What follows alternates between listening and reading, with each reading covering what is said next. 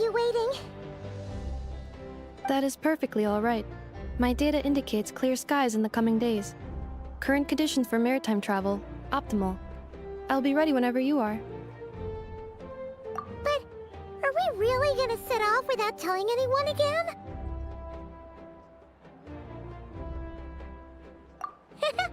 Funny you mention it. You'll never guess who Paimon saw on the way over. Hey! You didn't seriously think we'd let you leave without a farewell party, did you? No chance. Yeah, come on, Traveler. We've already made all the preparations. And most importantly, how dare you try and slip away without first paying your respects to the almighty Dragon Lord! A little bird told us you'd soon be leaving for Nodcry. So, we asked Paimon to give us a heads up before the date of your departure. You sure it's not time to think about changing that little habit of ours? Don't worry, we won't keep you long. Besides, everyone's there already. Shaska, Ian-san, Auroron, even the Pyro Archon herself. You're invited too, Anufa. Shilonen has a special gift for you. Accompaniment request accepted. Shilonen demonstrates excellent massage technique. My impression of her is exceedingly positive. Wait, so robots like massages too? Or is it just that Shilonen really knows how you're wired? Alright, enough with the chit-chat. Let's head to the venue. Woohoo! Party time!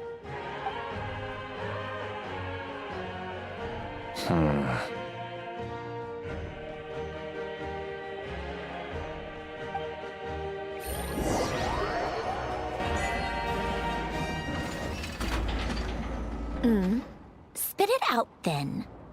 They've set off. Just as my calculations projected. About time I met this variable in person.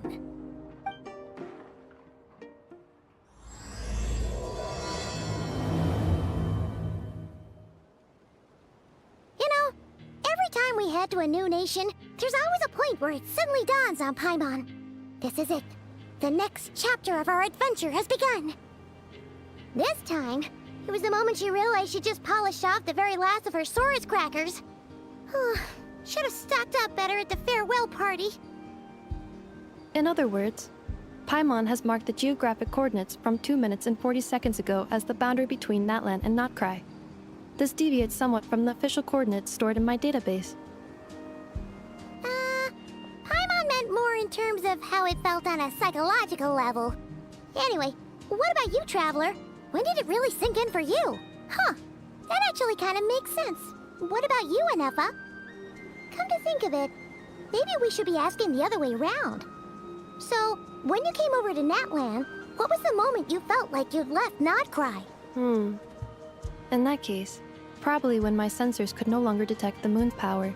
The moon? You mean, that one we can all see in the sky? Negative. I was referring to... here we are.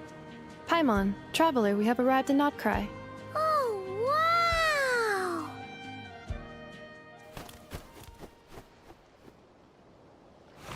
Paimon, Traveler, welcome to Notcry.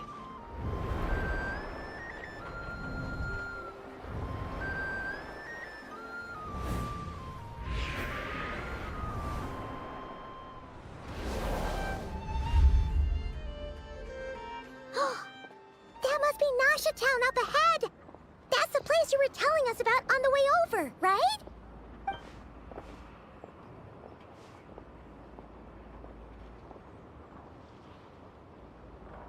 That is correct, Paimon. It is also the most bustling commercial hub in all of Notcry.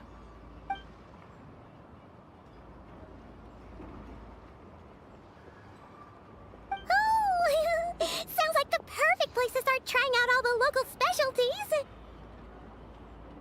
Huh? Is something up, Traveler? Paimon, This is where our spaceship landed when Ether and I first arrived in Tevat. Huh? Are you sure? But how come you've never mentioned that before? Seems pretty important to Paimon. Well, because those memories are really hazy. All I remember is Ether waking me up and us leaving the ship. But just now, setting foot on this land, I felt something. The kind of power I sensed in those moments. Are you referring to Kuvaki? Kuva, what now?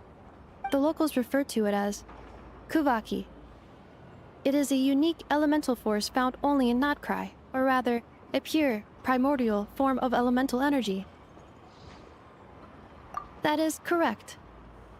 Another similar concept I have found in my database is the primordial sea.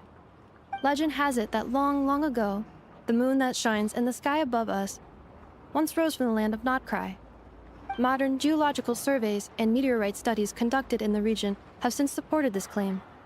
So, when you mentioned being able to detect the moon's power earlier, you were referring to Kuvaki?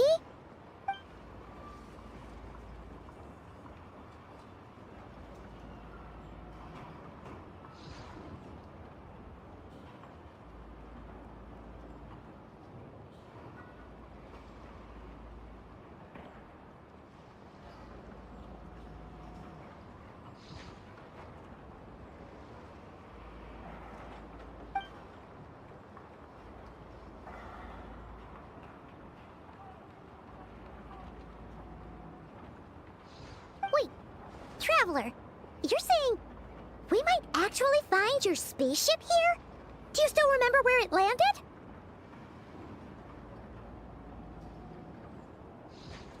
Notcry is surrounded by the ocean. In other words, it could have been anywhere along its coastline. Negative. Description still lacks sufficient detail to pinpoint target location. Hey, it's okay if you can't remember everything right away. After all, it's been a really long time. Let's just do what we've always done, and keep searching as we explore. Besides, what have you got to fear with your sidekick Paimon still here? I'd be more than happy to help you out as well. Our pleasure. Anyway, just knowing that your spaceship's here in Notcry surely counts as a big step forward, huh? Like we've crossed another boundary? Paimon couldn't have put it better herself. You sure are a quick learner, Inefa.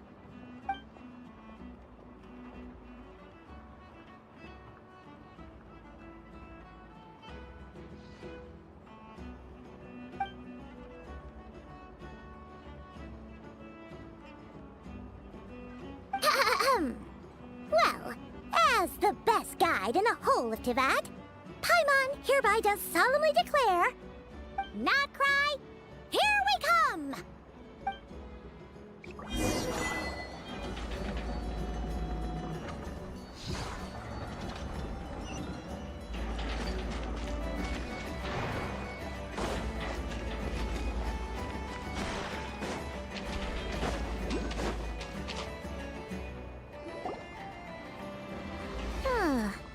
It just occurred to Paimon, if we were looking to put out a missing spaceship commission, or to learn more about Notcry, wouldn't it make sense to drop by the Adventurers Guild?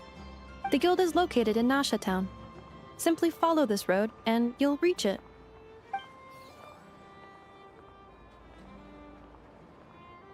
Huh? What in Tevat is that? Looks kinda like a Sealy, floating around in the air like that. That is a Kuhanki, a species unique to the land of Notcry. A Kuhenki? Does she have something to do with the moon, too? Indeed it does. According to the Frost Moon Scions, the indigenous inhabitants of this land, the Kuhenki, are said to be familiars of the moon goddess, leading those who walk in the moonlight's glow to things of great importance. The moon goddess? Don't all people here worship the Tsaritsa? Although Notcry lies on Snezhnaya's border regions, the people here have held their own unique beliefs since time immemorial. As I mentioned, everything in this land shares a deep connection with the moon and the sky above. The beliefs of the Frostmoon Scions seem to date back to the civilization of the angels. According to the documents in my database, even the 7 Archons did not exist at that time. Wow! So the origin of their beliefs goes back even further than the Archon War? Correct. At some point, you may come across some statues of their goddess. The Frostmoon Scions carved these as well. Hey! Looks like she's floating away! I suggest you follow her. The probability of an ordinary person encountering a Kuhenki lies in the single digits. Many here consider them heralds of good fortune.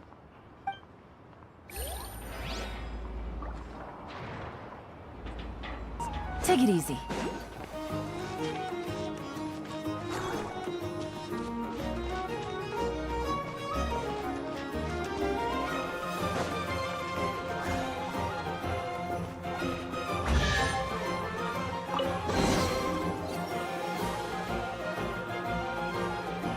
Is this a travel guide?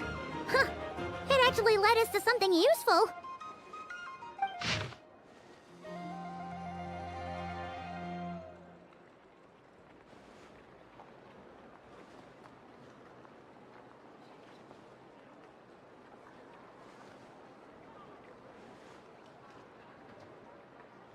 Are there any particular points of interest? Oh, it all looks pretty interesting to Paimon. If we have time, she'd love to see, well, pretty much everything. Recalibrating route. If we keep following the current path, we will arrive at an area of scenic beauty. From there, we will be able to identify both the Adventurers Guild and several must-visit specialty stores. Yikes! Why is Paimon suddenly getting the feeling that if she doesn't step it up soon, enough is gonna put her out of a job?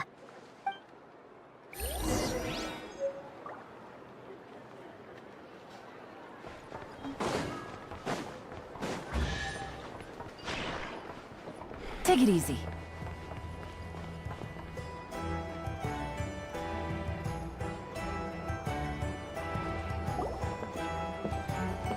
Wow! Nasha Town actually looks pretty big from here. Feels a bit different than Paimon imagined, though. Which aspects in particular deviated from your expectations?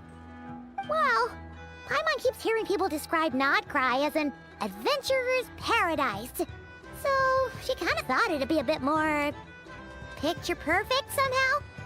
According to legend, there was indeed an era of peace in Notcry's past, the age of the Fae. Tales of those ancient heroes are still told today. One of the most well-known is that of the Lantern Fae. This individual performed many good deeds for Nodcry. The present-day Lightkeeper's nightly lantern patrols are, in part, a tribute to their memory. But then, one day, What happened? there came a devastating abyssal calamity that swept across Nodcry, and for a time it was left desolate. Heartbroken by what had become of the land they had so cherished, that Fae extinguished their light, just as the abyss had extinguished all hope. Nowadays, the paradise people speak of is more of an aspiration, or an irony, perhaps. An irony? Today, no official authority governs Nodcry. In theory, at least, it is somewhere a person can do whatever they wish, and become whoever they want to be. The Adventurers Guild is just over there, in Nasha Town's Central Plaza, and the flagship tavern is over that way. Hey, what's that building over there? You know, the biggest, tallest one. That is Aino's Boom and Blast Kuvaki energy cannon. It gets activated when the wild hunt threat level outside Nasha Town reaches a certain threshold. But according to the scan I just ran, the energy cannon appears to be malfunctioning, likely due to a recent discharge. The wild hunt? Isn't that the abyssal calamity you mentioned that's specific to Nodcry? It is a phenomenon that has been occurring for several centuries now. Yet the time and location of wild hunt attacks are seemingly random. At first, it was more of an old wives' tale that adults used to scare children. If you don't start behaving, kid, some night, the wild hunt's gonna come for you. Listen, Do you hear that? That weeping in the fog? Those are the cries of a young woman being dragged away. You're saying people actually hear things like that? I have not witnessed enough wild hunt attacks to give a statistically sound answer. But the oldest legends say that all people saw was the ghostly shadow of a woman in the mist. It wasn't until later that it became a full-blown calamity. Abyssal monsters and all. Oh, when you put it like that, Paimon's really gotta hand it to Aino. Not only did she repair you, but she's even built a giant cannon to keep the wild hunt at bay. Absolutely. Aino is very impressive indeed. Anyway, according to my schedule, it is time I took you over to the flagship. Oh, sure. After all, we shouldn't keep Varka waiting. Well, Paimon's not sure if he'll actually show up at the bar this early. You're right about that.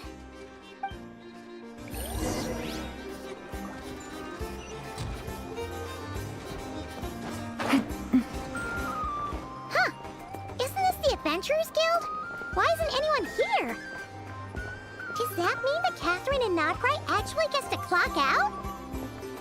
Anyway, let's come back later.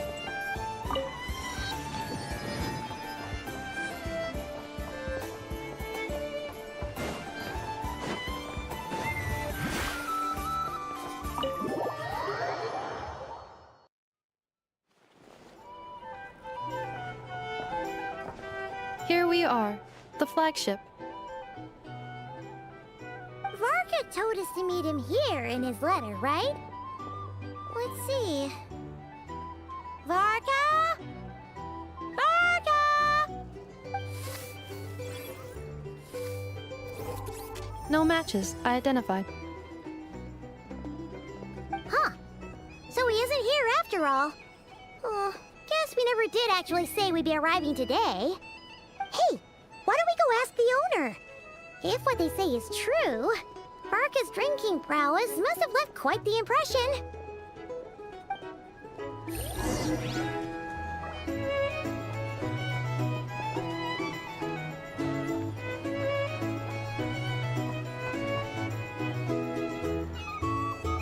Huh?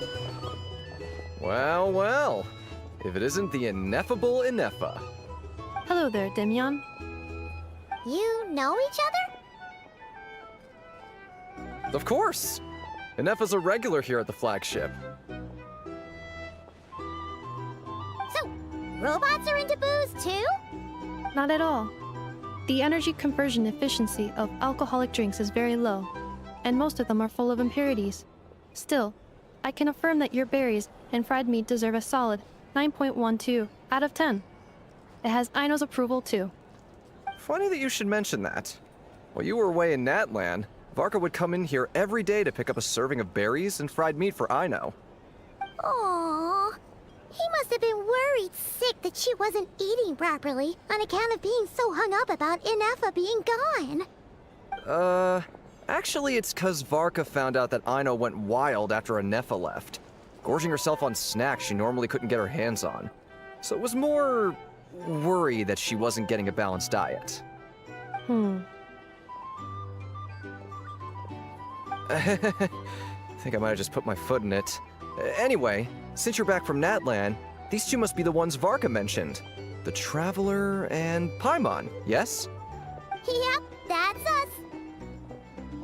So, from the sounds of it, you must be a close friend of Varka's too. Varka? Goes without saying. After all, he's the only one around here who's ever managed to stay standing after 10 rounds of the roulette special.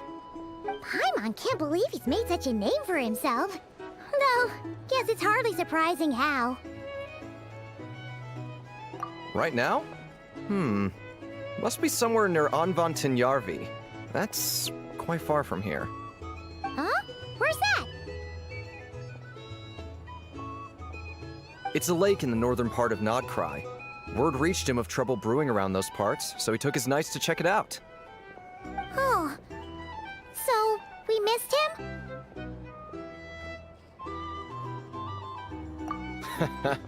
Varka knew you'd say that. So he specifically told me to make sure you stayed here and enjoyed yourselves. He sends his assurances that everything's under control. Well, if he's that confident, guess our only option is to accept. Anyway, it's not like there's any special cause for concern. He is the Grand Master, after all. Exactly. Plus, not only has he booked you into our finest room, he's paid for it in advance, too. Whoa! That's so generous of him! We might not have met yet, but Paimon's got a feeling that we'll get along with Varka like a house on fire. Oh, and by the way, he also asked me to serve up a portion of berries and fried meat for Anefa. That was prepaid as well. Thank you. No, thank you. I'm the one who should be grateful for your business. Traveler, Paimon, why don't you go ahead and drop off your luggage? I can use this time to go pick up some components that Aino asked me to bring back. Sure thing. Besides, now that we've got ourselves a map, once we're done unpacking, we might as well go for a stroll ourselves. Why don't we meet up again later? Oh.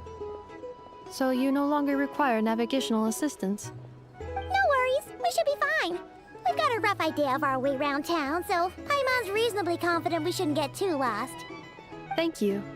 This translates into an approximate time saving of 30%, meaning I will be able to see Aino about 45 minutes earlier than previously projected. Oh, right. You must miss her a lot, too. In that case, we better get a move on.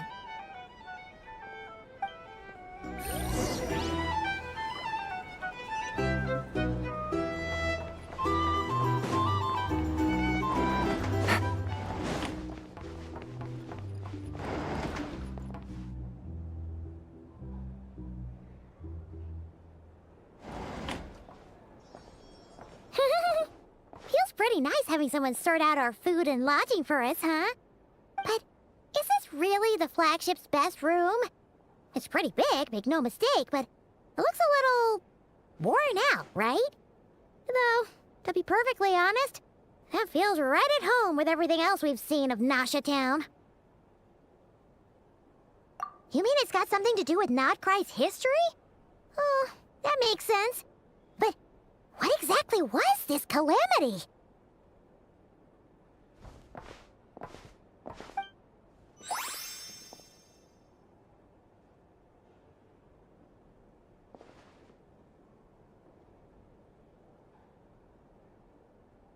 Oh, should we try the berries and fried meat too? Paimon's getting hungrier and hungrier every time someone mentions it. Oh, sorry about that. Paimon wasn't watching where she was going. Please, there's no need to apologize. If anything, I'm the one who should be sorry. Clearly, I shouldn't have gotten lost in my thoughts in the middle of a hallway. Wait a sec. Are you staying in the room next to ours? Ah, quite the perceptive one, I see. First things first, allow me to introduce myself. My name is Kirill Chudamirovich Flintz, but please, just call me Flintz. Whoa, that's an impressively long name for sure. Ah, is that so? Names like mine ought to have been fairly common in Snezhnaya, at least in the past. Would I be correct then to assume that the two of you are travelers in this land? Yep, you sure would be. Paimon is Paimon, and this is the Traveler. We've been to a bunch of nations already, but we only just arrived in Nodcry today. What a rare honor it is to meet such worldly travelers. Are you here for travel too? If only I had the time to spare. No, I'm just staying the night. Oh, so you're here for business? That's certainly one way to put it. I'm a Ratnik of Nodcry, normally stationed near the burial grounds to the north. My sole cause for being here today was to repair this lantern of mine.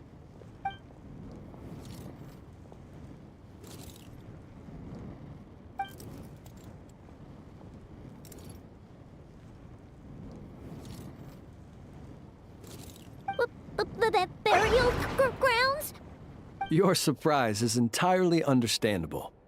Most people cannot even begin to fathom the idea of a life surrounded by tombstones and decay. But if you've heard of the calamitous abomination that is the Wild Hunt, you'll know that in their wake they bring a host of souls tainted by abyssal filth. That then is why we are stationed by the burial grounds, to hold the line where it is most vulnerable. Oh, so it's all about fighting against the abyss. Oh, sounds like a tough job. I thank you for your concern. But in truth, I've long since grown used to it. In fact, I like to think it rather suits me. If anything, I'd say I prefer the peace and quiet of a graveyard to the hustle and bustle of urban life. Paimon sort of gets it now. But even so, she's still pretty sure she could never get used to living in a graveyard herself. For one thing, she'd be too scared to fall asleep at night. Oh, I assure you, there's no need to worry on that account. The kind of ghosts you find in cemeteries aren't too big on talking. But even when they do, they're usually far more discreet than the living. Well, would you look at that? Who'd have thought we'd end up chatting this long? Must have a lot in common, huh? Forgive me, but I must excuse myself, for the time of my appointment draws near. And in terms I'm sure you'll understand, a lanternless ratnik is like a mapless traveler. A serious conundrum indeed. Oh, sure. In that case, you go right ahead. We won't keep you any longer. Not at all. Should the opportunity present itself, I'd gladly continue our conversation another time. You're always welcome to come visit my grave. I mean, the grave I stand watch over. Your visit would bring much-needed light to that place of final rest. Right. Well, if we get the chance. Then allow me to wish you a traditional ratnik's farewell. See you by the graveside. Ugh. Jeez. What a weirdo.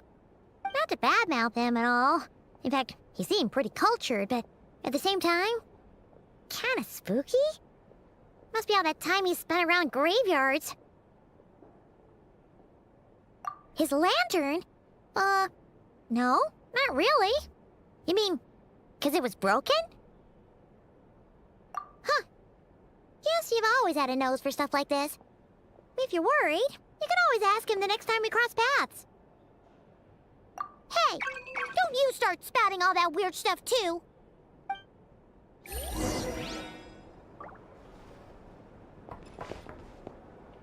It's so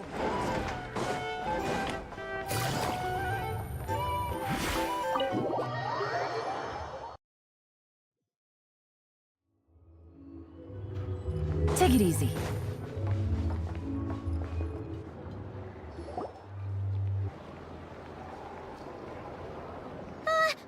Paimon almost forgot something super important. Were we gonna go try out the berries and fried meat? But now, heading all the way back to the flagship feels like such a waste. Please, accept today's boon. Come night or day, may the blessings of the moon goddess shine down upon you. Huh?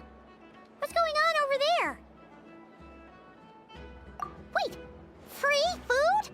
Wow, the people here are so nice! Quick, let's grab some too. Paimon's super curious what their food tastes like. Moonlight illuminates the path before you, travelers from afar. Huh? How'd you know we were travelers? Just now were a song the birds in the sky, singing of your wanderings. You are no ordinary guests, it seems. The birds and the... what now? Forgive me. I should not have laid the words of others out as a welcome mat for our very first meeting. You, too, must be wondering who I am. I am Lauma, moon chanter of the Frost Moon's scions. Please, as do our followers and other passers-by, accept today's boon. Happy to oblige. Paimon's name is Paimon, and this here is the Traveler. Thanks so much for sharing your yummy food with us. We'll take one each. Think nothing of it. These fruits were the finest we found, delicacies gathered in the wake of the morning dew. It is my hope that partaking of them may lift your spirits to heights anew. The finest you found? Wow! That sure is kind of you, but wouldn't you want to keep those for yourselves? The first fruit of the harvest must be placed upon the moonlight altar, not as an offering to the gods, but as a spark for lost hunters. For it is the blade of the starving that darkness most easily corrupts. As perhaps you have already heard, we Frost Moon Scions revere and worship the Moon Goddess. We believe that together, virtue and compassion are the shining light that will lead us all out of the long, dark night. And now, with tides of haughty Fatui swarming into Nodcry, driven by greed and greed alone, more than ever before, we must all unite under the banner of virtue. Huh, look who it is again. Those unsufferably kind-hearted Frostmoon Scions. Got enough for us too? That's right! 2 servings each! We're starving over here! The Fatui! After what you've been doing to our sacred statues, how dare you even show your faces? Wilhelmina, bestow today's boon upon our guests. You hear that? No slacking now. We'll have the very best you got. But, my lady, they... Please, you two, accept this meal. But remember this. Kindness is the first lantern left to guide those who stumble in ignorance. Come again? Let me finish. But should they still refuse to follow the moonlit path, then by our frosted blades shall we show them its shadow. You! Hey, look who it is. Tch, whatever. Just you wait. We'll be coming for you next. Huh? Where's the meat? Who wants to eat this garbage? Those stooges really are the worst. Ever since they came to Nodcry with all their weird equipment and built that so-called experimental design bureau, our lives have been turned completely upside down. Judging from how they reacted just now, it seems the Fatui already know who you are. Well, we have gotten in their way in pretty much every nation we visited, so we're probably at the top of their blacklist by now. I see. Then, on behalf of the Frostmoon Scions, I thank you for the goodwill you have shown us. Because if they had gotten ahead of themselves just now, I'm sure you would have stepped in to help.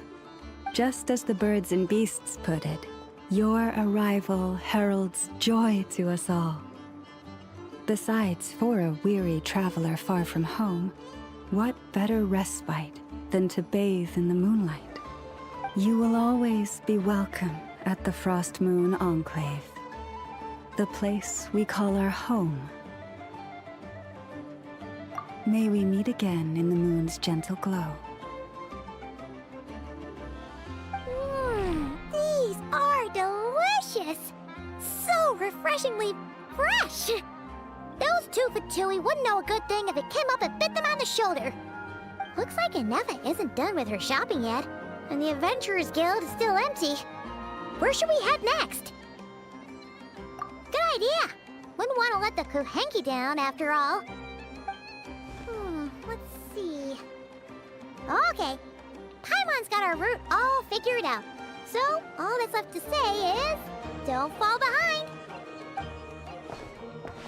This is Nuts and Nuts. It's mostly a fruit shop, but there's a crafting bench too. This is the Speranza, one of the travel guide's recommended restaurants. All the waiters here are kids. This is the Vesnici Prolegic Greenhouse. Apparently, their flowers are all made of metal, so they'll never wilt away. And this is the Rasa Workshop. If you ever need a weapon made, this is the place to go. And over here, they've got a super tall observation deck. Whoa! Take a look at that! You can see really far out into the distance. That way's north, and that looks like something built by the Fatui? And then over there to the west, that must be the place Lauma mentioned, where the Frost Moon Scions live. So, what'd you think? Even if Enefa kinda stole her limelight earlier, this just goes to prove that Paimon's own tour guiding skills aren't too shabby either, right?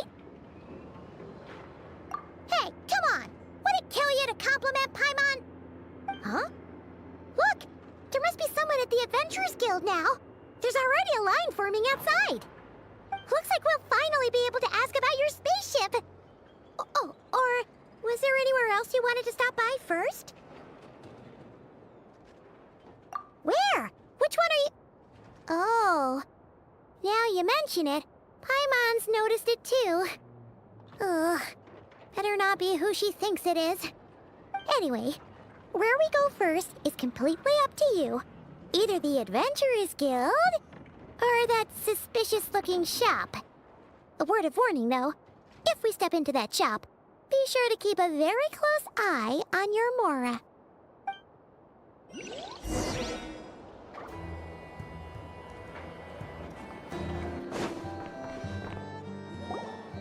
Lucky us! The line seems to be gone now. Come on, let's go say hi to Catherine. Hey, Catherine, we meet again.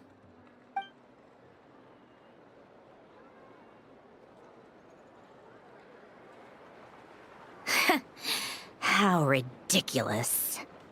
Huh? They often say that mortals, shackled by their own flesh and blood, may fail to perceive the truth of this world, even when it is right beneath their very noses. Yet I had not expected to have the pleasure to witness such heights of absurdity firsthand. But Paimon must have gotten the wrong person? At second glance, you do seem a bit younger than Catherine, and you certainly sound a lot less friendly. A creator might forgive ignorance, but being mistaken for one of my own creations is beyond all pardon. Look very closely, for standing before you is none other than Marionette, 7th of the Fatui Harbingers. A harbinger?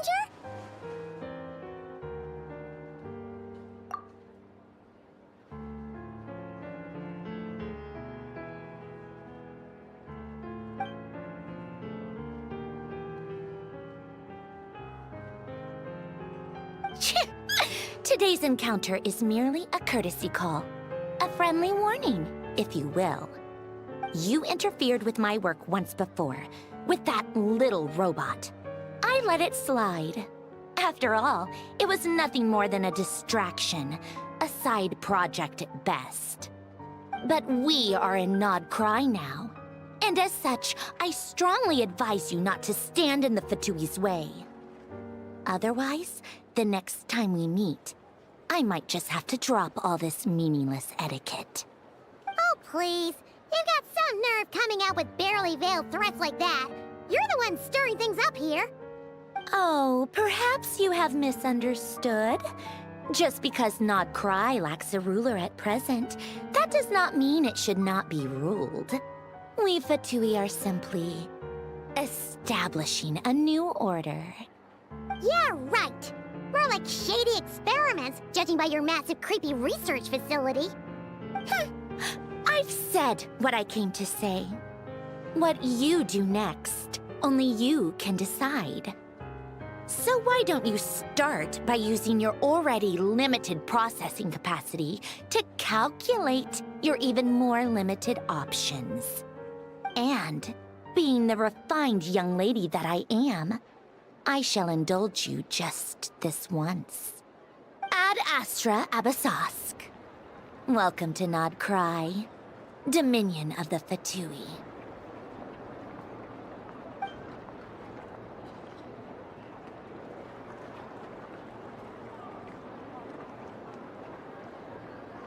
Ugh! Paimon's so mad right now! How can anyone so obviously evil be so annoyingly self-righteous? But if a Fatui Harbinger is here to greet us in person, that can only mean one thing. We'll have to be extra careful from here on out. Paimon hates feeling like she's being watched. Hey! The real Catherine's back! Ad Astra Abyssosk. Welcome to the Adventurers Guild.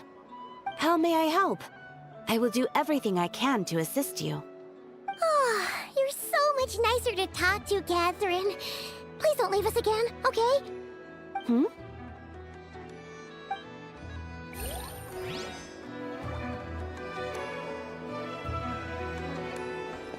Ad Astra Abyssosk.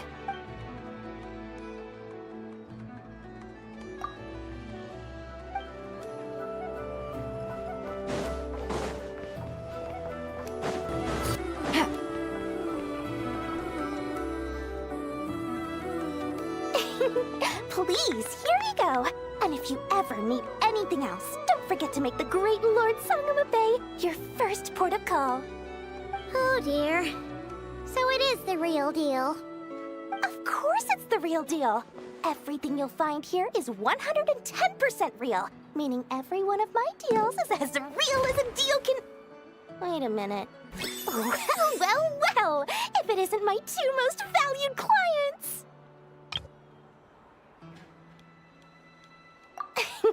And with no small thanks to your munificent patronage.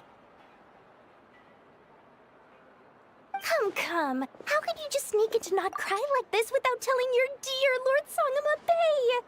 If I'd known earlier, I would have made an absolute pulled out all the stops to ensure that your boat ride over was as comfortable as humanly possible. Thank the Archons we didn't tell you. Oh, come now. You know as well as anyone how impeccably and conscientiously above board I am when it comes to doing business. Well, regardless of whether that's true or not, the main issue here is that we had no idea you had a branch in Not Cry. A clever merchant always has a backup plan, or two, or three up their sleeves. As the saying goes, a rabbit with many burrows fears not the hunter's arrows. A merchant with stores galore hears no debtors at the door. Since you're both here in Not Cry, would you care for some of my finest local souvenirs? Whatever you're looking for, I have it. Or if it's Sumeru you're missing, I've got that covered too. We literally just arrived. Do we look like we're on the hunt for tourist trinkets to take back for our friends? My, your high-minded tastes never cease to impress. In that case, I know just the thing. You must be on the hunt for something like this? What's that? Your hat? Information, of course. Information about Not Cry. Locked securely in the otherwise impenetrable vaults of the Lord Sangama Bay's brilliant mind.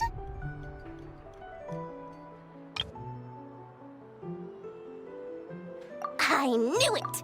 I just knew you'd appreciate the value of my wares. On the back of all our pleasant dealings in the past, I'll even take a hit by throwing in some insider info for free. Wow. You sure are feeling uncharacteristically generous today. What do you mean by uncharacteristically? I am the most generous person forget it. Anyway, the long and the short of it is this. The moment I set up shop in Not Cry, it struck me how many different factions there were, all competing against each other for power and influence. Well, as they say, there's no time for business like a crisis. Things got even more turbulent after the Fatui pulled down two ancient moon's remnants. People began to catch a whiff of the coming chaos. And the more troubled the waters, the greater the potential profit. Not at all sorry to interrupt, but we're not here for Mora. Oh, really? But surely it was the tales of an adventurer's paradise that brought you here. the chance to take your very own slice of all the latest and greatest business opportunities? In that case, what would you like to know about? The Frost Moon Scions? You mean the people who believe in the Moon Goddess? They're not a bad bunch. It's just, well, they have such simple tastes. No luxuries, no indulgences, no nothing. Trying to earn a little more from that lot is like trying to squeeze blood from a stone. Still, things between them and the Fatui have gotten pretty tense.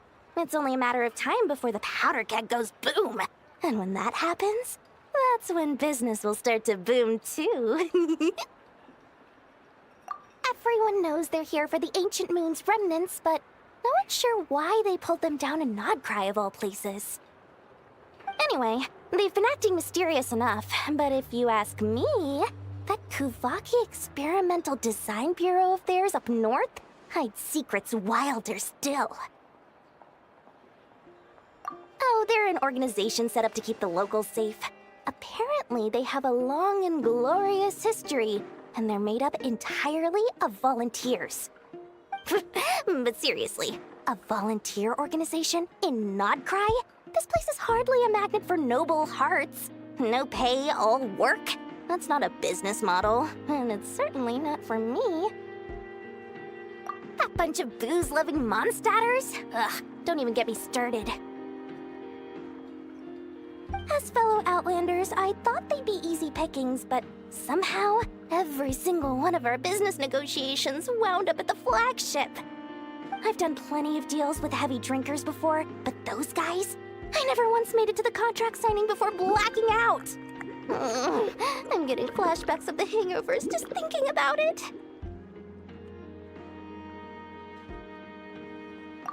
What now? A spaceship? Nope, never heard of anything like that. Don't you two get involved in any big business here without so much as a heads up, you hear me? At the very least, consider letting me in as a key investor. Oh, I almost forgot to mention. Sooner or later, you'll no doubt end up doing business with some other merchants in Nodcry. And someone's bound to mention a place called the Curatorium of Secrets. Listen to my advice. Do not, under any circumstances, go there, no matter how much trouble you're in. The Curatorium of Secrets? What do they get up to there? Just a place that handles all kinds of disputes. But the owner will charge you an absolute fortune, and she has a temper to match. Nothing like your friendly neighborhood, Lord Sangama Bay. You're not just saying that to stop your competition from undercutting you, right? When did that little pipsqueak get so sharp? And after I gave them all that info for free just to win them over. What do you mean? Of course not. I'm only thinking about your wallets. I mean, on behalf of your wallets. You're really not convincing anyone, you know. All right. Business is a cutthroat business. I won't argue with that. But I'm not lying about that boss lady. Not only did she make it into my top 3 people not to mess with in Nodcry, she's also in my top 3 people most eager to trade in favors. Seriously? It feels like you're just bad-mouthing your rival now. Fine. If you don't believe me, go see for yourselves. We might both be from Sumeru, but compared to hers, my conscience is so large, why, you could fill 3 whole palaces of Alcazar's array. But when you realize what I'm saying is true, don't say that good old Lord Sangama Bay didn't warn you.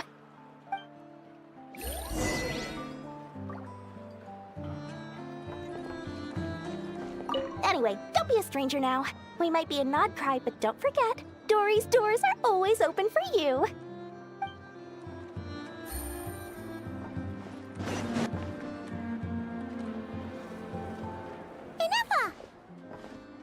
Hello. I was just about to start tracking your whereabouts. Did you manage to get everything Aino asked for? I did. What about you?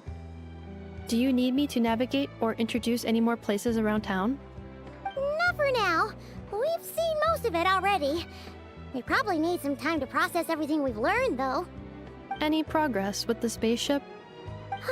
No. Catherine Siren came back just now, so we asked her, but even she hasn't heard a thing. One possible explanation is the vast stretch of time that has elapsed. Additionally, given the limited resources available in Nodcry, it is entirely plausible that the wreck was scrapped for parts, or even mistaken for a pile of broken machinery. Aww. Understood. In that case, why don't we go ask Aino together? After all, she was the one who salvaged me, ancient dragon technology and all. If there really are any unusual parts floating around Nodcry, there's a high chance they've passed through her hands at some point or another. Good point. And since you keep mentioning her, we're curious to meet this whiz-kid mechanic too. Understood. Then I'll handle navigation as before. ETA at the Clink Clank Krumkake craft shop. 34 minutes ahead of schedule.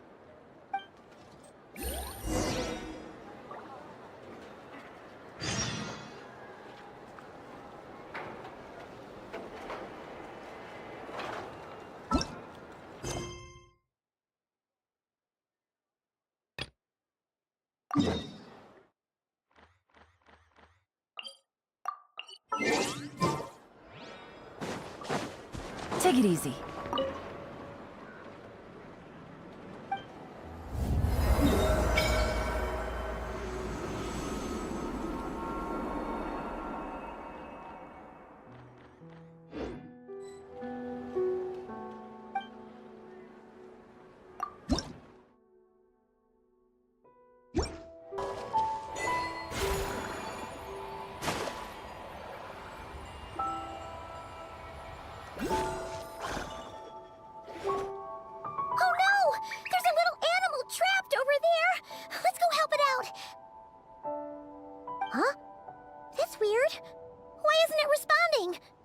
The tides of Kuvaki affect everything in Nodcry, so much so that many creatures have evolved a kind of dependency upon it, growing stronger or weaker as it waxes and wanes.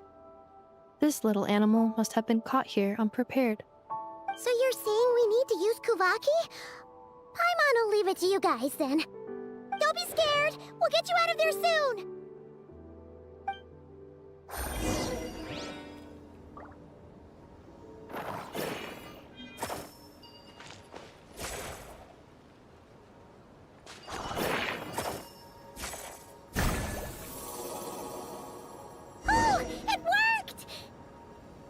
Off you go now, little one. Don't go getting yourself caught again.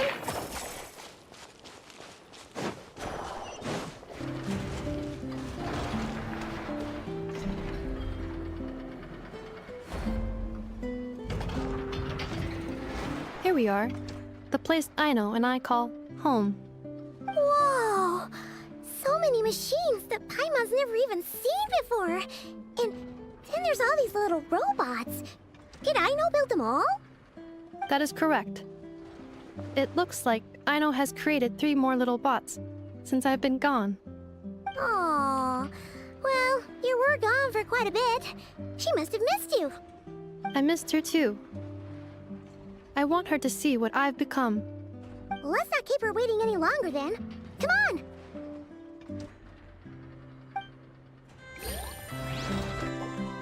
Aino, I'm back.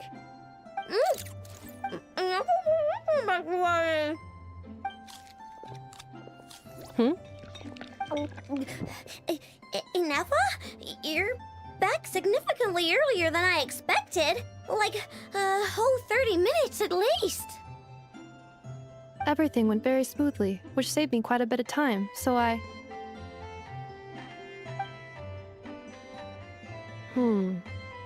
know. Could you turn around for a moment? I know. I've been on my best behavior the whole time you've been gone.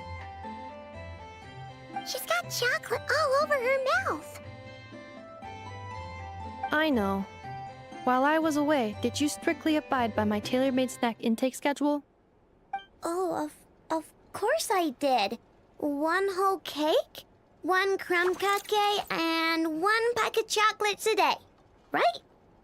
It was either a cake or a crumb cake or a pack of chocolates per day. Oh, shoot. When did you finish the snack stash I left for you? Literally just earlier today. Let me just go run a scan on that. I meant today, a week ago. And then you restocked an entire week's worth on your own initiative? 2 weeks worth.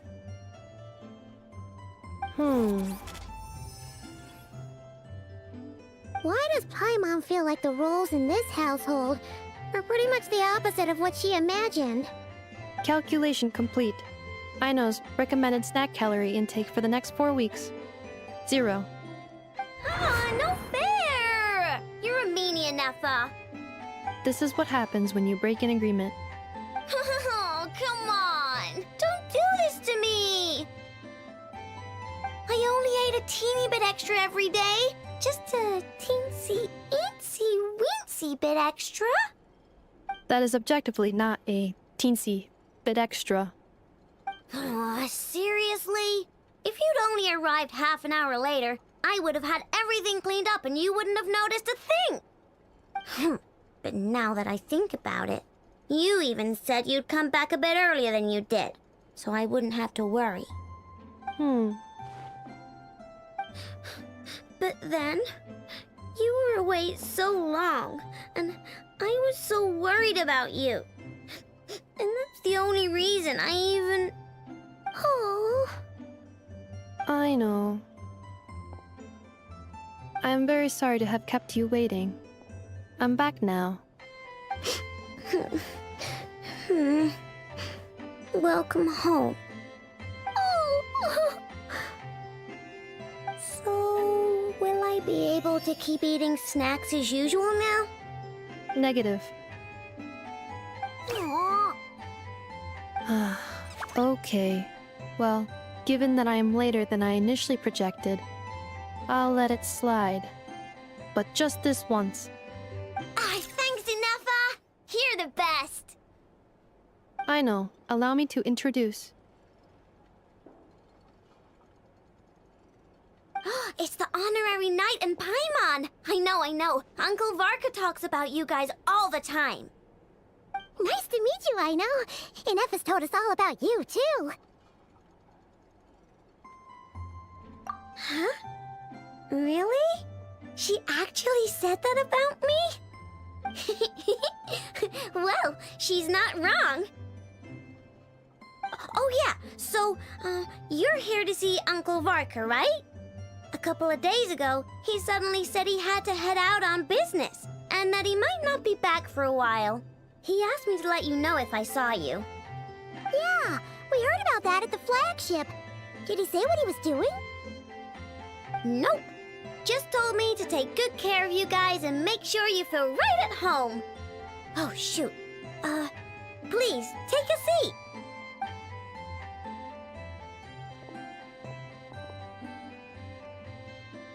Do either of you need my help with anything? Anything at all? After all, I'm the head of this household.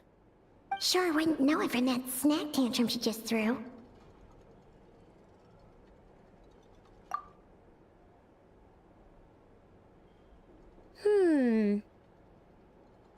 A spaceship, huh? From outside to that? Exactly. So, ring any bells? No. Oh, you sure? Nope means nope. Never seen the slightest trace of it. More specifically, by nope, I mean, I've never seen a single piece of tech in all of Notcry that might have come from out of this world. Not in any new machines or in any old ones either. Huh. What I know means is that your spaceship almost certainly has not been disassembled nor repurposed as parts for other machines. Oh, so that's what she was getting at. Yep. I've taken apart pretty much all the fun stuff in this city at one point or another, but I don't recall ever seeing any components that were anywhere near that special. So, either your spaceship crashed somewhere it's never been found, or someone did find it and then hid it really, really well. But who would even do something like that? Beats me. Maybe someone who thought they could stash it away for a rainy day. Just like how I sometimes hide snacks in the...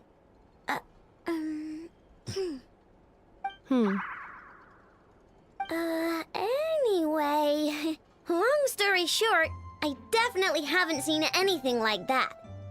Besides, sounds like it would practically be ancient history by now. If anyone still has any leads on what really happened, it'd be the Frost Moon Scions. The Frost Moon Scions? Huh? Haven't heard of them yet? Didn't Inefa tell you about their rituals? There wasn't enough time to delve deeper into their history and traditions. What kind of rituals are we talking about? I've never actually seen them myself, just heard bits and pieces here and there. They say that each of their moon chanters has had access to an ancient relic that lets them see the true past. Not sure exactly how it's meant to work. I can't get my head around anything that can't be explained by either machines or science. And to tell you the truth, I don't like it much either.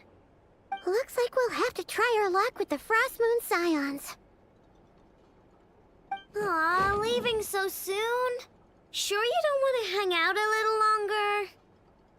It's getting late, I know, and these two still need to head over to Hisi Island. It would not be convenient for them to linger much longer. Aww. Alright then. Don't worry, we'll be sure to drop in on you as often as we can. Really? You promise? Sounds like my type of visitors. You're welcome anytime. I'll be staying to look after Aino today, so I won't be going with you. Hey, don't sweat it. We'll find our way just fine. I'm glad to hear that. Also, I must admit, I have very much missed the charging bed that Aino made for me. Oh, are you here to play with me? My name's Aino, and I'm an inventor. Me and Inefa live together. I could probably eat all the cakes and cookies in the world because I love them so much. But my favorite kind of all is Lackaberry Crumb Cake. Come visit my Clink Clank Crumb Cake craft shop whenever you want. Anyway, that's me. What about you? Tell me something about you, then we'll be friends.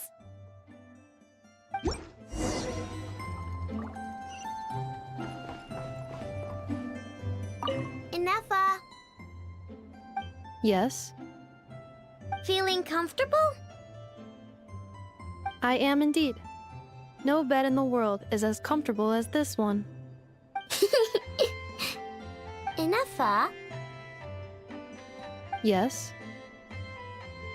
want me to increase the charging rate? please if you would. Thank you, Aino. Inefa, Yes. I'm hungry. In that case, please enable quick charge mode.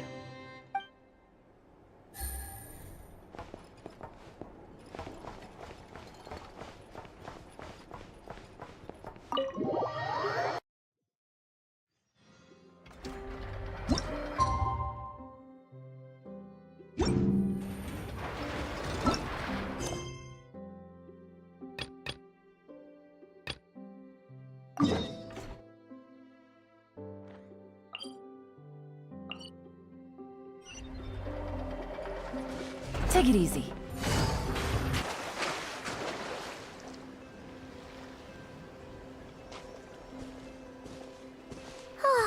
Seeing Inefa and Aino reunited like that sure was heartwarming. We should definitely hang out with them more in the future.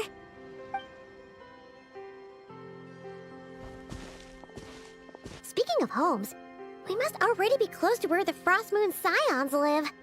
The vibe here feels different, just like the scenery.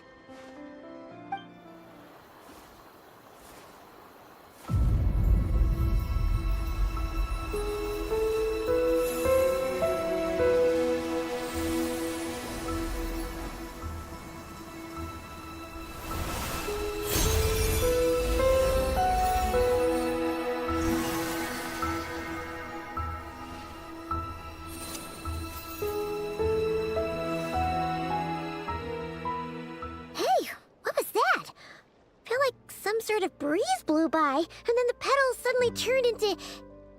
Huh? Is that a Kuhenki? She looks different from the ones we saw before. Hey there! What's your name? Huh. Doesn't seem able to speak.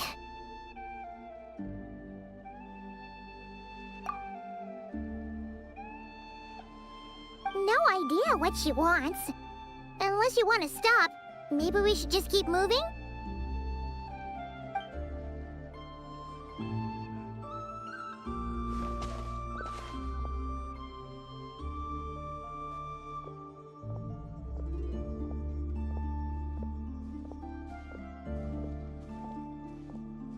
She's following us!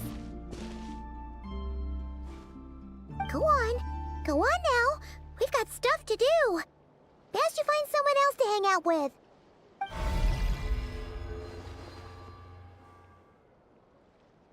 Hey! Don't make it sound like Paimon's some kind of meanie.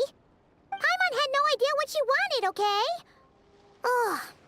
Anyway, next time Paimon sees her, Paimon promises she'll be nicer. Seeing as we're on our way over to meet Lauma anyway, we can ask her about it while we're there.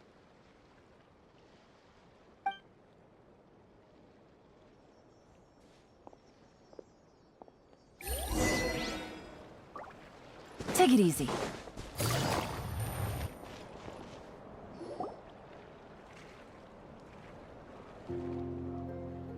Huh?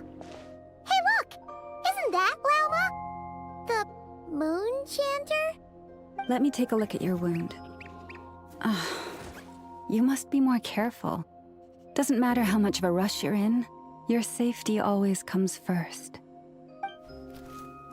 Oh, you're back too. How was your day? You what? Those two Fatui? The ones who were causing trouble in Nasha Town?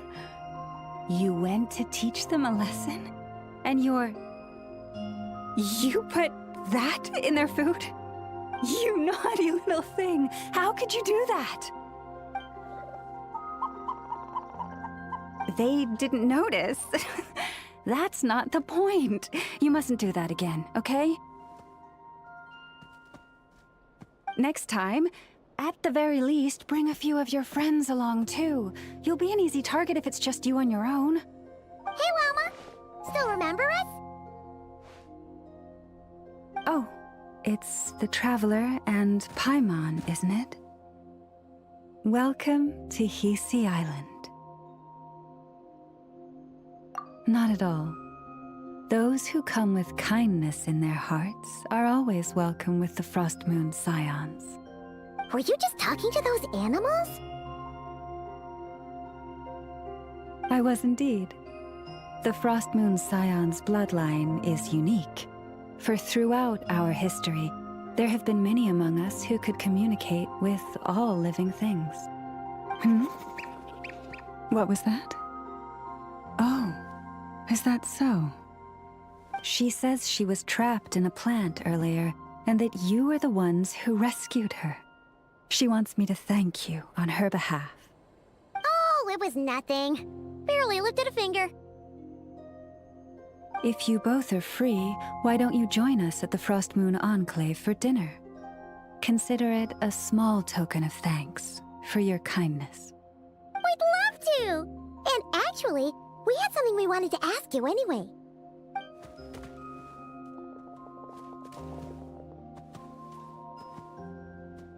Oh.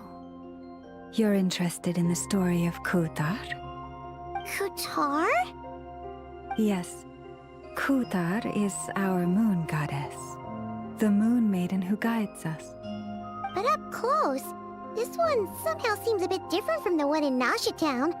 It's like it's more... natural? Or like... more harmonized in its design. That is because, ever since the Fatui arrived in Nodcry, they have been modifying and defacing our statues as they please, These statues were made by the Frost Moon Scions who settled here hundreds of years ago, crafted from the very finest Lunasol stone. Not only is this stone exceedingly rare, but it also brims with Kuvaki. I suppose the latter must be what caught the Fatui's eye. For a time, we put up fierce resistance, but now, this is the only one left that still retains her original form. We heard they even pulled some ancient moon's remnants down from the sky. That's right. The two largest remnants landed in Nodcry. One here on Hisi Island, and the other on Paha Isle. The Fatui built their research facility on top of the remnant over on Paha Isle, but they've had their sights set on the one here, too.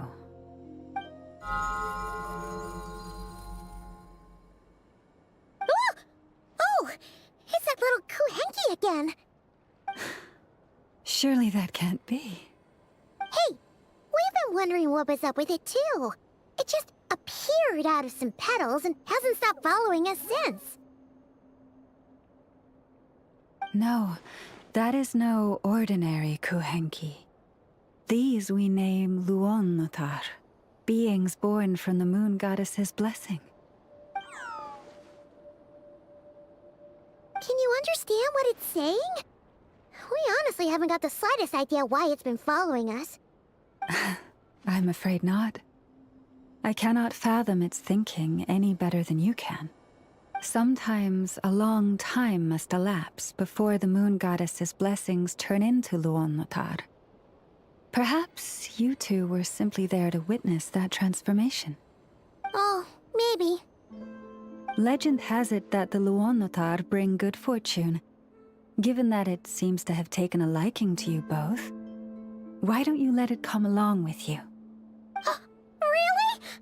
Then you can start by helping us find some more treasure chests along the way. Capiche?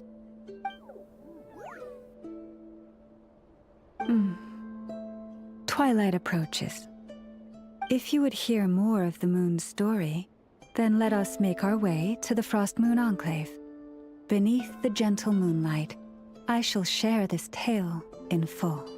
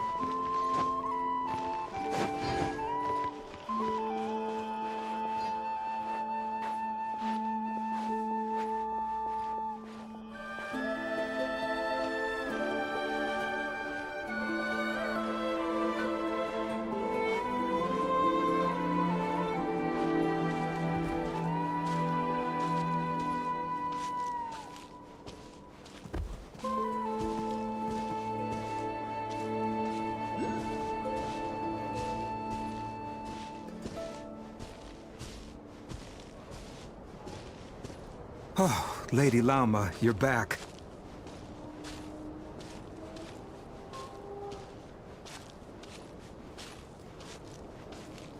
Come day or night, may the blessings of the moon goddess shine down upon you.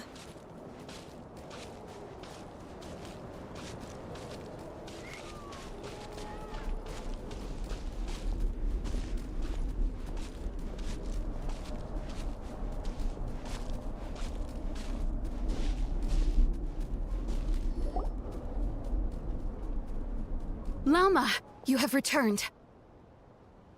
Wilhelmina, this is the Traveler and Paimon. Kindly arrange for 2 additional dinner settings for our honored guests. Of course, my lady. Wow! Everyone along the way here pretty much saluted you. Are you, like, super important around here? I am but a moon chanter. One entrusted to convey the moon goddess's will. Nothing more. She's just being modest. The Moon Chanter holds the highest rank among us Frost Moon Scions.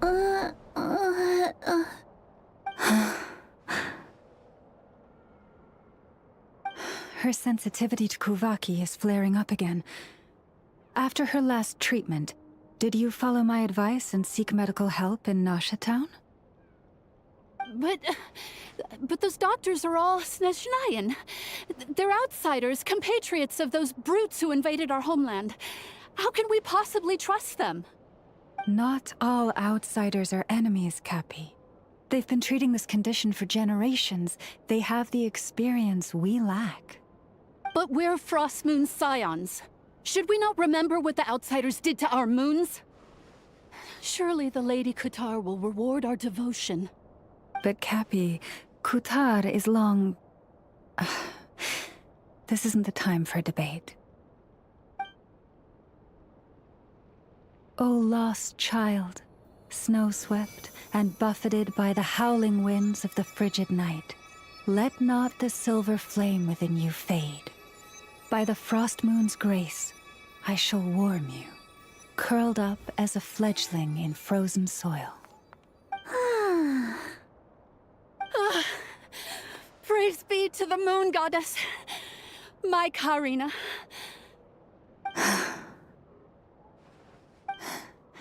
Remember, she must take powdered laka berries daily. It will ease her symptoms.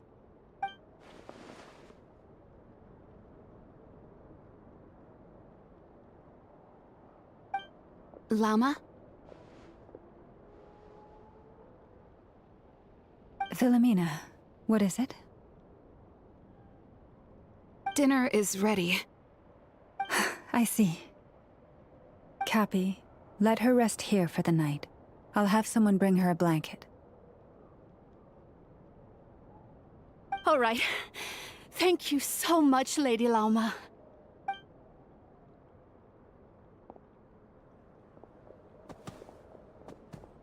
Will she be all right?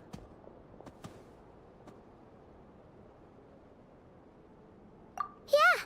If there's anything at all we can do, please don't hesitate to ask. Thank you for your kindness.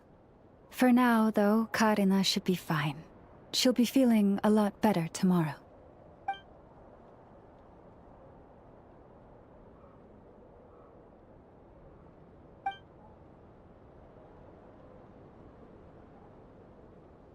Please do not be worried.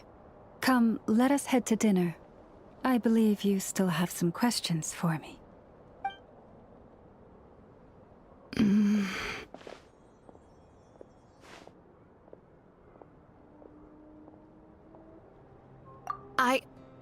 Oh, sorry. Yes, I'll be coming too. I was just thinking about something. Oh? Lauma makes such an unshakable moon chanter. Calm, capable, someone we can count on. Deep down, though, I know she's been quietly carrying the burden for the rest of us. Traveler, Paimon. Believe me when I say that as a fellow Frostmoon scion, I do worry about Lauma. It's just that sometimes it's hard to say it to her face. Could I ask you to look out for her? I can tell she really trusts you. Thank you. It means a lot. Sometimes I really admire her strength, but at the same time, I can't help feeling powerless myself.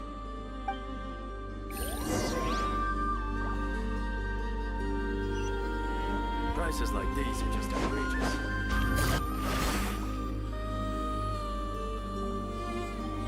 Phew.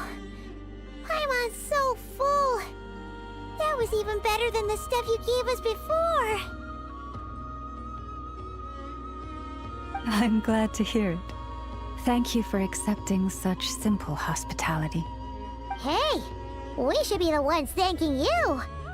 Seriously, that was seriously scrumptious. How did you even manage to finish it? This slop's barely edible. Then again, I guess that's what you'd expect from savages. It's you! Those rude old Fatui we just met back in Nasha Town. My sincerest apologies. If you found the food we gave you earlier difficult to swallow, may I suggest taking a deep breath and joining us? These delicacies might change your mind. After all, I suspect that your previous meal may have been tainted with something most unpalatable. Huh? What do you mean? Tainted with what exactly? With the bitter snobbery of those who call themselves civilized. Why, you?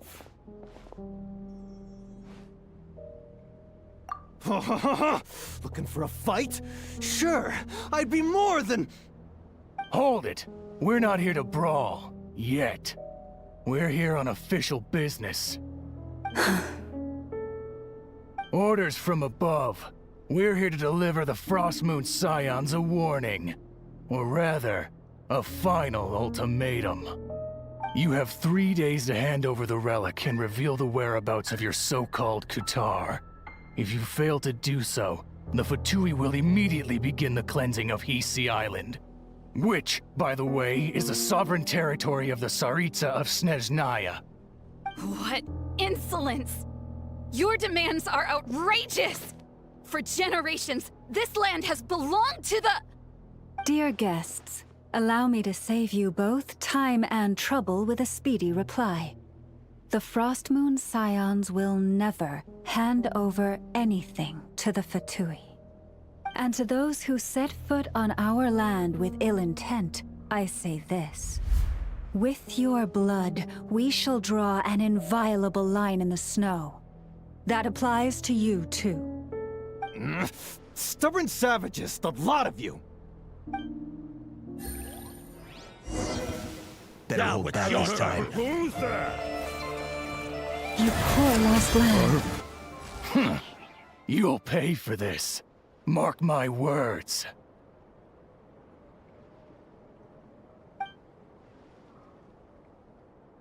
Hey, if you're so tough, get back here and put him up! Huh. Guess all they're good for is running away.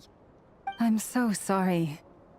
You've had to put up with far too much unpleasantness today. Come on, it's not your fault. We don't like bullies like them either. But still, they mentioned a relic and Kutar. What exactly could they be after? Oh yeah, so this might not be the best time to bring this up, but we kinda have a favor to ask of you, Lauma.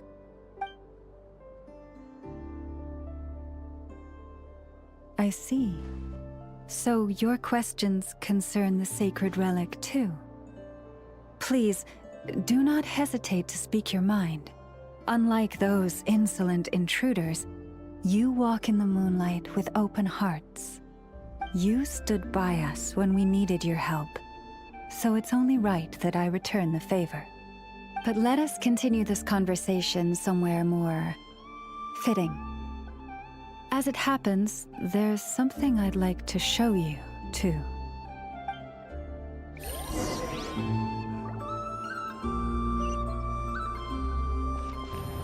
Whoa!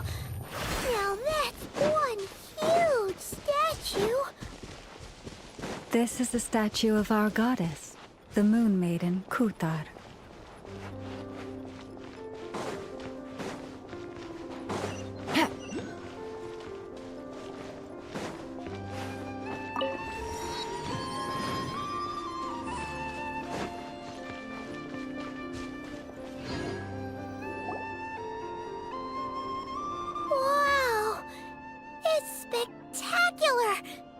Kutar was born here on Hisi Island around 500 years ago.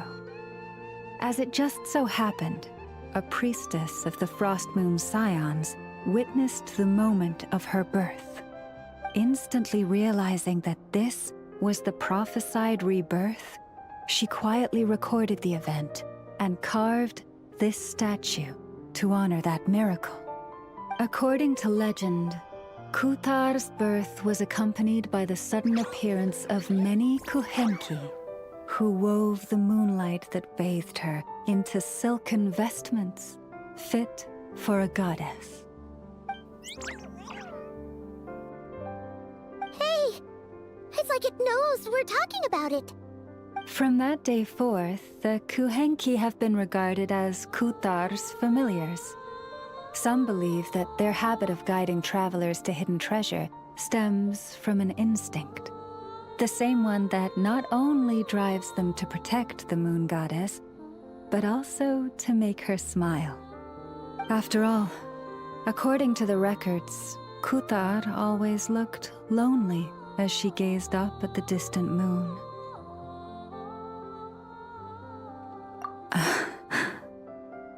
Kutar left Hisi Island before I was even born.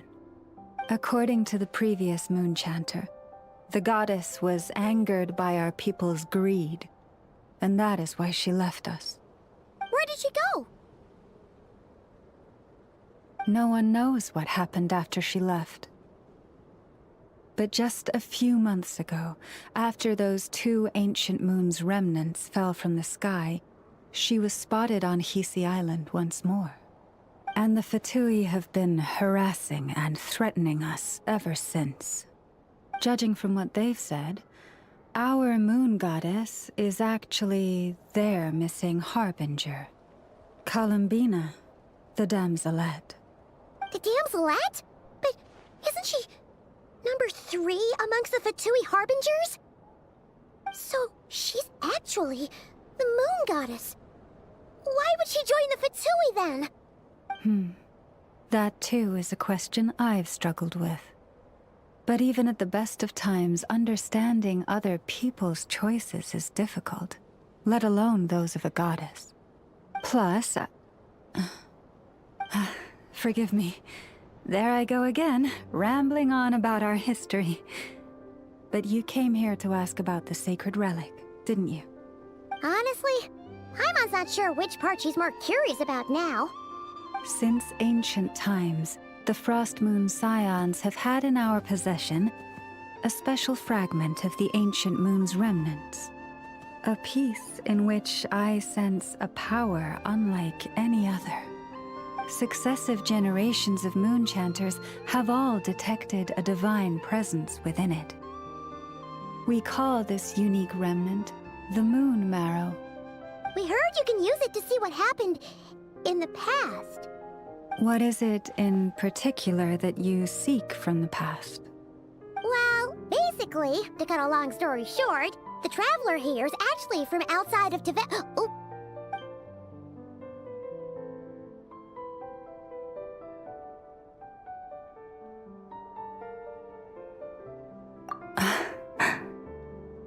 Thank you. Your honesty is a sign of your trust, both in me and the Frost Moon Scions. Unfortunately, though, I won't be able to use the Moon Marrow to shed light on your past just yet.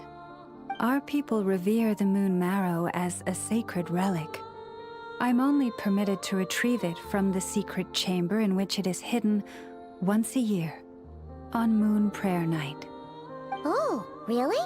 So, when's the next Moon Prayer Night? Judging from the tides this evening, a little less than 2 months. Huh? Does that mean the date changes every year? The ceremony is held on the night when the moon is closest to Tevat. This is also when Nodkrai's Kuvaki reaches its peak. Only then can the seal on the secret chamber be lifted. Oh, guess we've got no choice but to wait. I am truly sorry that I cannot help you sooner. But, as the Moon Chanter, I swear that I will do everything I can to help you find the answers you seek. Think nothing of it. After all you've done for us, you deserve nothing less. Who'd have thought today was only our first day in Nodcry? Feels like so much has happened already. If I may be so bold, what does family mean to you?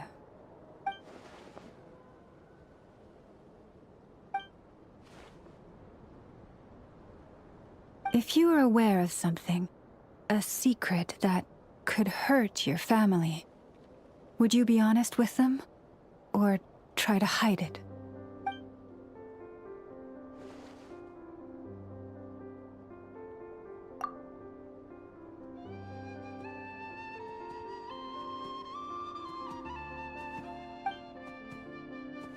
Oh, I'm so sorry. That was a strange question.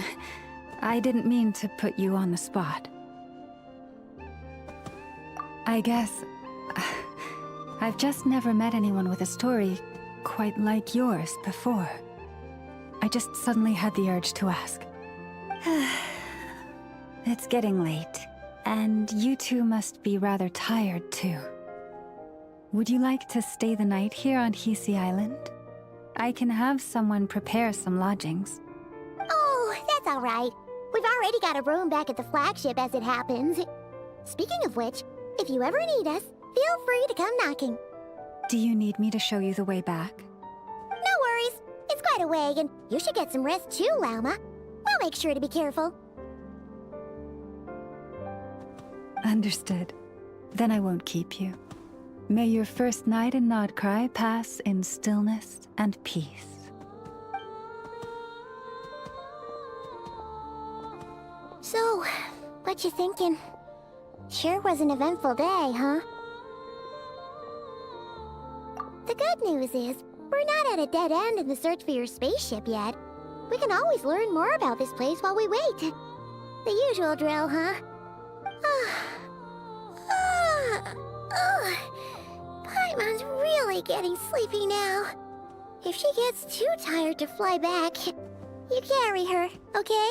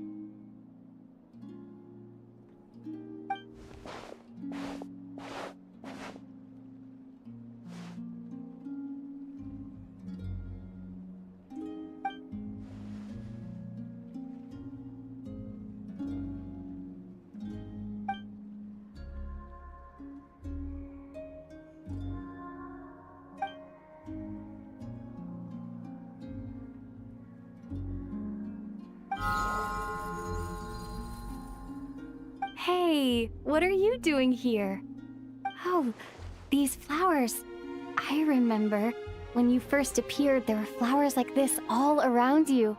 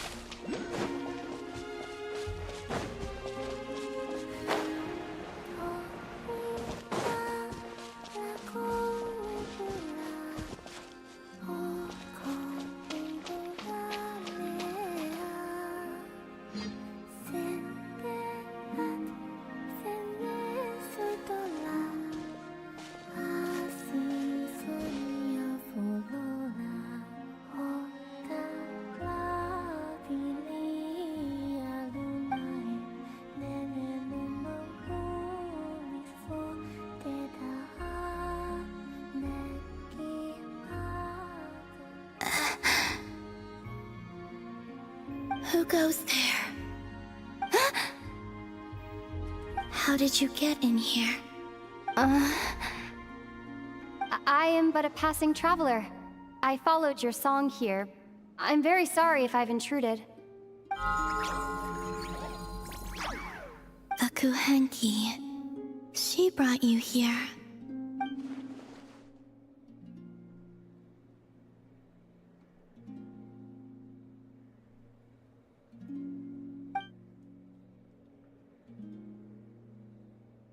May I ask, are you the one they call Kutar? And the harbinger that the Fatui referred to as the Damselette? The Fatui? Are you here at their behest?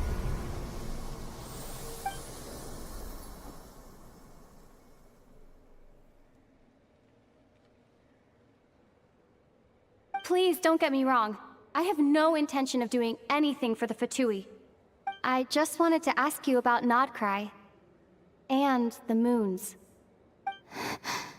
The moons?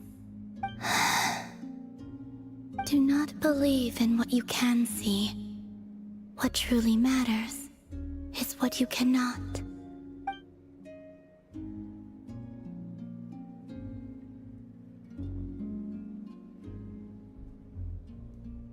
What do you mean?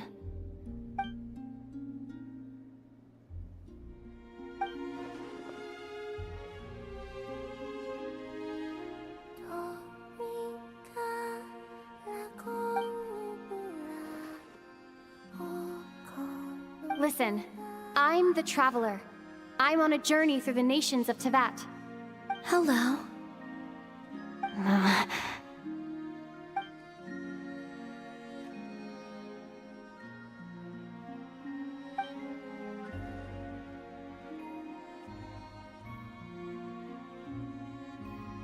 Could you tell me your name? Columbina.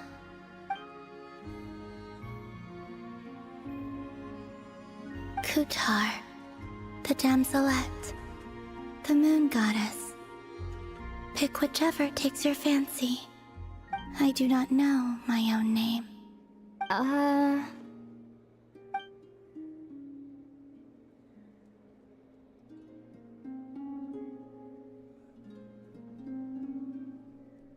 Then... Columbina. Hmm?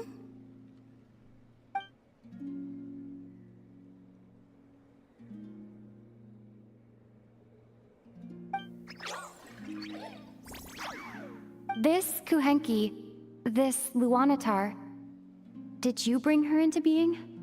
Come here, little one.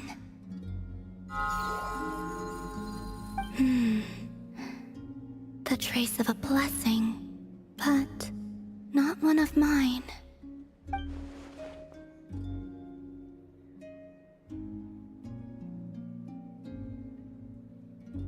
People always assume I can do many things. Assume I have done many things. But I haven't. All I ever wanted was to.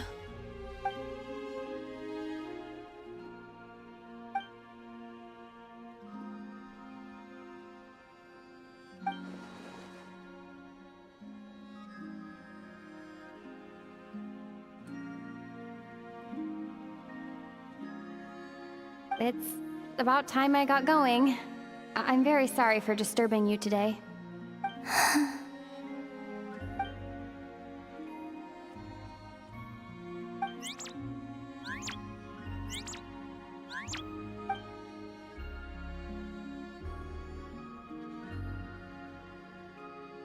Columbina, that Kuhenki.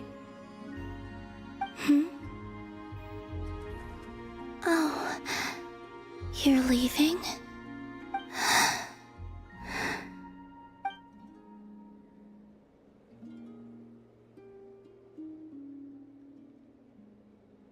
Go then.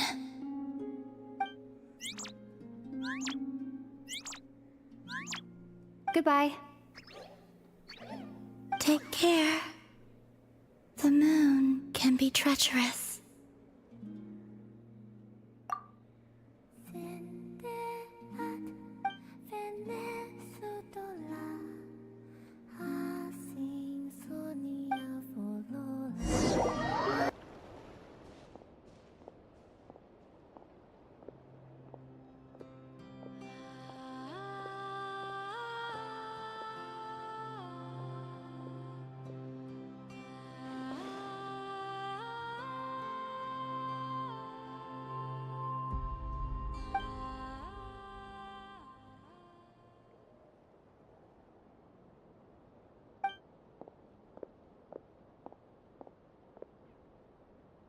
Wait, is that...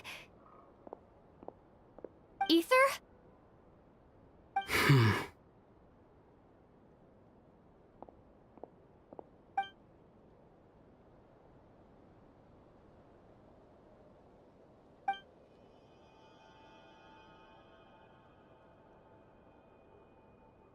Ether!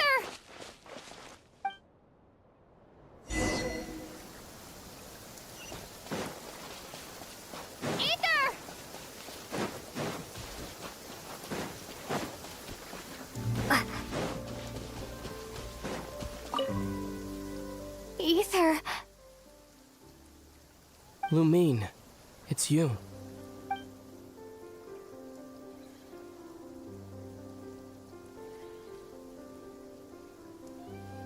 Why are you here on Hisi Island? If I told you I was here in search of the Frost Moon Scion's sacred relic, what would you think?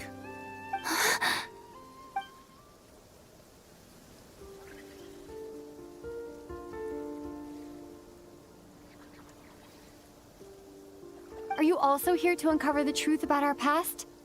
That's right. What happened to us in the past? How we came to Tevat? Why our spaceship crashed here?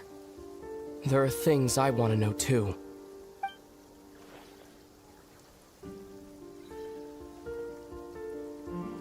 But I'm not about to sit around waiting for another 2 months to find out. Wait! Wait? But I still have unfinished business.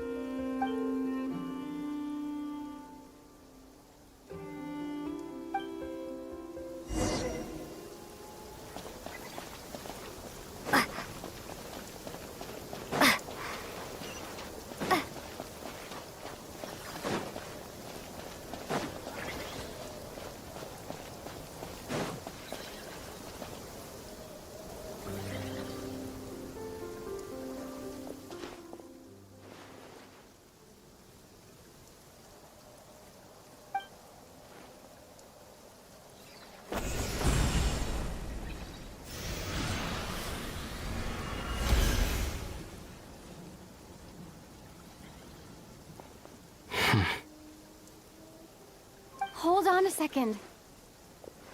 What's wrong? That's the Frost Moon Scion's sacred relic. We can't just... Use it to get to the bottom of all this? We should at least get their permission. You barely even know her. Yet already you hold that moon chanter in such high trust. What do you mean?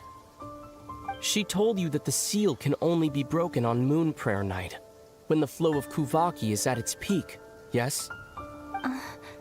You heard all that? Watch this. Huh? But... Get it now? She's been stalling for time. As long as the statue's base is imbued with sufficient power, the secret chamber can be opened at any time.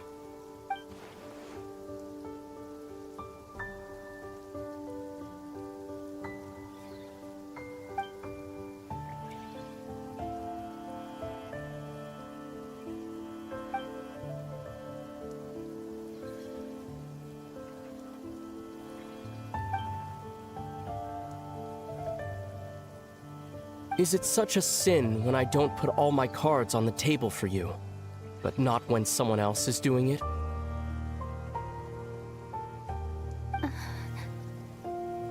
It's not like that. Is it? Ether, you've got it all wrong. This whole time I've wanted to ask you, what happened to make you like this? I admit, I've been having trouble accepting it. But after all this time apart, I've finally come to terms with who you are. Willful side and all. I trust you. I still do. Through all the worlds we've traveled, you've always been there by my side. If there are things you can't explain yet, I can wait while the journey goes on.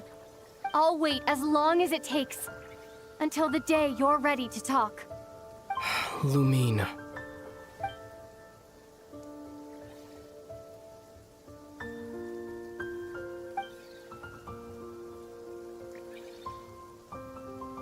I'm not looking to borrow the Moon Marrow simply because of our past. It holds answers about the very origins of Teyvat.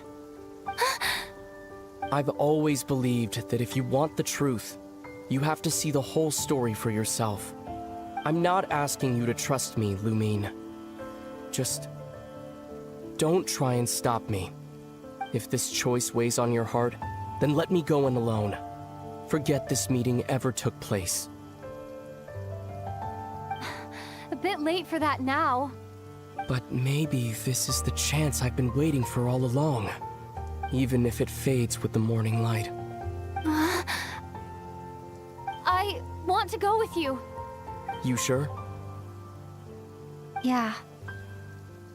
Then let's go. Ether.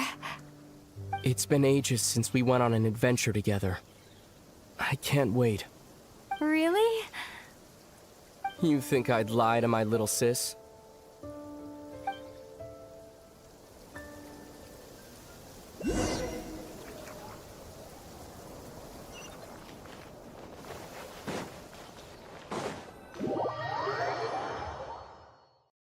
From what I understand, the path ahead is likely to be full of trials and challenges. A deterrence against intruders, and a test for those who truly seek entrance. Nah, I doubt the two of us will have any problems. I agree. Still, if we get separated, things could get tricky. Best we move together and watch each other's backs. Even the sound of your footsteps takes me right back. As a warrior, as a traveler, as my little sister.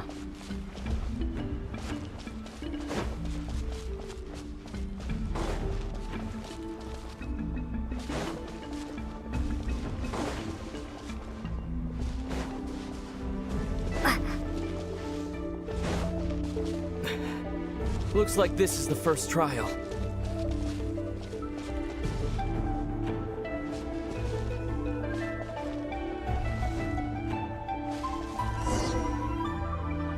Lumine, do you understand how Kuvaki works?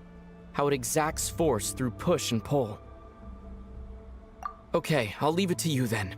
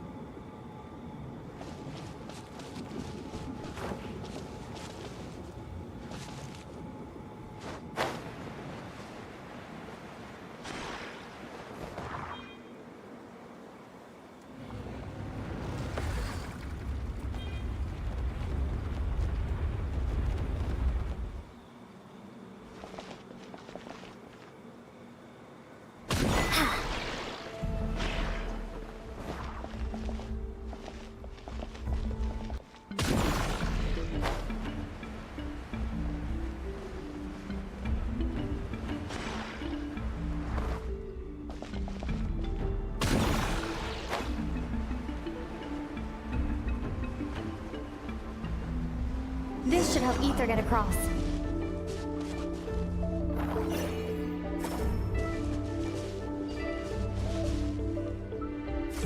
Ether!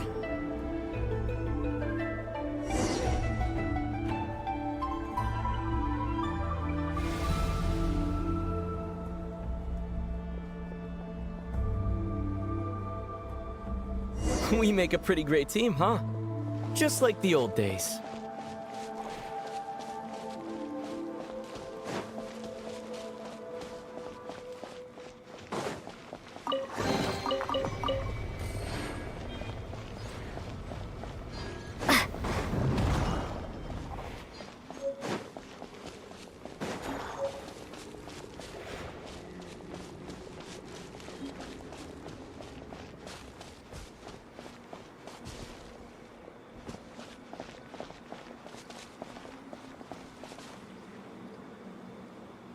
A wide open space. Must be in for a fight.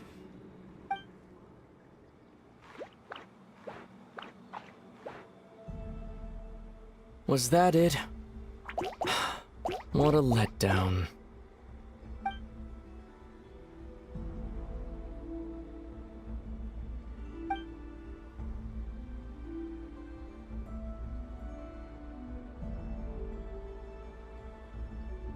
Lumine. What is it? Why are you looking at me like that? Those enemies were weak, were they not? Maybe it's because the trial's only just begun. Actually, I've got an idea. Why don't we have ourselves a little friendly competition? Let's see if your journey has made you rusty. You're on.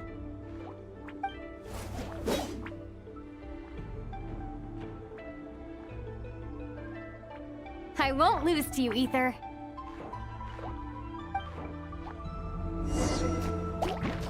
If memory serves, I used to come out on top more often than not. Sure you're all right? Seems your memory's slipping, Ether. Save it. We'll know who's stronger soon enough. Let's see what you've got.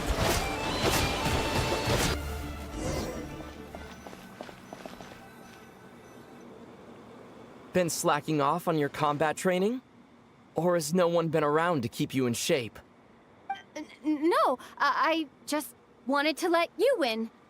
Been too busy practicing your excuses instead, huh?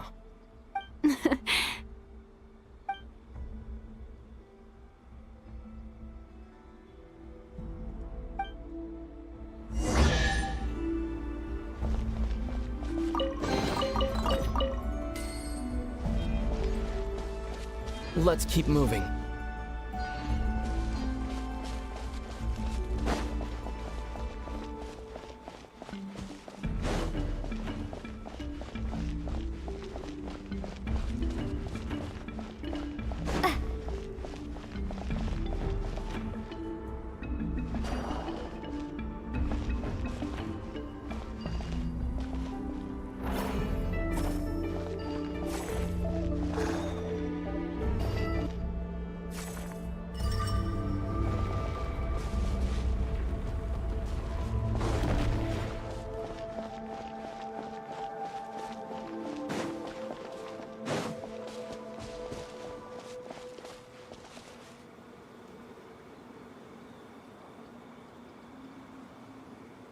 What is this place?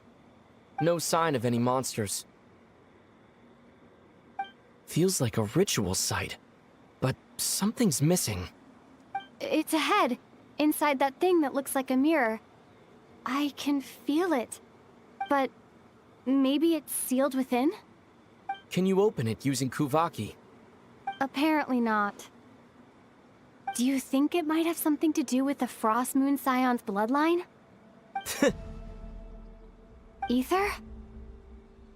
If this is about strength of blood, what could possibly stop us? Let me give it a try. Why don't you check around for other clues? Sure.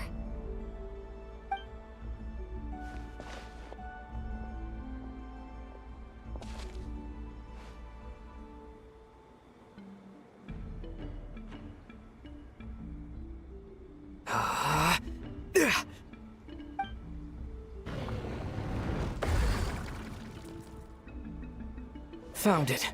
This should do the trick. Okay.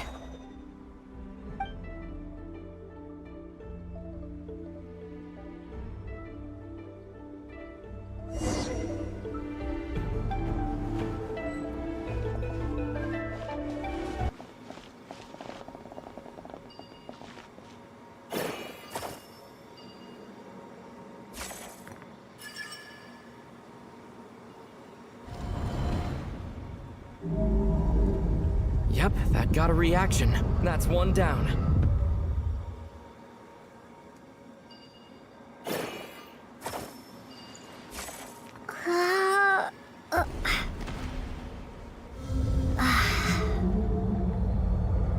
Nicely done.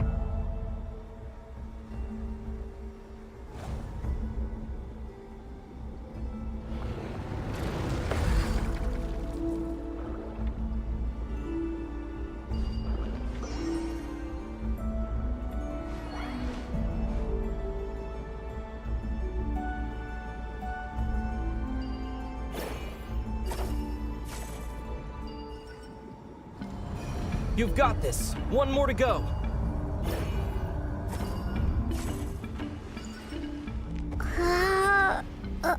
Good work, Lumine.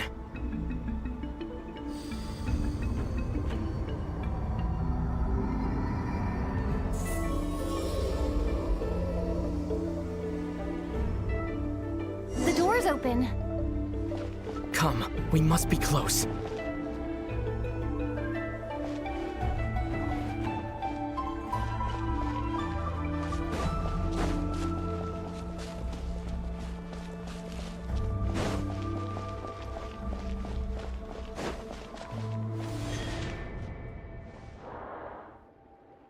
Stay on your toes now. Have you considered that I might be the more experienced between us? Is that so?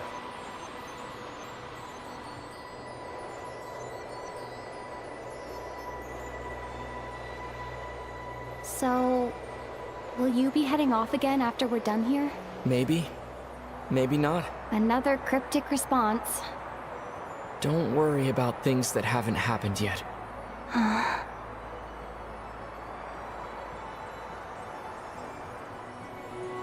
At the end of all this, what do you think we'll find? Whatever it is, we can handle it. What about the end of our journey? That's not something we need to worry about right now.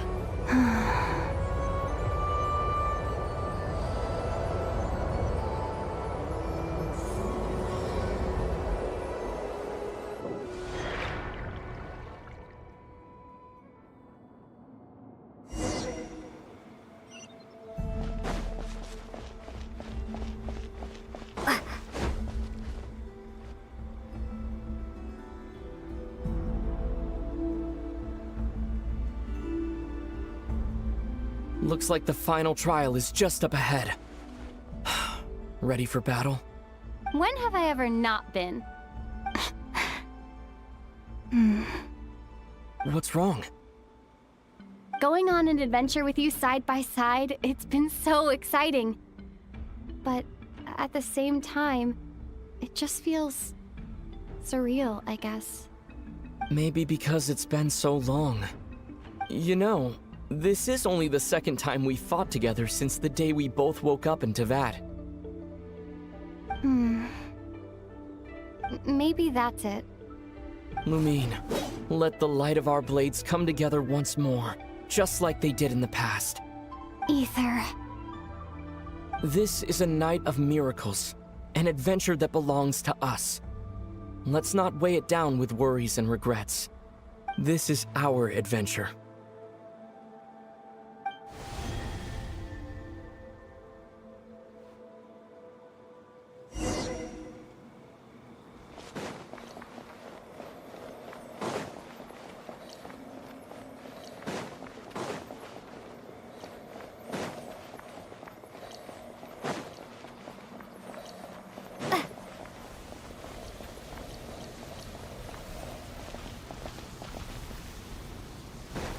Here goes nothing.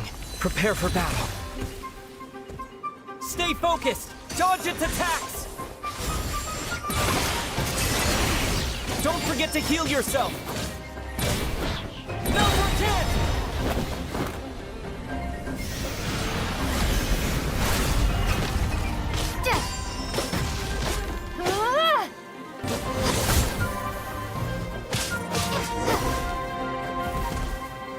It's over. Nicely done. Flawless execution. Couldn't have pulled it off without your backup. Not too shabby at all. As for what you were saying, yes, I should have come to see you earlier. Or at the very least. Spent more time with me, going on adventures like this? Something like that. Instead of just running off and expecting you to follow my trail. Wait a sec. That's not an official apology, is it? That goes without saying. Come on, time to claim the treasure we came for.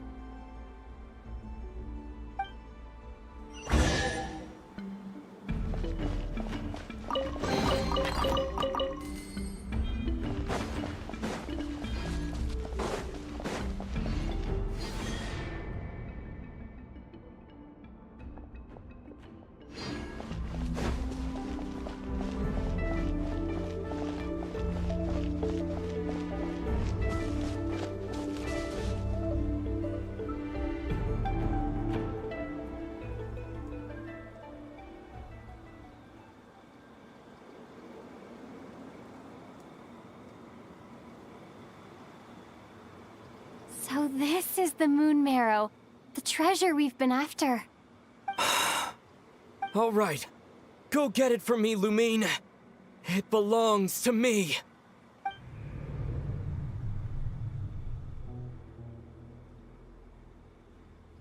What's wrong, Lumine?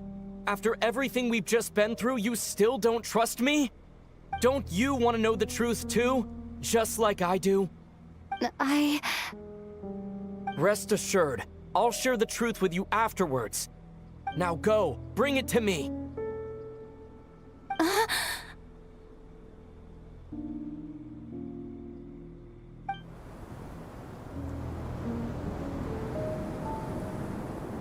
What's going on? Where did this fog come from? Ether!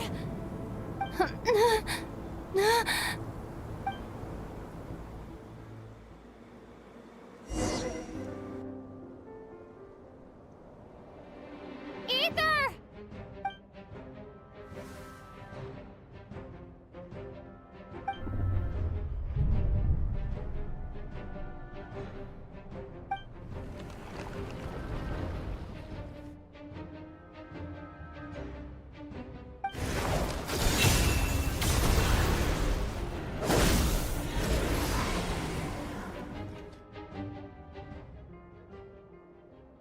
Ether! Huh? Huh? What are you doing here? Yes, we ran into each other at the flagship this afternoon. I'm honored you still remember.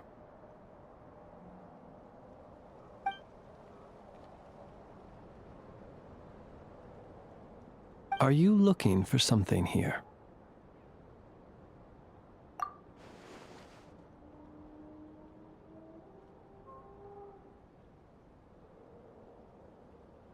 And you just happened to end up surrounded by the Wild Hunt.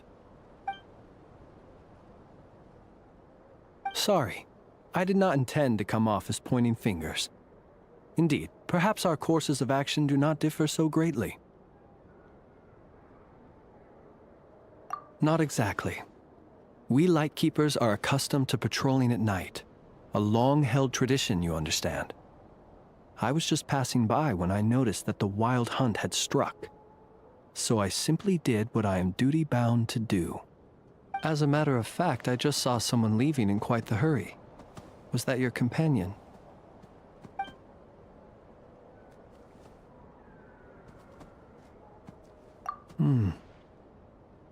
Perhaps I should take my leave now.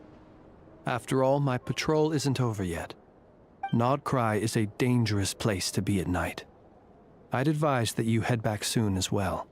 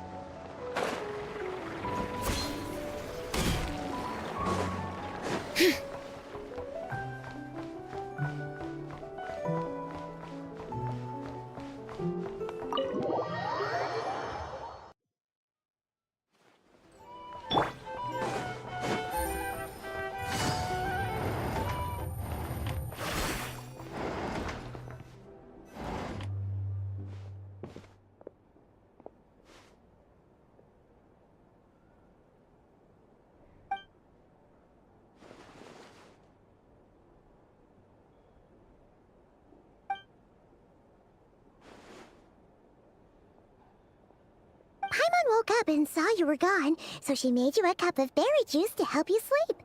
Her own secret recipe. When you get back, drink it up and go get yourself some rest.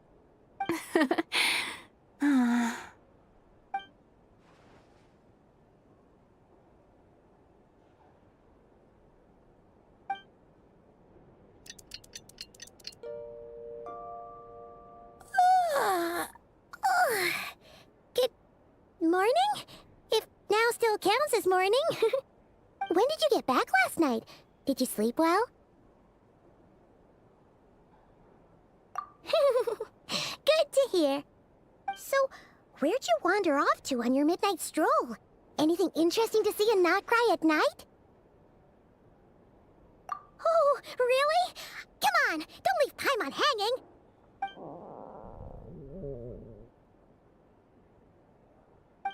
All right. Guess we'll have to feed your stomach before we feed Paimon's curiosity.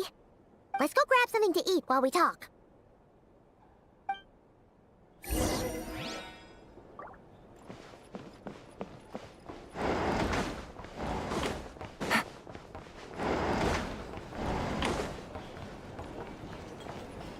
A drink?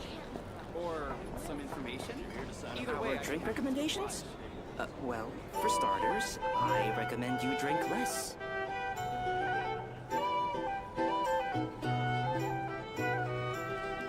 Phew! This is just the best, huh? Free food, free lodgings. This bark is friend for life material, that's for sure. Hey, did you hear what happened? Hear about what?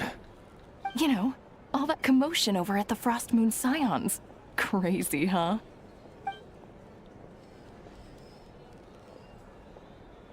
Huh? What happened? See what I mean? Completely oblivious to what's going on around you. The sacred relic of theirs. It's been stolen. Hey, slow down! Paimon knows you're hungry, but you don't have to worry about her stealing your food. At least, not today.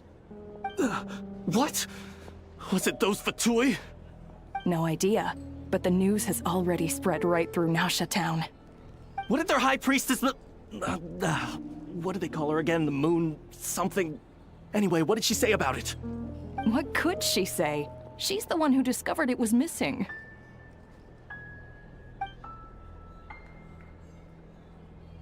She was in Nasha town first thing this morning, hoping to launch a joint investigation with the Voynich Guild. Whoa! Did you hear that? Lauma and the others, their sacred relic's been stolen! Who in Tivat would even have the nerve? Paimon bets it was that bunch of good-for-nothing, rule-breaking, troublemaking Fatui!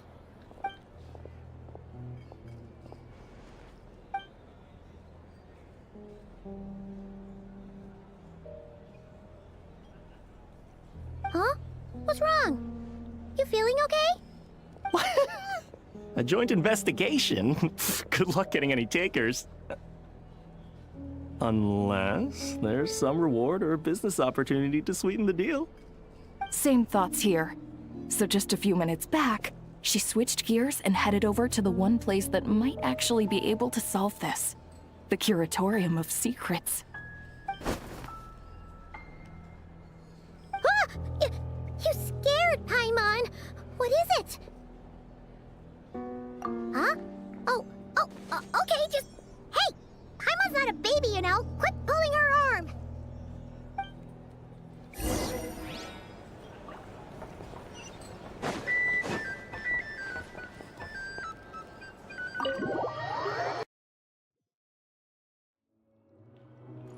Take it easy.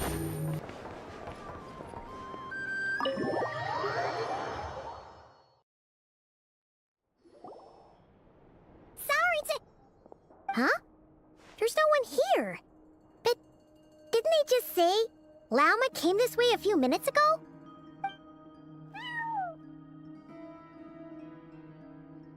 No one except for a cat watching over the front desk.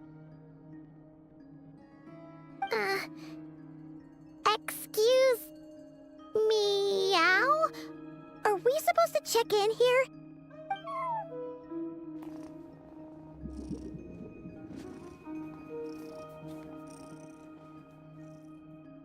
No idea what that means. Is this Lauma's personal receptionist or something? Pretty sure she'd be the only person who could actually understand it.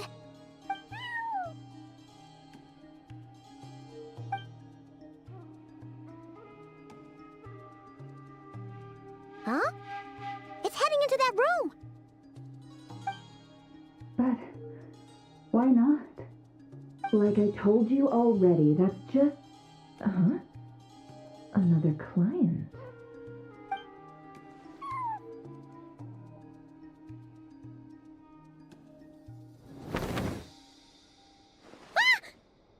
So, you were in this room the whole time? Something I can do for you? Traveler. Paimon. Oh, you're acquainted then? Yes. They visited Hisi Island yesterday. We had dinner together. Allow me to introduce you. Traveler, Paimon. This is Nefer, boss of the Curatorium of Secrets. Pleasure to meet you. They are travelers who arrived in Nodcry just yesterday. Greeted by the birds and beasts of this land, they are kind-hearted souls who walk in the moonlight's glow.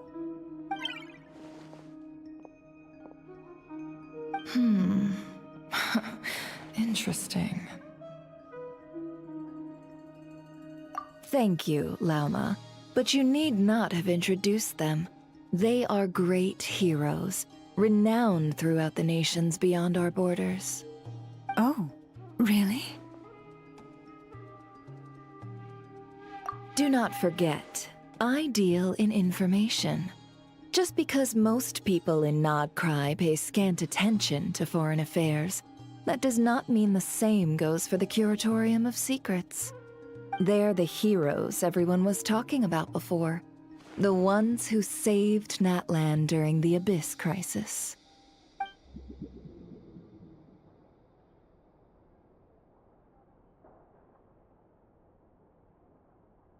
I see. We Frostmoon Scions seldom leave our domain, so I had not heard of your heroic deeds. Please, forgive my ignorance. It's no big deal. We were hoping to keep a low profile anyway. If we had to list all of our titles and good deeds, we'd be talking till sundown, and then some. Huh? What's wrong? Still not feeling great? So, what brings you both to the Curatorium today? Oh, so basically, we were just eating when we overheard people talking about how the Frostmoon Scion's relic had been stolen, and then she dragged Paimon over here. I see. Ah, I see. So you came over here because you were worried about Lauma. A combination truly befitting of great heroes. Strong at arms and pure of heart.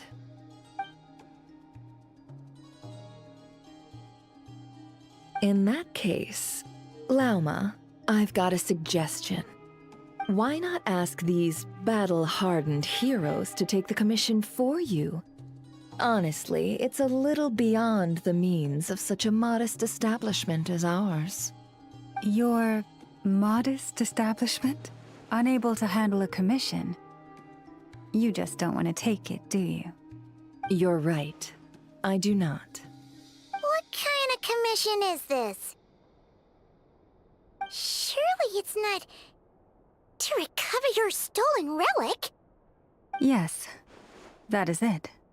Recovering the relic is both my duty as a moon chanter and a step toward fulfilling the promise I made the Traveler, to help uncover the truth of the past. But Nefer has already declined our commission multiple times. And yet, just as it always has, the moon will continue to illuminate the sky above the Curatorium. Come night or day, may the moon goddess keep you. Enough of that.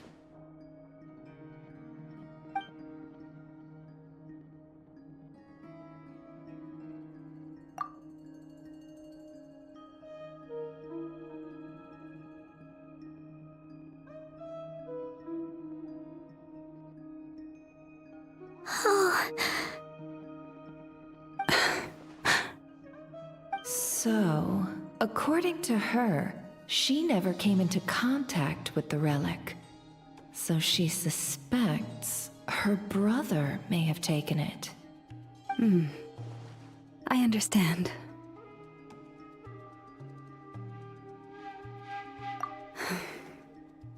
The Frostmoon Scion's secret chamber has remained hidden from the world for generations. But the reason outsiders are forbidden entry is not only to prevent theft. Within the chamber lie ancient trials, challenges designed to test the worthiness of those who enter. To intrude without rightful cause is a most perilous act indeed. So please, don't be too hard on yourself. The fact that you made it through those trials proves your right to stand before the relic. To put it simply, the Moon Marrow itself has deemed you worthy. No. Your honesty tells me everything. You never sought to take the Moon Marrow for yourself. As for what happened at the end, I suspect the Chamber's protection mechanism may have been activated. Among those who entered the final chamber, there was either someone with impure intent, or else an abyssal presence. The Abyss? Perhaps that's why, then. Either way, the Moon Marrow was taken. And I believe you. So the problem remains the same. I need to recover our relic. See? Didn't I tell you it would all work out in the end? But before everyone starts celebrating, forgive me for asking just one more thing. Are you absolutely sure your brother took the relic? What do you mean? Weren't they the only ones inside at the time? Who knows? Think about it. After your brother broke the seal with abyssal power, what was to stop someone else from following you in there? In theory, nothing. And as it just so happens, I received a tip-off from one of my sources earlier this morning. Word is, today of all days, the Fatui suddenly called off their search for the relic. What? Huh? Why? Well, either they woke up this morning and suddenly decided they'd lost all interest, or... Exactly.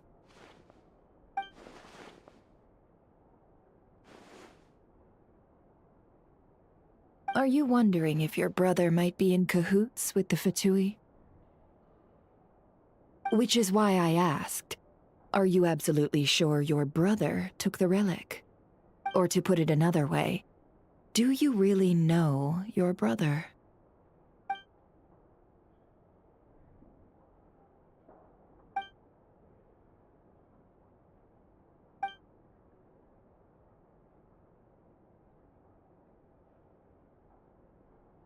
In other words, it's highly likely that the Fatui already have the moon marrow. So, basically, all we need to do is find our way into that Fatui research facility, and we should be able to get to the bottom of this, right? Congratulations, you've found your answer. Looks like the curatorium won't need to lift a finger this time. Well, Lauma, there we are. On behalf of our long-standing cooperation and the great hero by your side, I'll waive your consultation fee. But just this once. You're really not planning on helping us? I think I've helped more than enough already. If we're to stand any chance of infiltrating that facility, we'll need the help of a specialist. Just so you don't get the wrong idea, let me make myself crystal clear. The Curatorium of Secrets has always striven to abide by a policy of strict neutrality. We do not take sides with any faction in Nodcry. I cannot help the leader of the Frostmoon Scions sneak into a Fatui facility. That would make me their enemy. When one of their harbingers asked me to help them infiltrate your territory, I gave them the same answer. No. All right, I understand. But I do have one final request. I promise it's my last. It had better be. No matter who it is, I want you to help us persuade the next person who walks through that door to join us. What is she up to? You're that desperate for help? What if it's a member of the Fatui? It doesn't matter. You're welcome to tell them everything, even about our plans to infiltrate the Experimental Design Bureau.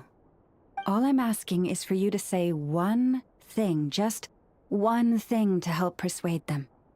If you do that, I promise I won't ask you for anything else. Made up your mind? Fine. Fine, I'll play along with your little game. Besides, as long as I'm not personally involved, no one can accuse us of taking sides. Boss, I'm back!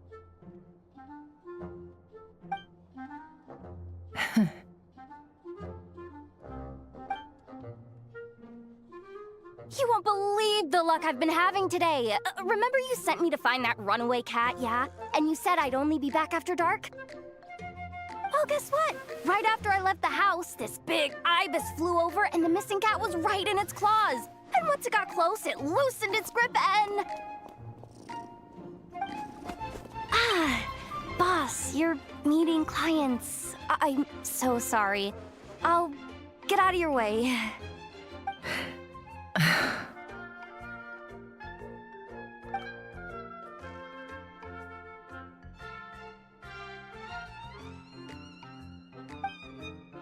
Yehoda, dear, come here.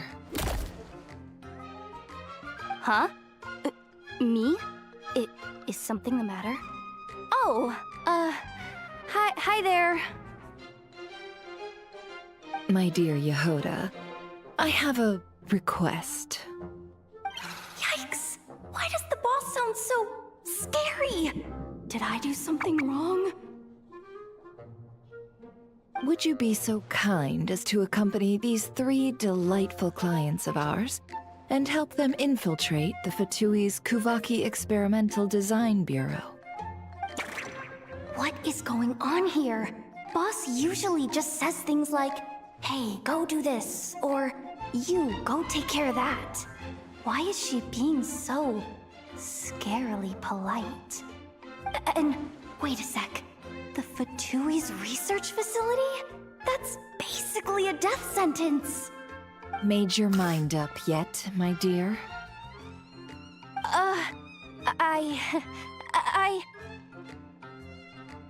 What is up with Boss today? Am I supposed to say yes to this? Or maybe it's because the mission's too risky, so she's actually looking out for me? Why is everyone looking at me like that? Is this some kind of test? I can't let the boss down. Can I? Have you made up your mind?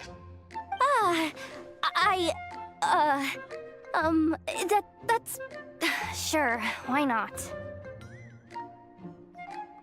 Really? You really don't mind helping us? Huh? Oh, yes. I mean, no. Of course, I guess I do. Oh, thanks so much! We owe you big time! On behalf of the Frost Moon Scions, too, thank you, Yehoda, for your help. What the? Seriously, what just happened? Why does the boss look so fed up? Oh no, was I supposed to turn them down? All that mentoring, time spent teaching her how to deal with different factions. In one ear and out the other. Never. You got what you wanted. You promised that was it. I know this goes against your principles. I won't forget the favor. Trying to get me to change my mind now? Of course not. I just wanted to say thank you. So, thank you. Oh. Yehoda, we'll leave the planning to you. Let's discuss the details elsewhere. Huh? Oh, okay. Oh, what have I gotten myself into? Oh, by the way, Yehoda, before you go... What is it, boss? You're fired. Huh? Effective immediately. As in, this exact moment. The curatorium will take you back, of course, but only once you've completed this commission for our 3 clients. What? Is there some issue? Well, here's the upside. Without me taking a cut from your commission, you'll earn more. Seriously? Can someone explain what's going on here?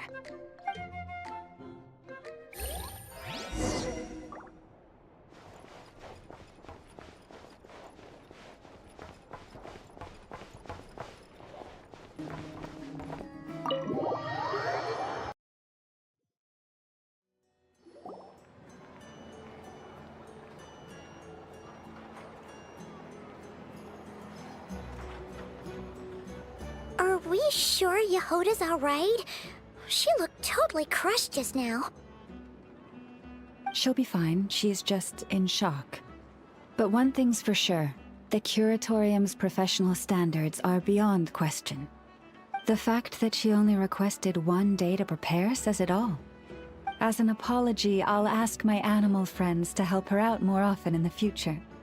Also, thank you for being honest with me. It means a lot. Was it really, though? As far as I see it, trusting your family is never wrong. In this case, let's call it a misjudgment. But the truth is, we all make mistakes every now and then. What matters is how we deal with the consequences. So, in return for your sincerity, there's something I'd like to share with the two of you as well. Oh? What is it? Perhaps it is something best said under the moon's gentle light. Would the two of you meet me on Hisi Island tonight? Oh, it does sound important. You're right. There's too many people here. Somewhere quieter makes a lot more sense. Thank you both for understanding. Then let us meet beneath the moonlight.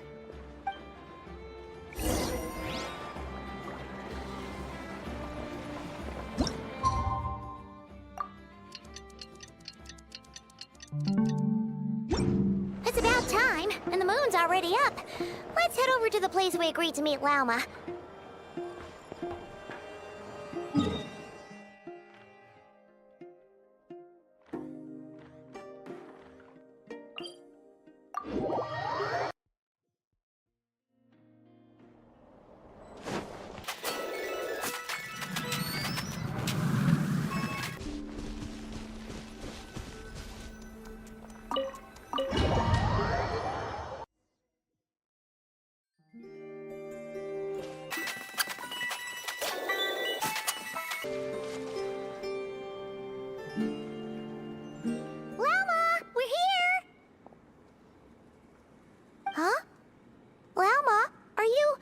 Praying? I am indeed. For the moment I was born, my people exclaimed, "Behold, eyes like the moonlit tide, antlers like the crescent moon, and blood that glimmers silver as the moon's reflection."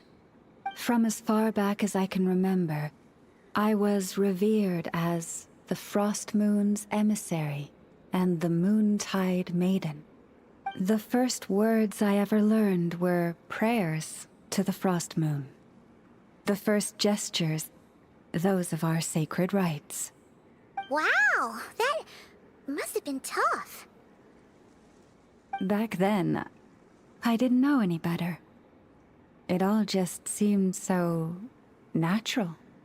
The Frost Moon Scion's bloodline has long since begun to run thin. Nowadays, even those of us with antlers are few and far between, let alone those attuned to the power of Kuvaki. But I...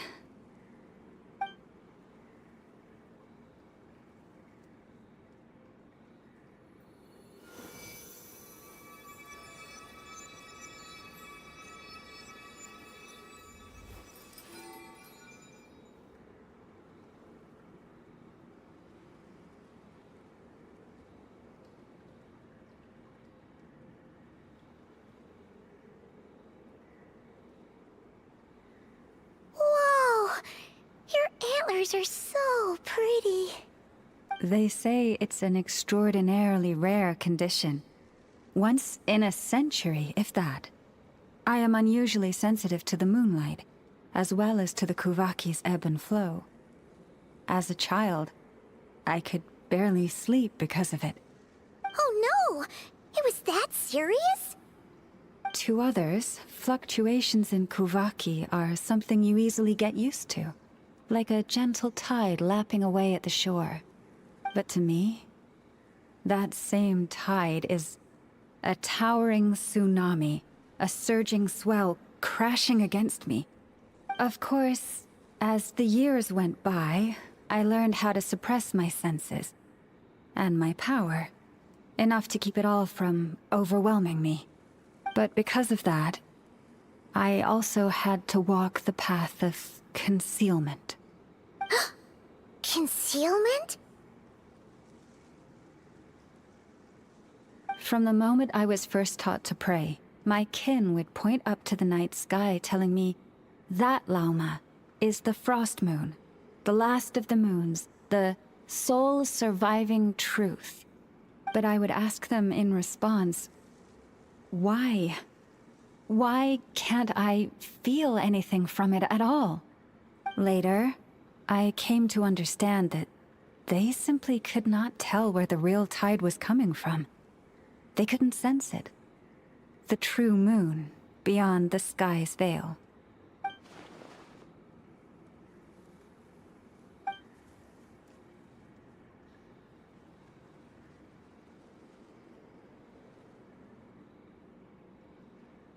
The moon is false. I reached that conclusion long ago. But there was no one I could tell. Not a single soul.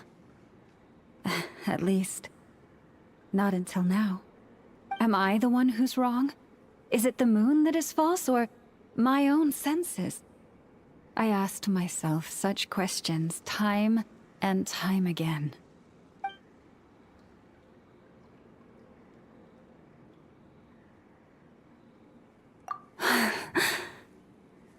Thank you. When you called yourself a descender, I had a feeling you might be able to confirm what I had always suspected. And now that you have, it's exactly as I imagined. I feel relieved. Oh, Paimon kinda gets why you couldn't tell anyone now. It's not easy to change people's minds on something they've believed for hundreds of years. That's what I meant by concealment.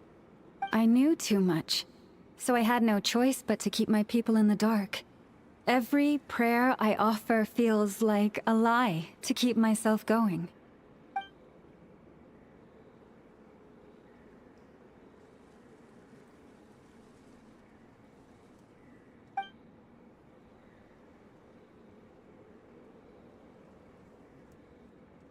You've already met our Kutar, haven't you? Huh? When was that? And, more importantly, when were you planning on telling Paimon? Ah, no wonder. What did you think of her?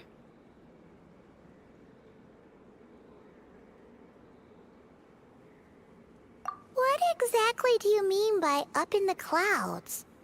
I understand what you mean. She is quite indifferent to the world outside herself. But I find it hard to hold that against her.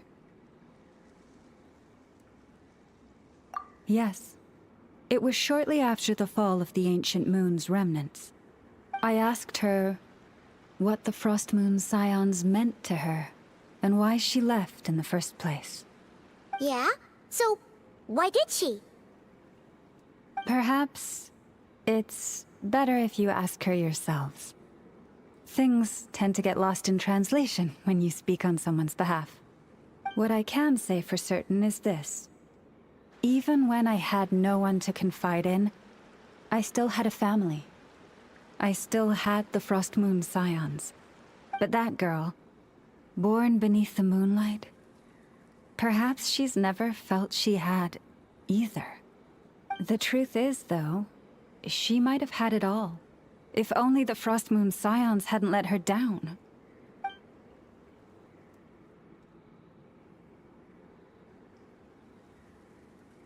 The Frost Moon Scions now walk a path of error.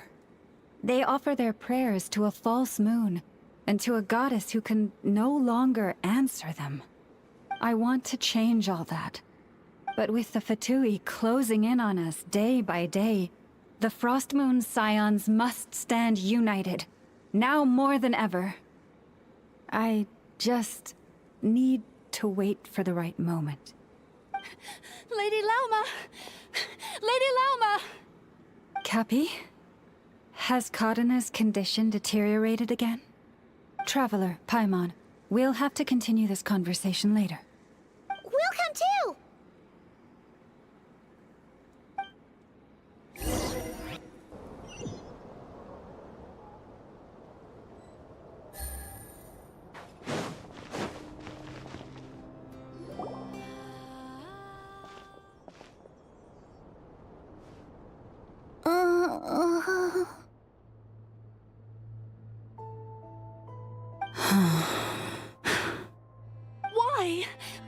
Did I do something wrong? I've been praying to the moon goddess every day. Why isn't she getting any better?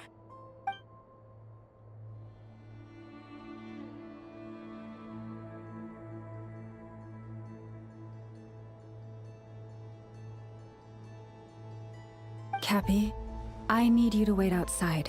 I'm about to start her treatment.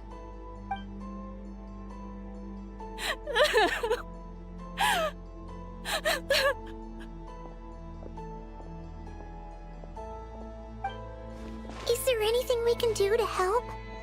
Just don't be alarmed by what you're about to see. And please, don't let her mother see it.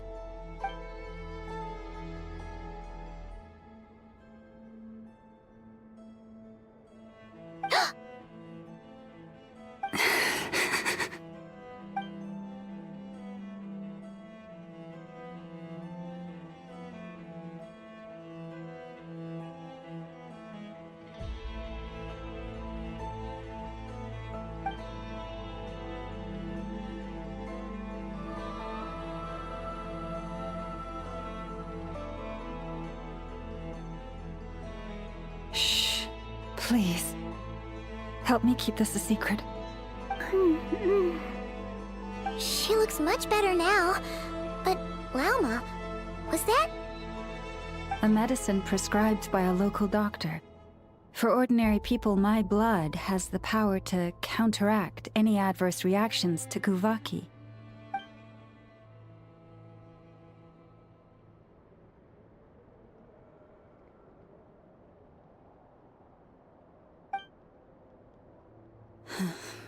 So, now you know another of my little secrets. I had hoped to guide the Scions out of error before Karina's illness reached this stage, but clearly, I was too late.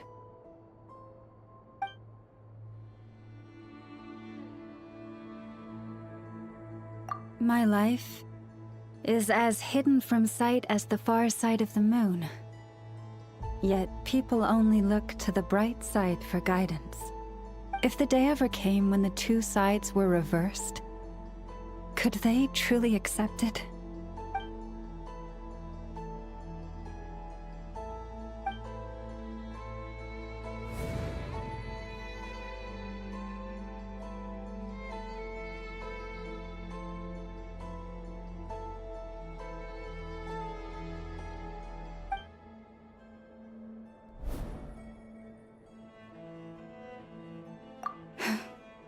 Hearing you say that puts my heart at ease. Mm-hmm. And if there's anything we can do to help the Frost Moon Scions, just let us know. Our priority, right now, is reclaiming our relic from the Fatui. But I now understand that the day I will tell everyone the truth is no longer far off.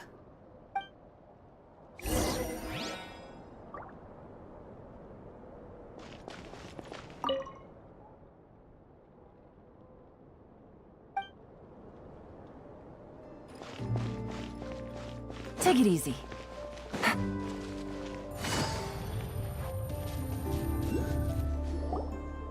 Wow! Paimon would never have guessed Lauma had all that bottled up inside. Hey! Watch your step! Ah! What's wrong? Oh, you scared Paimon. You scared me there too. Almost stepped right into one of my traps. A trap? Why would you leave a trap somewhere like this? Well, it's not like this is a main path. And besides, we Frost Moon Scions would recognize it instantly.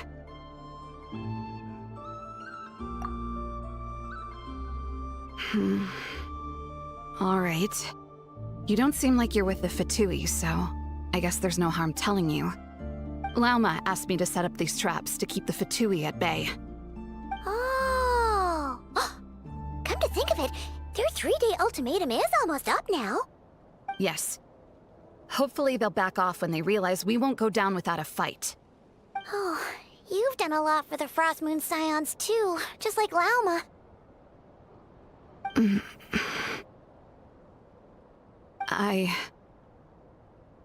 Amina?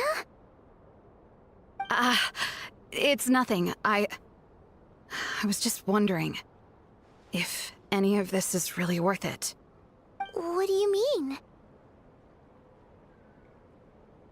Our people. So many are stubborn, stuck in their ways, clinging to a truth they refuse to even question.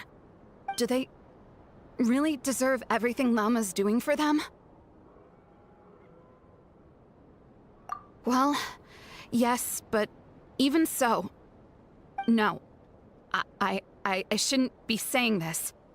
Just forget it, okay? Bye. Huh? Why did I say all that? Or really, why am I still doing any of this? Either way, this will be my final night with the Frost Moon Scions. Wow, she sure took off fast. So, are we heading back to the flagship for a break, or what?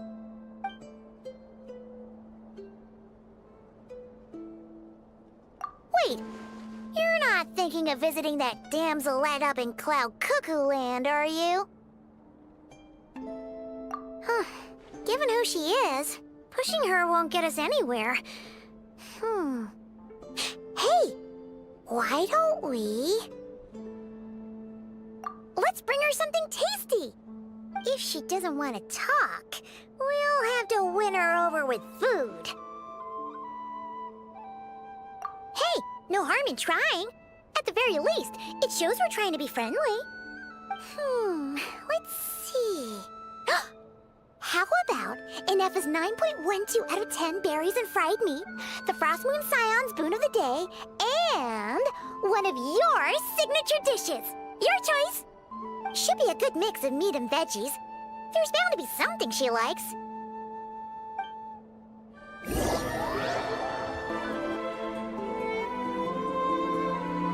All right, food's packed and ready.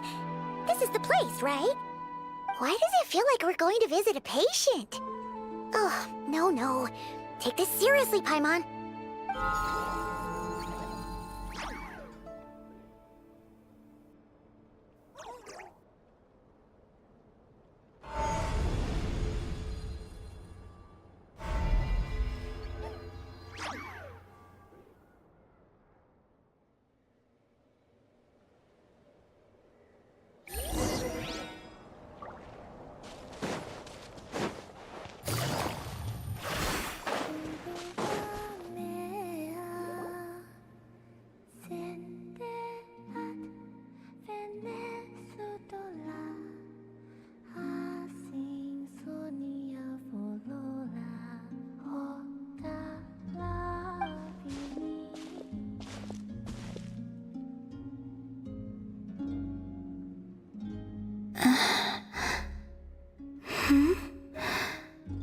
Remind me, who are you again?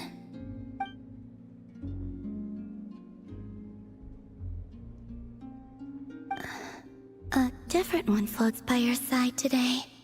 A different one? What's that even supposed to mean? Oh, there goes Paimon's perfect conversation starter. Hi there! Paimon is Paimon, and this is the Traveler.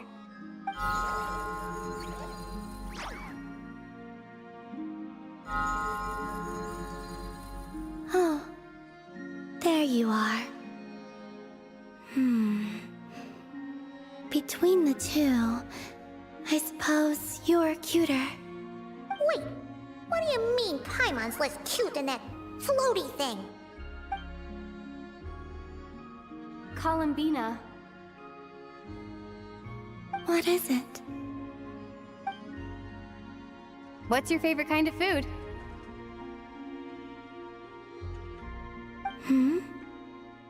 Is this a treat? Or an offering? Let's go with treat. Anyway, this is all the Traveler's cooking, so please, help yourself.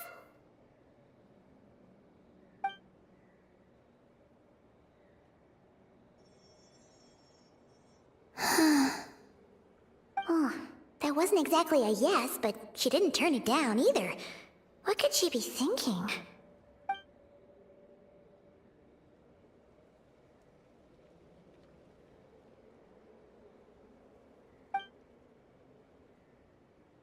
So, what do you want to ask?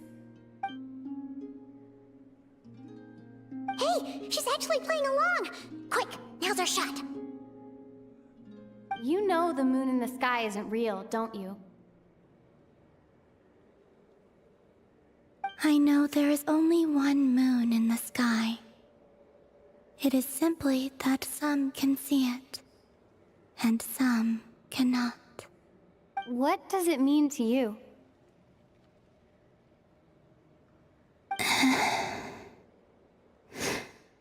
The missing prologue. What?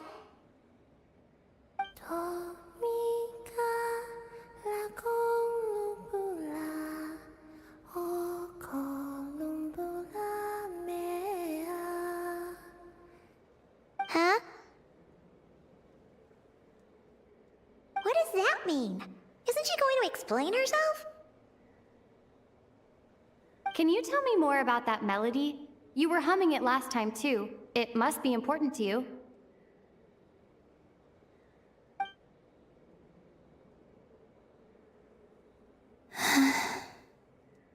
It is all I remember from the moment of my birth. A melody. A few lines of lyrics. Like a lullaby from a foggy dream. Oh, so who was singing it? I do not know. I have nothing else. Just that song. Huh? And the Frost Moon Scions who found me. They had nothing either, but hope. Before I even knew what was happening, they were already calling me their goddess. And I had no reason to decline. Like two lost infants unknowingly exchanged, I adopted their faith. And in return, they adopted me. But my adoption drops you into the story halfway through. What came before was scribbled onto the wrong pages, never even bound into the book. That sense of something missing only served to nurture their greed and doubt. And thus, I came to realize that this place was never truly my home. Greed and doubt? O Moon Goddess, forge weapons for us, drive out our enemies, and expand our lands. O Moon Goddess, heal our wounds, ease our suffering, grant us strength. They asked for everything, and I obliged. Until the day came when no answer could be given. If mortals can turn to the gods when they are powerless, then who do the gods turn to when they have nothing left to give? You've got Paimon there. In those days, the Frost Moon Scions cared more for faith than for truth.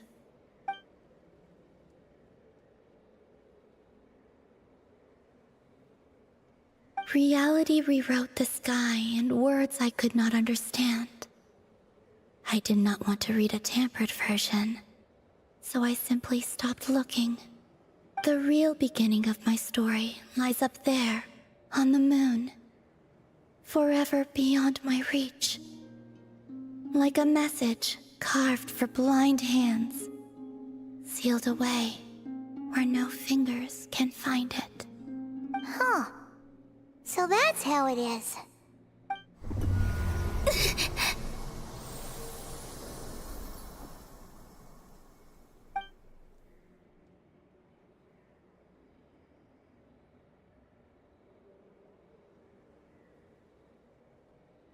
What's wrong?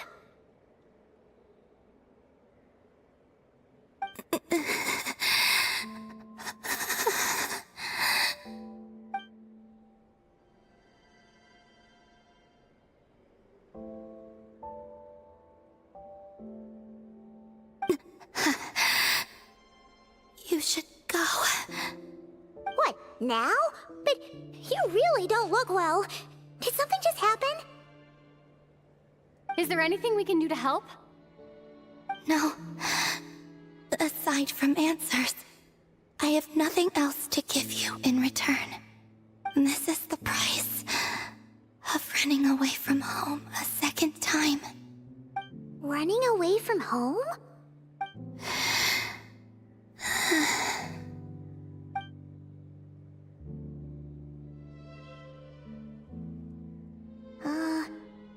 Is she heading towards the food?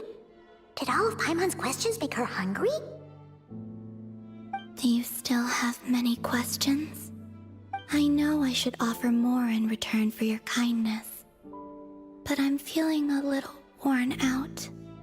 Oh, we're so sorry about that. But Tsaritsa was right. Freedom always comes with a price. She said I could treat the Fatui as a second family, a second home.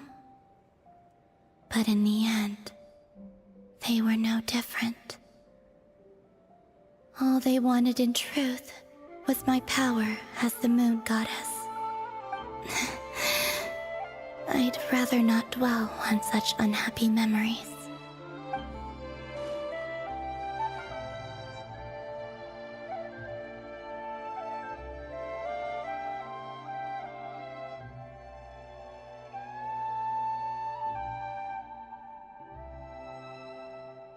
I have fulfilled my promise to the Tsaritsa, though it has used up much of my power. So you see, this has nothing to do with betrayal. So, you're just staying here for now, resting and recovering your strength? Yes. What about these flowers? They have grown in Nodcry for many generations. They're highly sensitive to the ebb and flow of Kuvaki.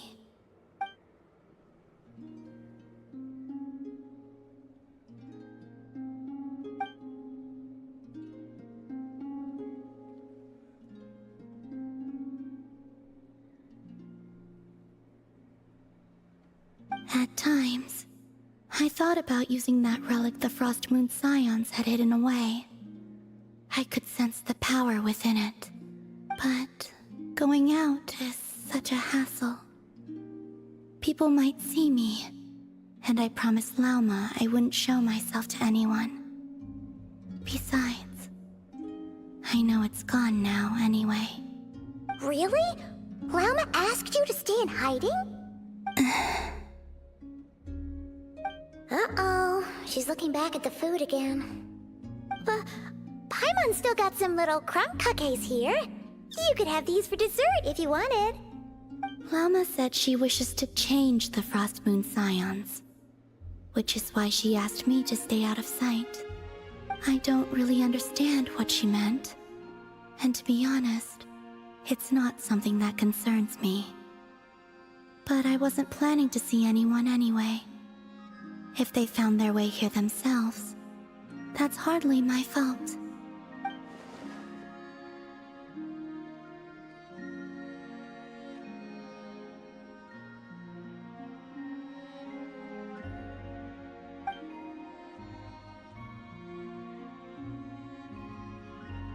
Lauma, the Maiden of the Grove. She is quite unlike any Frost Moon Scion I have ever met before. After hearing my story, she actually apologized for how the Frost Moon Scions treated me back then. She told us she feels like she's been living on the far side of the moon. Is that so? I actually got the opposite impression. She's been keeping her true power hidden away, afraid that people might be dazzled by its brilliance, and that they'd no longer be willing to look her way.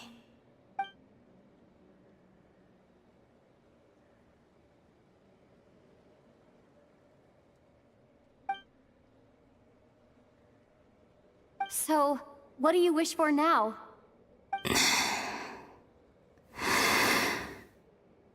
I wish to return to the moon, to the home where my story is written. Right now, that is all I wish for.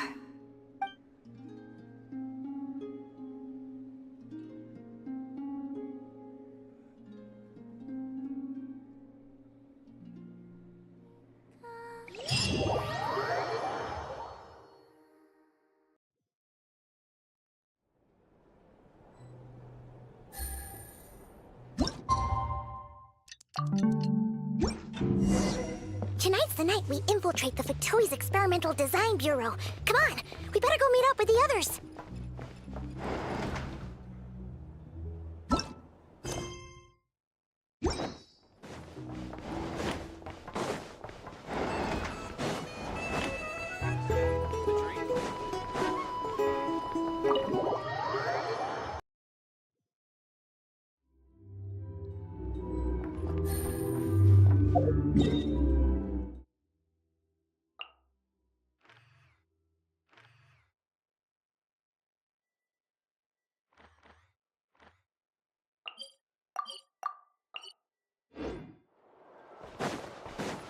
Take it easy.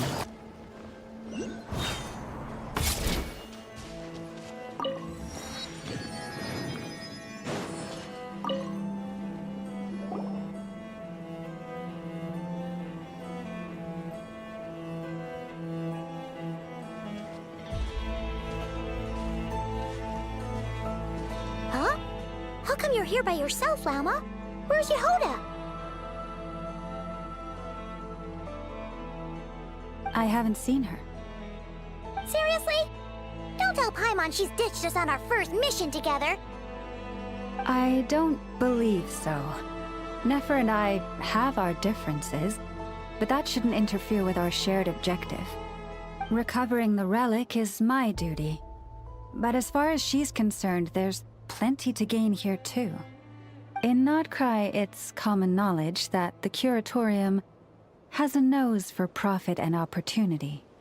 The same way aphids flit from flower to flower in a never-ending quest to make honey. Huh. Sounds like you know her pretty well.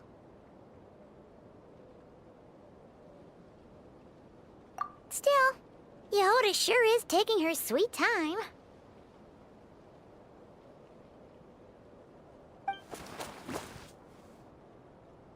Hmm?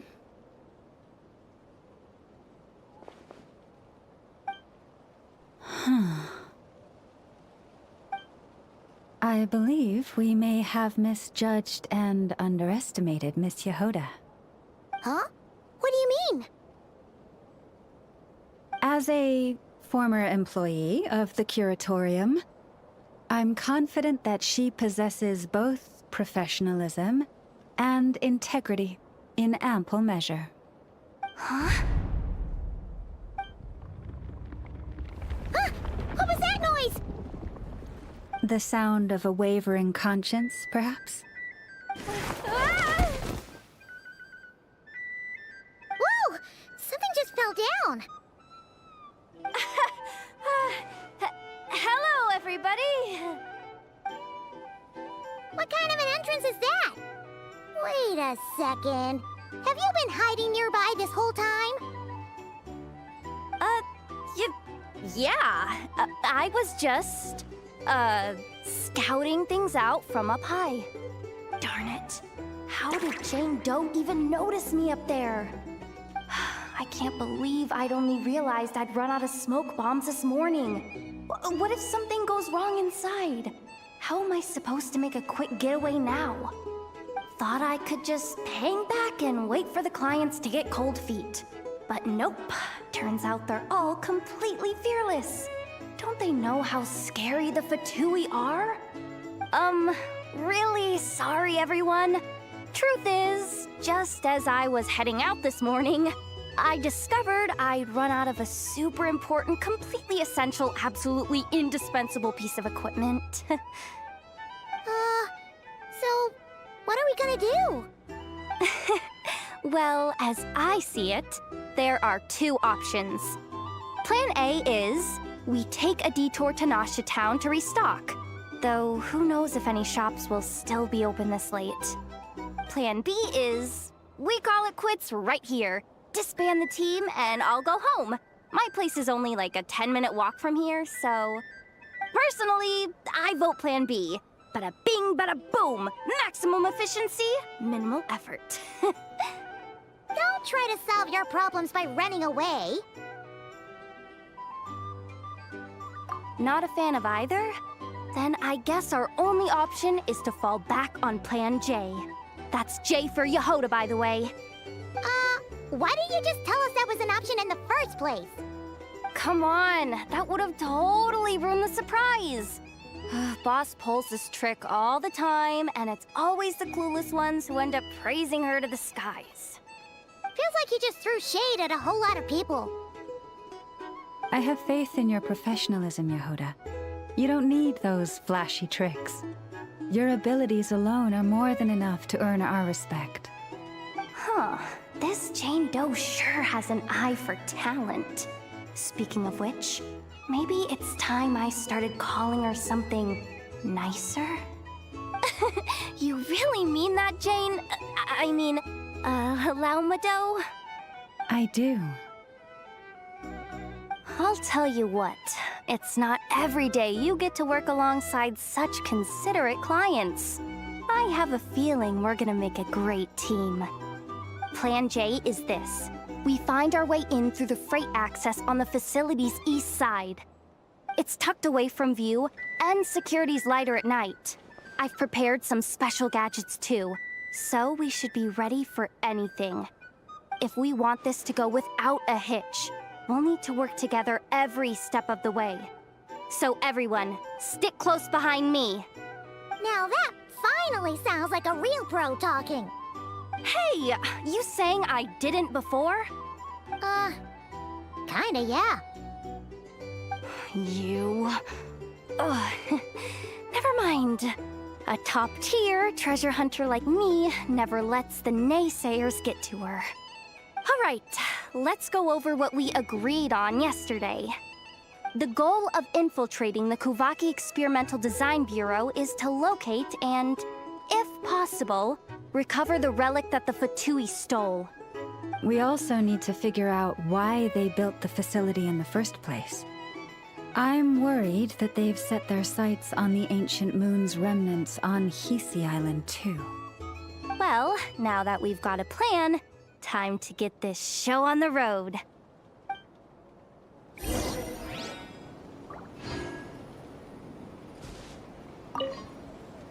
Everyone ready? Yeah? Then, let's move. No rush. We'll be waiting right here. Just don't go sneaking home on your own, okay?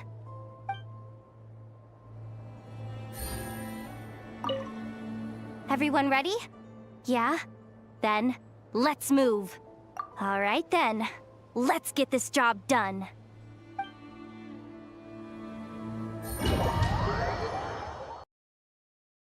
Go, go, go! But make sure you stick to the side.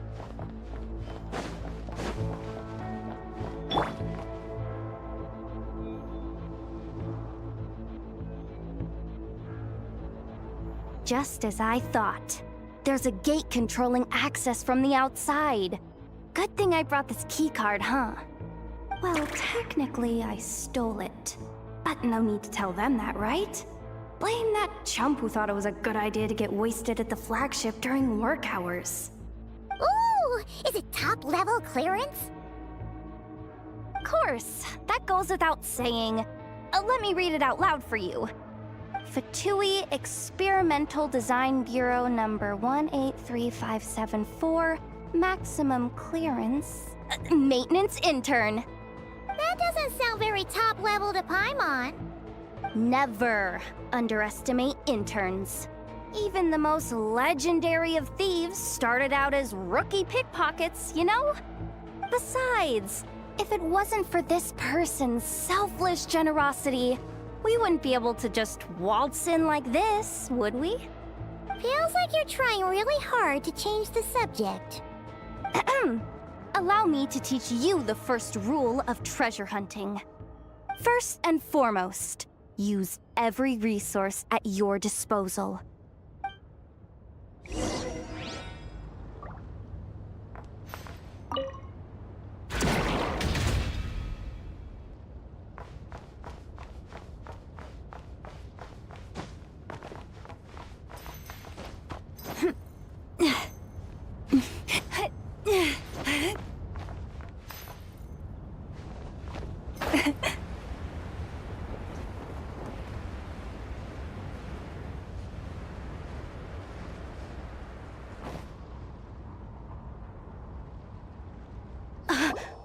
get it now. It's like a pair of light bulbs just lit up in my head. What did you just get? The blue light, aka Plan A, is telling me to take the path along the left side. It'll be a lot stealthier, but that might mean a bit of a detour.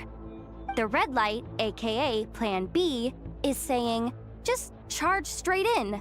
But that'll mean dealing with, like, a dozen sentry bots already powering up.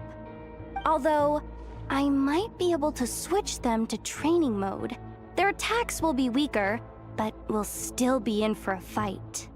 Can't you just put them in sleep mode? Hey, I told you, I'm just a maintenance intern. Give the new recruits some time and space to blossom, will ya? We're still pretty close to the entrance. Surely they'll call the whole thing off once they see what these bots can do. Anyway, I say we go with Plan B.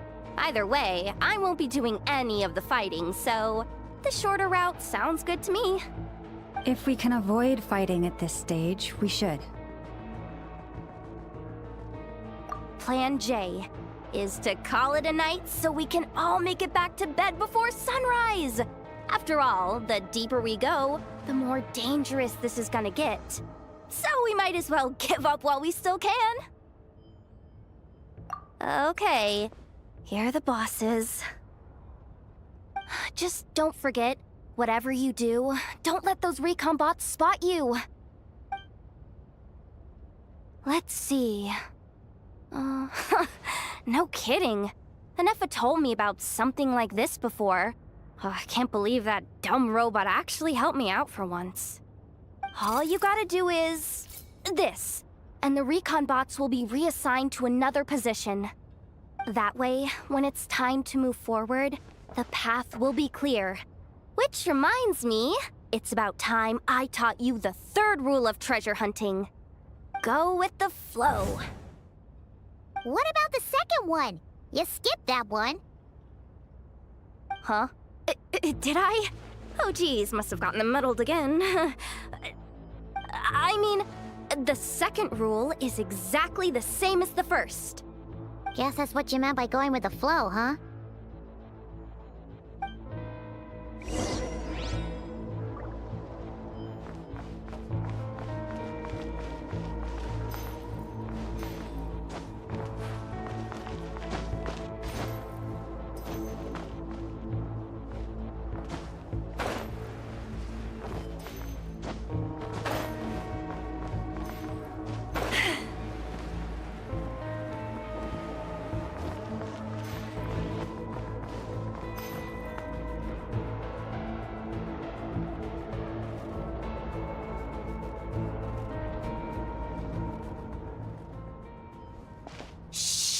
Someone up ahead! Has the lockdown been initiated? Move it, soldier! The cargo has already been transferred. The lockdown procedure is complete, Commander. That sector is now fully sealed. The night shift. Just our luck. Don't they usually handle deliveries during the daytime? There's not supposed to be anyone here. We've come this far already, and they're really trying their best. If I suggest backing out again, it's not gonna look good. Come on, brain. Think!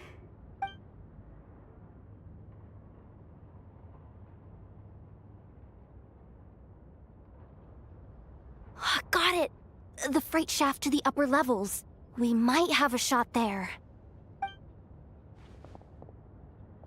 Let me see. Huh? The recon bot in the middle's not responding? A double lock failsafe? We've been outfoxed! Stay calm. Stay calm. One step at a time. Let's just find a way across first.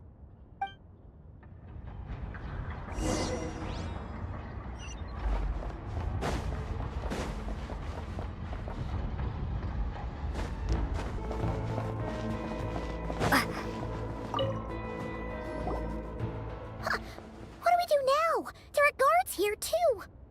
Don't worry. Bots are way easier to deal with than people. At least their behavior is predictable.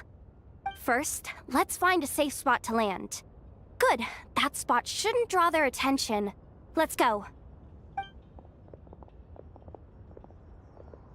Let me just try something. Maybe I can use the terminal to command them to move out of our way. Security verification? With 10 questions? Are you kidding me? You really trust me that much? Fine. I'll do my best. But just to be clear, if I can't answer a question, I'm backing straight out of the terminal. No way I'm risking triggering any sort of alarm. Come on, Yehoda. You can't give up now. Question 1. What is our motto? Oh, I know this one.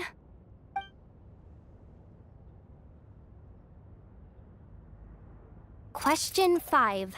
The name of the harbinger in charge of this facility. Let's go with, Sandrone. This one should be... the Pale Star Edict. I've heard one of Boss's informants mention that before. Final question. Enter employee ID. And it's timed? Okay. 183574. Confirm. I actually got them all right? What a miracle. Not bad, Yehoda. Not bad at all. Guess you're an official maintenance intern now. Hey, that could be my personal plan B if I can't get my job back. Just kidding. The Fatui are awful. The bots have taken the command. They're moving off. Let's get going while the coast is clear.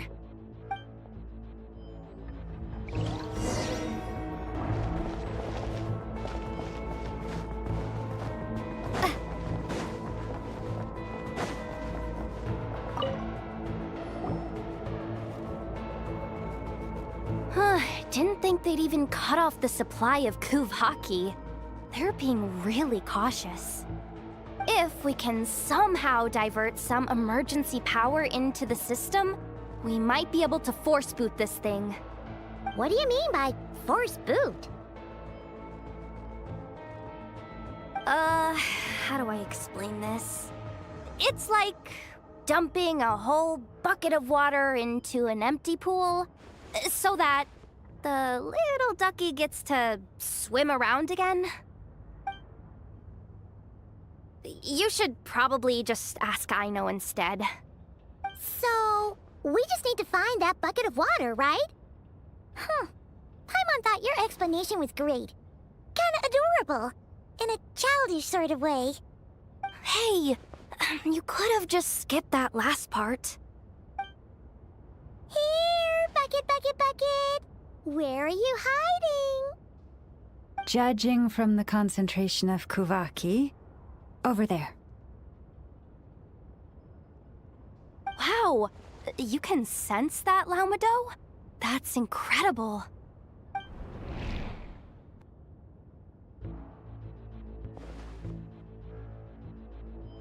Let's move the recon bots above them out of the way first.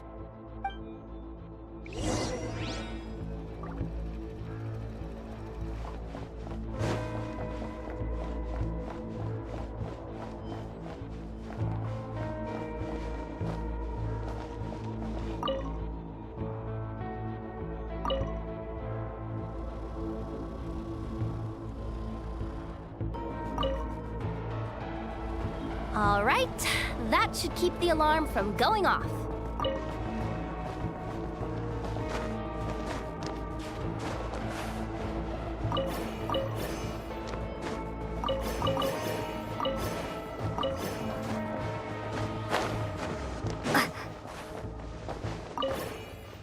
Time to plug in the charging component.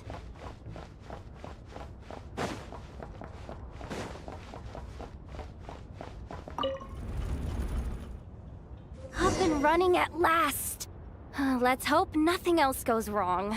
Please, everyone, step inside. Oh, it's so dark in here. Well, it is a cargo crate after all. No point in being picky about lighting at this point. Ah! Something sharp and pointy just poked me in the back! Sorry. That was probably just my antlers. It's pretty cramped in here, so I had to crouch down. Oh, having antlers must be inconvenient at times like these.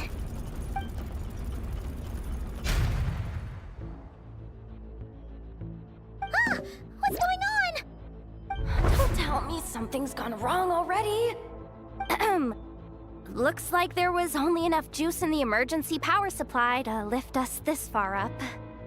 Ugh. Awkward. Am I gonna get docked for this? Based on the boss's policy of docking pay for every screw-up, No, wait a sec. I've already been fired. Doesn't look like it's moving again anytime soon. I think we can get through if we follow the ventilation duct along the outer wall. The entrance has gotta be somewhere. Don't worry, this was totally part of the plan.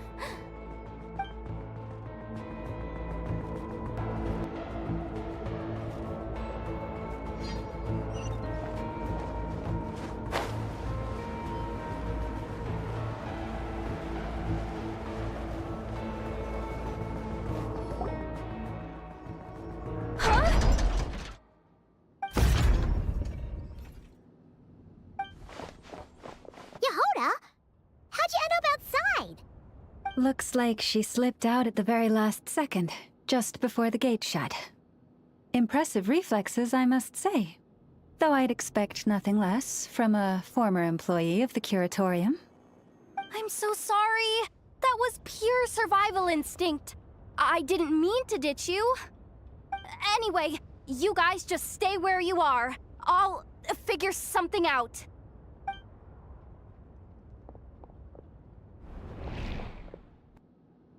Hey, there's a terminal nearby. Hang tight! Can you hear me now? The duct security protocol has been triggered. The gate must have dropped when it detected a living presence. Wait, so we're trapped in here? I'm checking what I can do from this end. Watch out for the laser up ahead. What laser?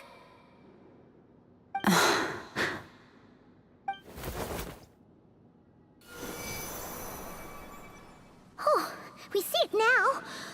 Good thing we didn't move. Got it. I think I understand the situation. Hang in there. Just one moment. This is killing me, but I think I've got it. I can try adjusting the direction of the Kuvaki flow inside the duct. If I've got this right, you might just be able to dodge the lasers by utilizing the Kuvaki's pull in reverse. Oh, Paimon thinks she gets what you mean. But I can't see where you are from here, so I'll need your constant input. Just tell me what to do. I'll follow your lead.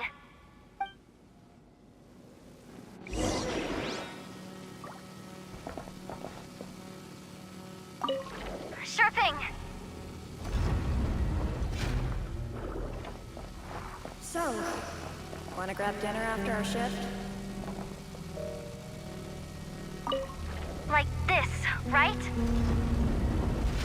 How about the flagship? Too far. And besides, we're not exactly in with the locals. You poor lost lamb.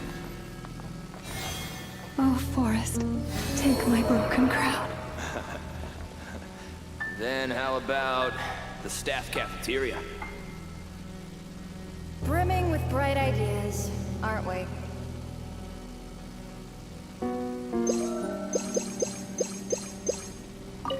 Like this, right? Okay. Sure thing.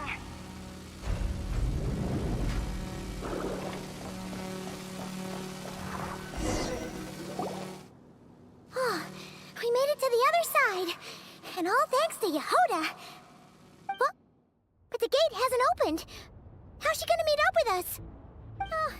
Yehoda! No irregularities detected in the duct. Confirm. Confirm. Confirm. Ugh, just confirm the command already, you useless excuse for a terminal. You piece of robo-junk, you mindless pile of scrap! What the? Insufficient clearance?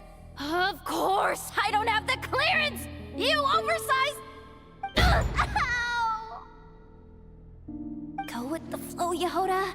Go with the flow. If the others make progress, that's great. But you can't bank on it. You've never been one to depend on others. So it's about time you stepped up to the challenge. Deep breaths. Stay calm. My priority right now is getting my hands on a high-level access card. That way, I can override the security protocol. Senior maintenance staff. Only they can access the core sector. But hey, there's always someone careless enough to hide a spare key under the flower pot by the door. Which means there's a good chance there's a duplicate lying around somewhere in the control room. Even if I can't get into the control room myself, doesn't mean I can't rely on some external help. If I can take control of one of those guard bots, maybe I can use it to search for the access card. This is crazy, Yehoda! You're all alone. You've got nothing. And yet, you're charging ahead like fear's a foreign concept. Maybe that's exactly why. 'Cause I've got nothing left to lose! Confirm! Am I a genius? Whoa, this feed's super clear. This is gonna be a piece of cake. Wait a second. This thing's not a guard bot. It's a janitor bot.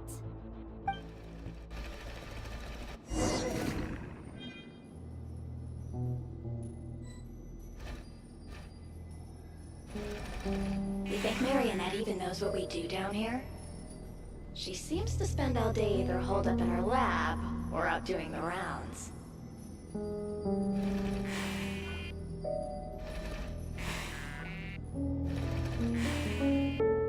Still a mess over there. Go clean it up. Why? Planning to skim a little off the top? No, nothing like that. Just wondering if anyone would actually notice if we didn't show up from time to time.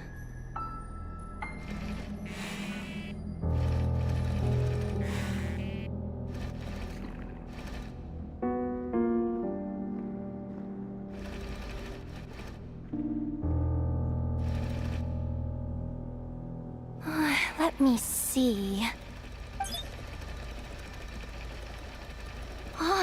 There it is! Hey, why'd you stop? You haven't finished sweeping that corner. But, I can see the card from here. Guess I have no choice but to swallow my pride and stay in character for now. Sweep up the crumbs by my feet. Yeah, good luck with that. What are you gonna do when they ask for a progress report?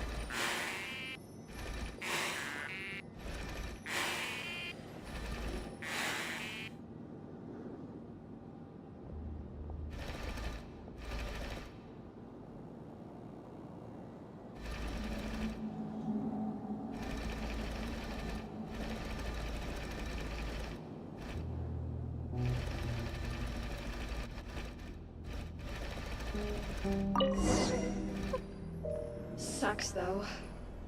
Finally sent somewhere warmer than Snezhnaya, yet we barely get to see the outside world. Gotten rid of the dust behind the door yet?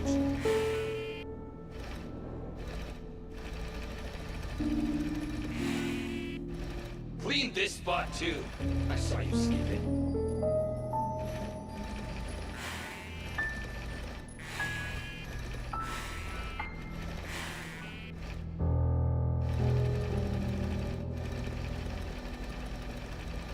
Come on, where's that bot passage when you need it? There! Oh, the terminal's just ahead.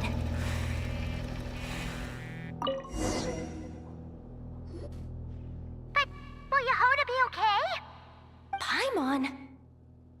She said she'd use every resource at her disposal, so let's have some faith in her abilities. Besides, when it comes to surviving in Nodcry, she probably knows more than any of us. So, they really do believe in me. But how long are we gonna have to stay here? Paimon doesn't want to get caught by the Fatui either. Does Paimon mean the 2 Fatui in that room? Let me see if there's a way to distract them. Wait, did you hear that? Huh? The alarm? What's going on? Let's go check it out.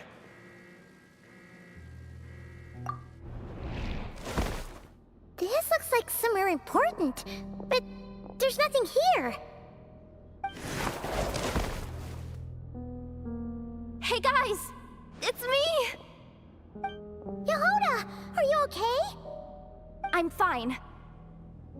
I managed to swipe a high-level access card and triggered an alarm to draw the guards off. But we don't have much time.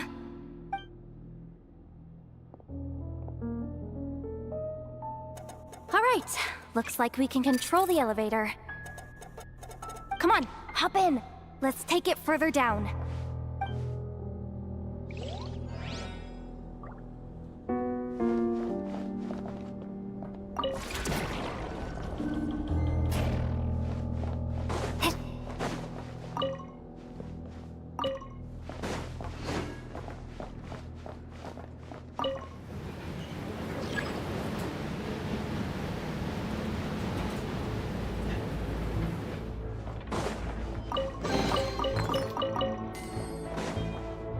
We should be able to use the terminal to move the drawbridge. Here's the access card. I'll keep watch while you handle the controls.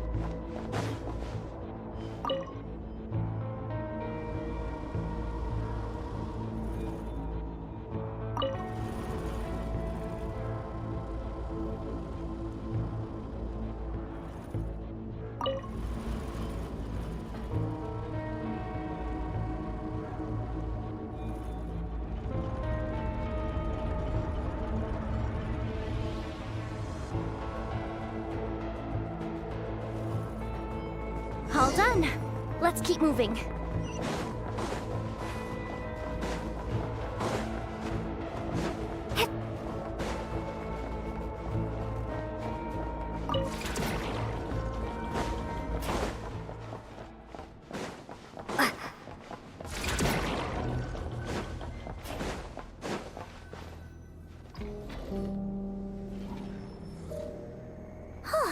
There's no one here!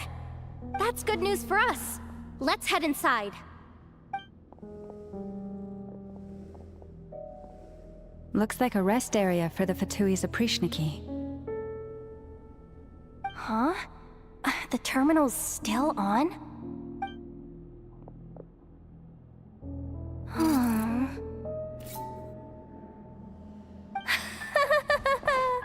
Looks like that good news is now half good news, half bad news. What do you mean? Well, it seems like that alarm I just triggered was so high level that even the guards in the rest area went to investigate. That's the good news, by the way.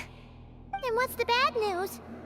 The bad news is that once they realize it was a false alarm, they're bound to circle back and check this floor. And then we're toast.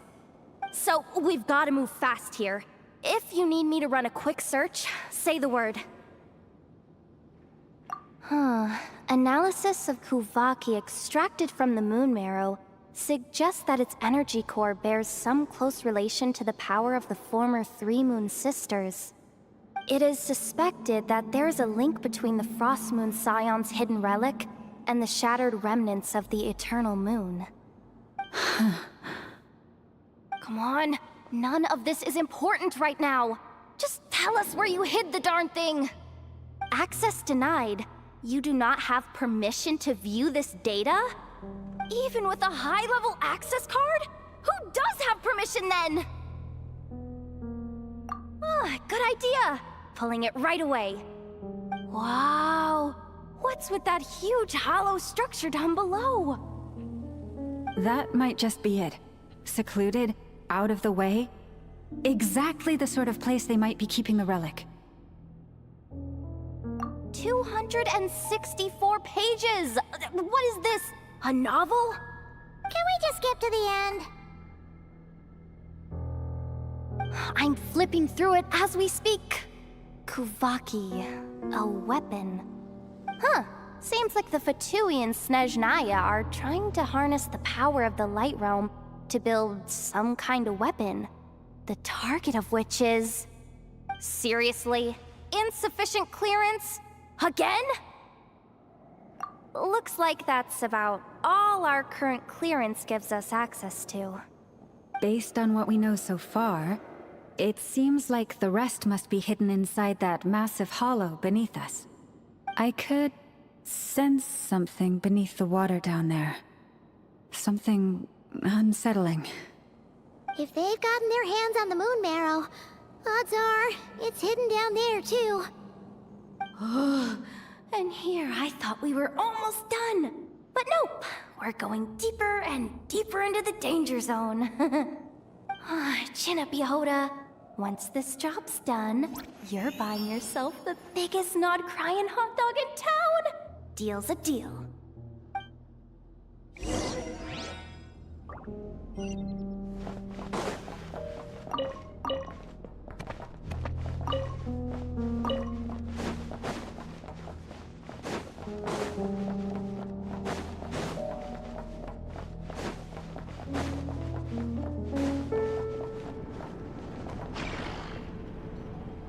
Watch out for that defense bot! It's aiming right at us! You'll have to use Kuvaki to deflect its attacks back the way they came!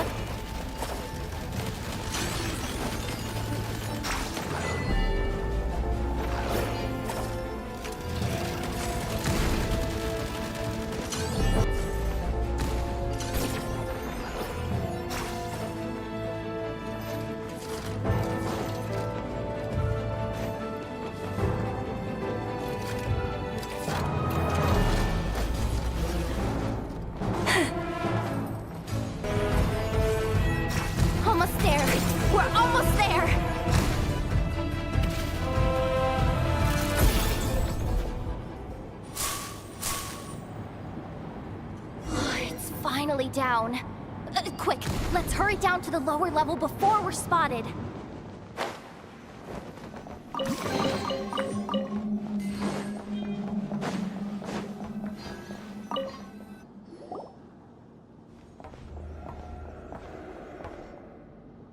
That switch looks suspiciously obvious. No way I'm pulling that. But you guys, go ahead. Hey! You spotted it first. Shouldn't you be the one to pull it? Not a chance. I'm just the guide, remember? At most, I'll help you look for an escape route. They don't seriously think pulling this thing's gonna lead to treasure, do they? I'd be amazed if it doesn't set off an alarm. Besides, I didn't even bring my smoke bombs. Which reminds me of the actual second rule of treasure hunting. Better safe than sorry.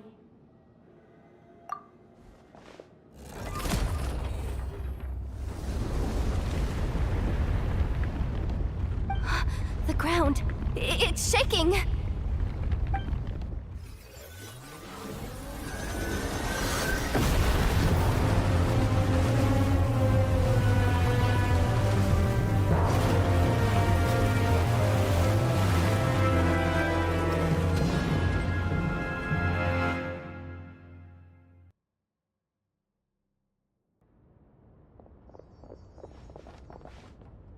Wait, did the...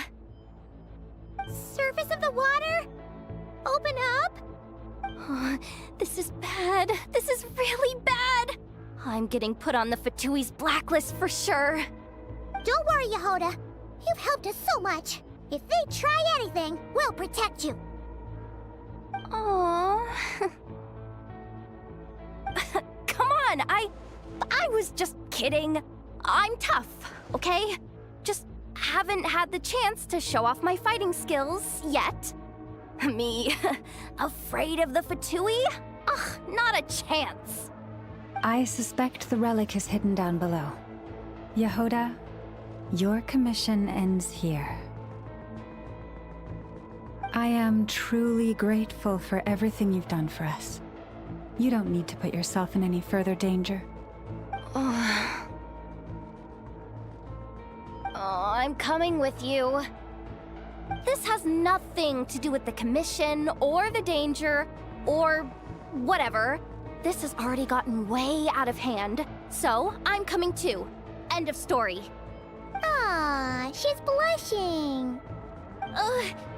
Hey! Zip it! Why'd you keep staring? Are you looking for a knuckle sandwich or what? Oh, come on, move it already!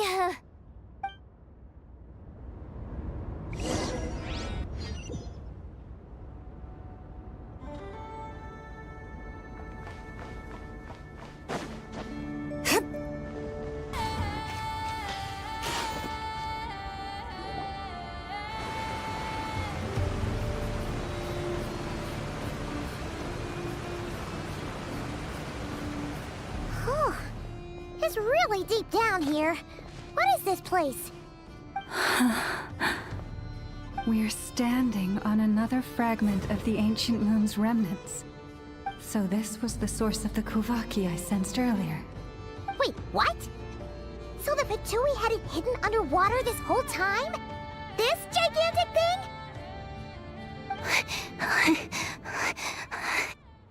Yehuda, you've been kind of quiet since we got down here. What? Me? Have I? It's nothing. Really. We're doomed. How are we even supposed to get back up from here? Oh, my grappling hook's not nearly long enough. And if someone spots us here after all that commotion, we'll be sitting ducks.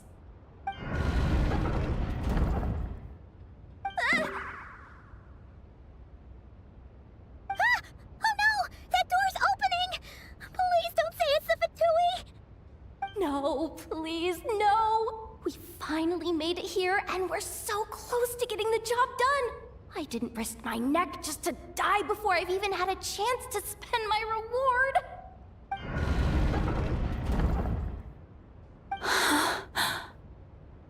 What happened? Why did the underwater barrier open? How could this be? Huh? Lauma? And... you guys...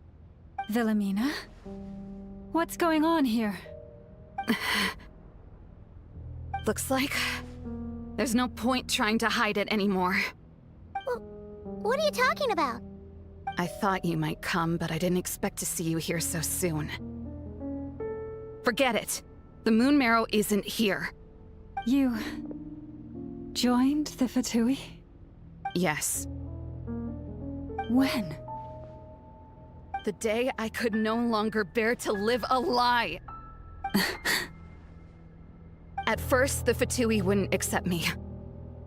But then, one of their harbingers noticed me, and... said she'd give me a chance.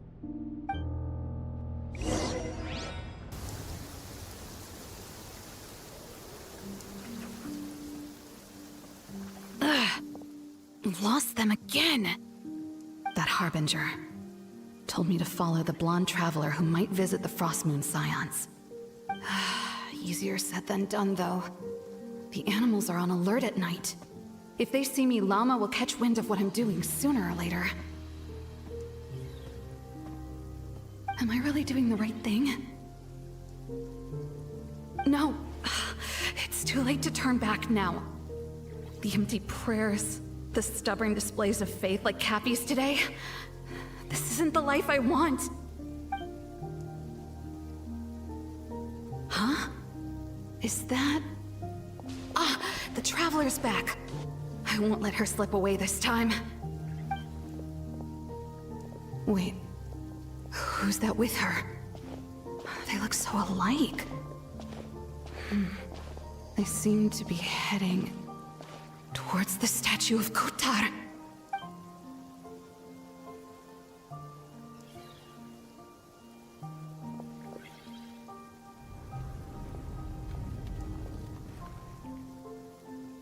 They've opened the secret chamber? But wasn't it meant to be sealed? Wait a second. The moon marrow! Surely they're not after the moon marrow. I'd better go report this straight to... Hold on.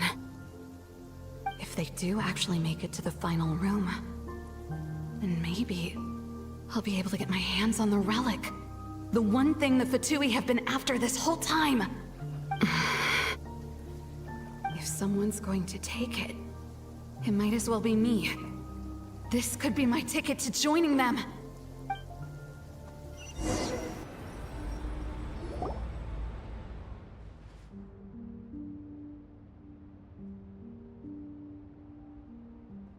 Yes. And in your final moment of hesitation, I took the chance. And then you gave it to the Fatui? But when we talked to you before, you seemed so genuinely worried about Lauma. Because I thought she was as fed up with the Frost Moon Scions as I was. We grew up together, Lauma. I know you were chosen to be the next Moon Chanter when you were just a child. They never gave you a choice in that. I saw the look in your eyes when you were treating that child. That sense of helplessness. Surely you too must see that this blind, inherited faith of ours is simply holding us back. If our prayers are never answered, then why keep praying? Do they really deserve all of your devotion? Or are you trapped by the responsibilities they imposed on you? So those are your reasons for wanting to leave the Frost Moon Scions? Isn't that reason enough? When we pray to the moon, we do so to show our gratitude for the life it granted us long ago. It reminds us to strive for something higher within ourselves. But I know that's not what you want to hear. You're right, Philomena. I have indeed kept secrets from you.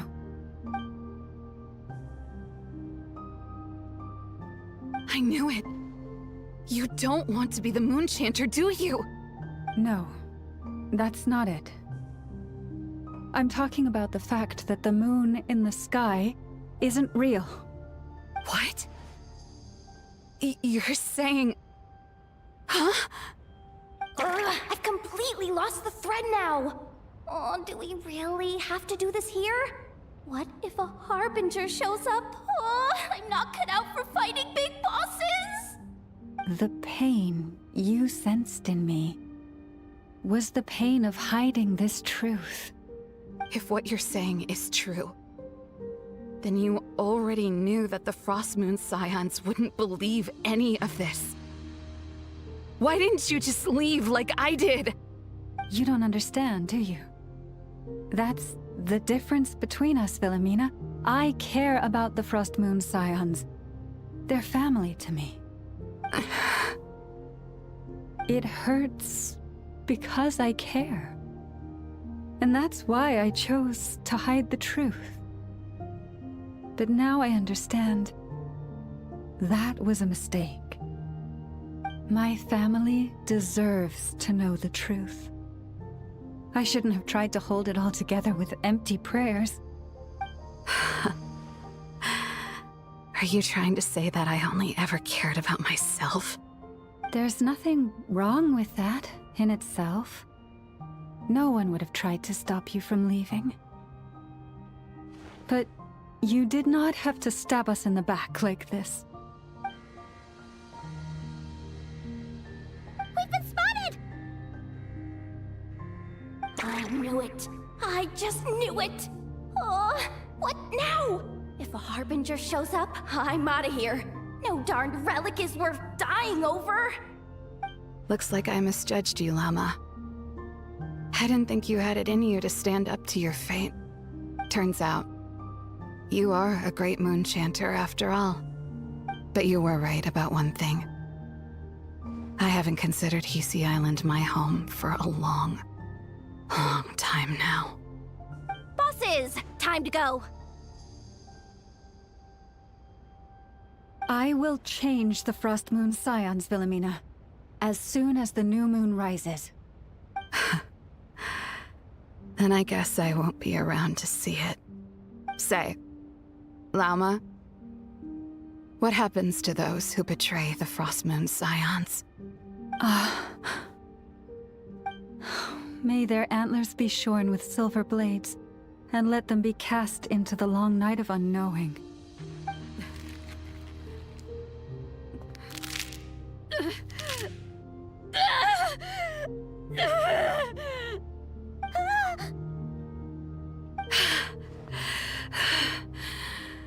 I have honored the ways of the Frost Moon Scions one last time.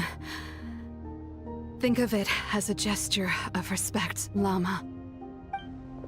There they are! Lauma? Marionette has the moon marrow. She went to Star Sand Shoal. Don't flatter yourself now. I'm not trying to atone. I just don't believe you'll actually be able to change them.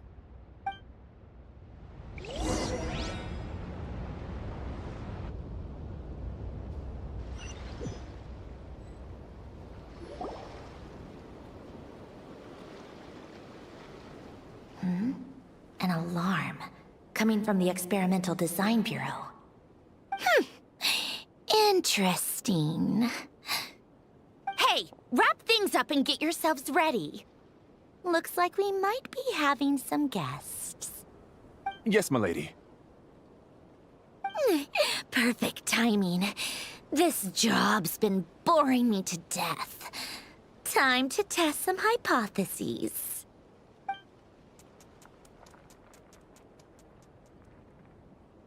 Bosses! I mean, esteemed clients. I mean, generous benefactors. Wait up! Come on! Sure you don't want to consider heading home first and coming back another day? Nasha Town's that way. You are aware that this is the way to... A little ahead of schedule, aren't you? Oh no, it really is a harbinger this time. Marionette. So you are here after all. Hand over that relic right now. It belongs to the Frost Moon Scions. You mean that thing your antlered turncoat brought us? I have never much cared for trophies given up without a fight. But watching you tear each other apart over it? Priceless. I'm not in the mood for warnings today. Ooh, how frightening. Had I a Trimble function, I'd have rattled off at least a dozen screws by now. Or perhaps I've just set my sense of humor parameter too high. Were you trying to be funny just now? You don't honestly believe you're a match for me, do you? Go on then. Let's serve our guests a little appetizer.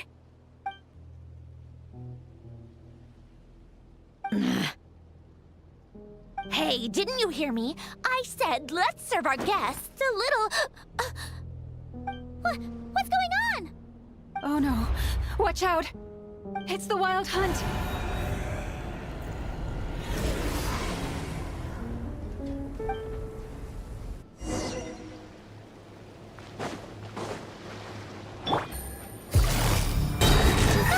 These things just keep coming! Isn't there anything we can do?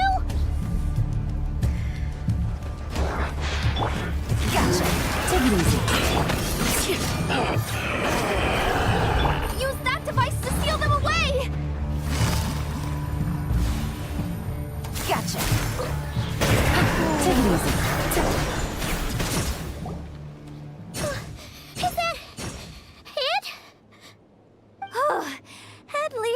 what the Lightkeeper's handbook says. Careful! It's not over yet!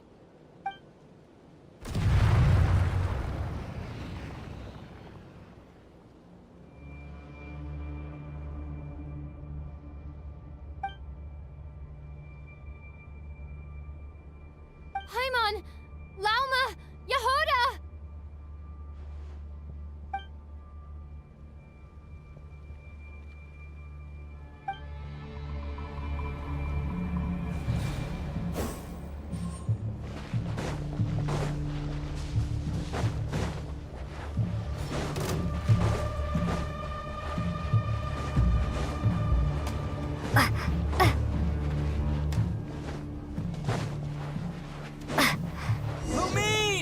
Wait, what was that?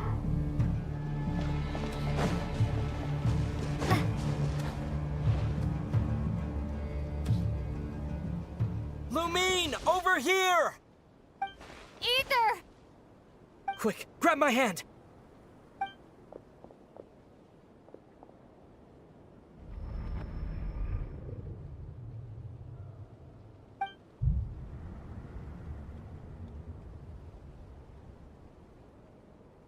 Lumine, what's wrong? Why are you here at all, Ether? What do you mean? If I may be so bold, what does family mean to you? Why were you after the moon marrow that night, Ether? Among those who entered the final chamber, there was either someone with impure intent, or else an abyssal presence. We can talk about that later. Tell me why, Ether.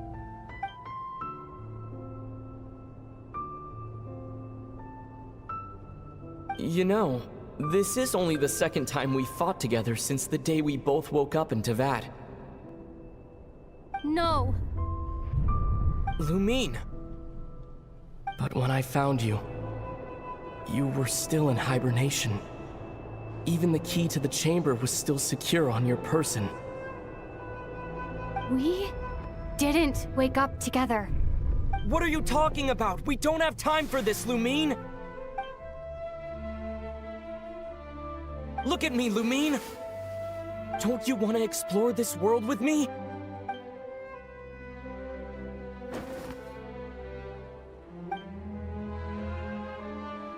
You think I'd lie to my little sis?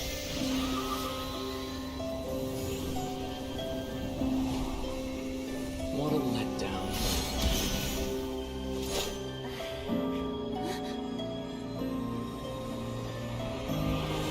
Go get it from me, Lumine.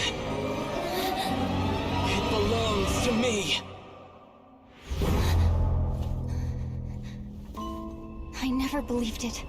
I didn't want to believe it. That strange feeling that something was off. I wanted it to be real so badly. Even if it only lasted a moment. But you're not my brother.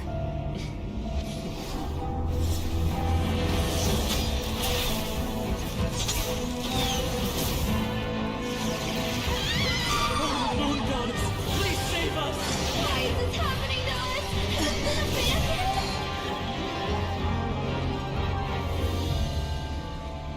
The cold night should be our blessing, yet only confusion and sorrow remain.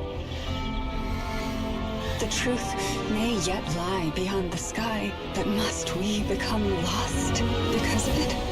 Standing before you, as the scion of Hyperborea and the Frost Moon's emissary, I say this.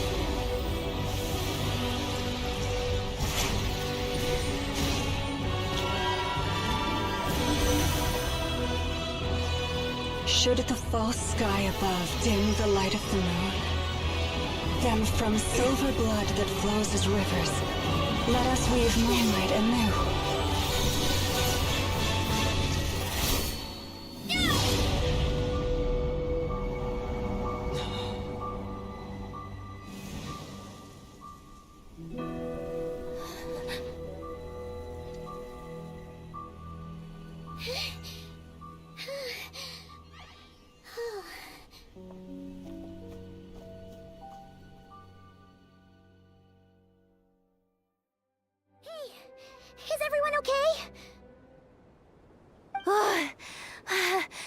saw my life flash before my eyes there. Oh, good thing Lauma was there to save the day. Are you all right, traveler?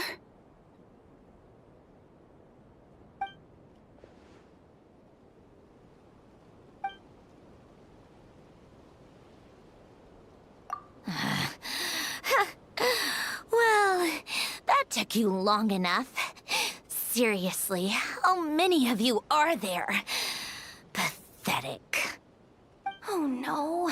Oh, I spoke too soon. Totally forgot we still have a harbinger to deal with.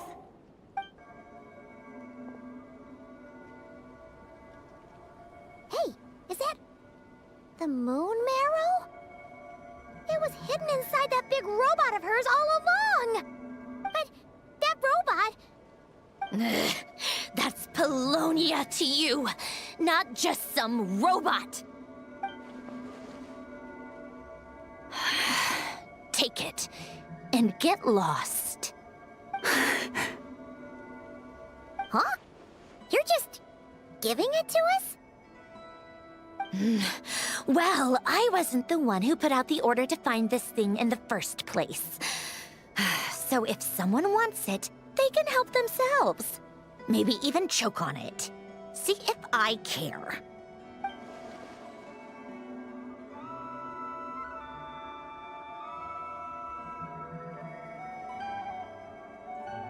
So, are you waiting for me to change my mind or what?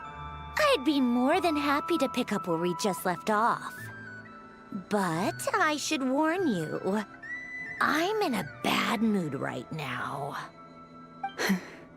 Let's go. Fine by me. Totally, completely, absolutely on board with that.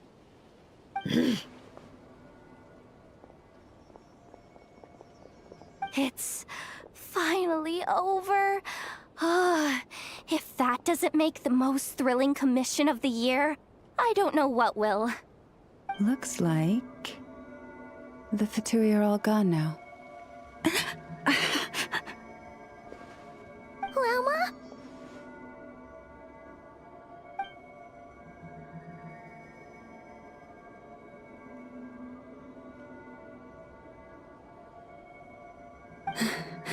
I'm all right.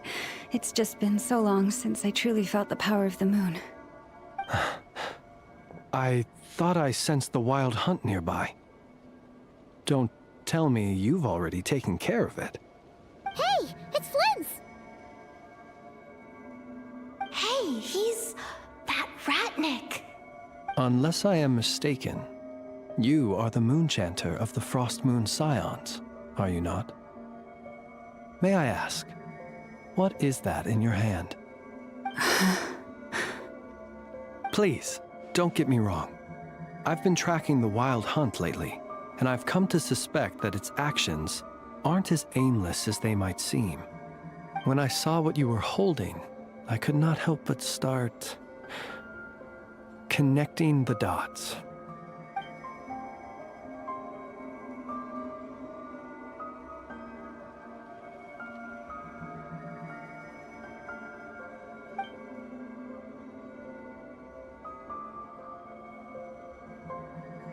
You better be extra careful, Flint. It seems like the Wild Hunt is capable of impersonating people now. Oh, is that so? Funny that. I just showed up completely out of the blue, yet you seem to have no problems trusting me. I apologize. I shouldn't be making jokes like that right now. Anyway, I understand. Thank you for the tip-off. It seems that the Wild Hunt has somehow changed in nature. I'll have to report this to HQ right away. For now, let us part ways here.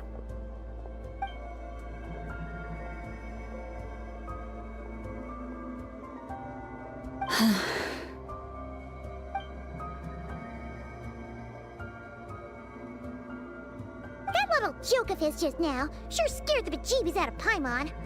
Are all the Ratniki and Nokrai like that? They're usually stationed in remote areas and tend to keep to themselves. So, it's not surprising they end up a little eccentric? No, he's different. Really? How so? The animals. They've told me they're afraid to even go near him.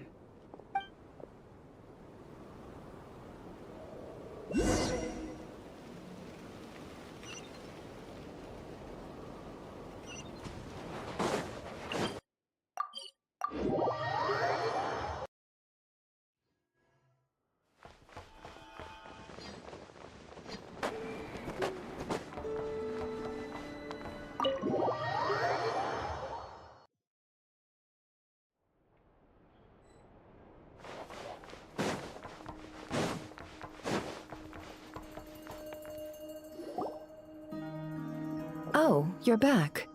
I just made you all a pot of tea. Better drink it while it's hot.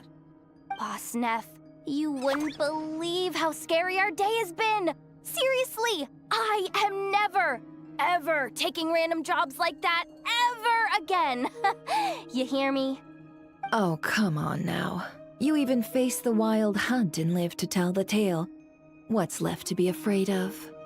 Wait a sec, how did you? Oh, right.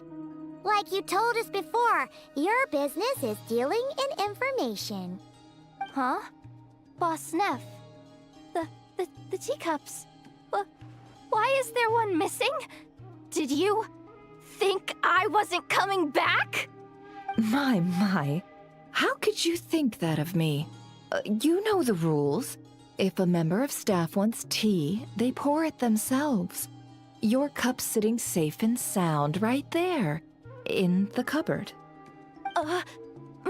Member of staff? Does that mean you're accepting me back? Wasn't that the deal?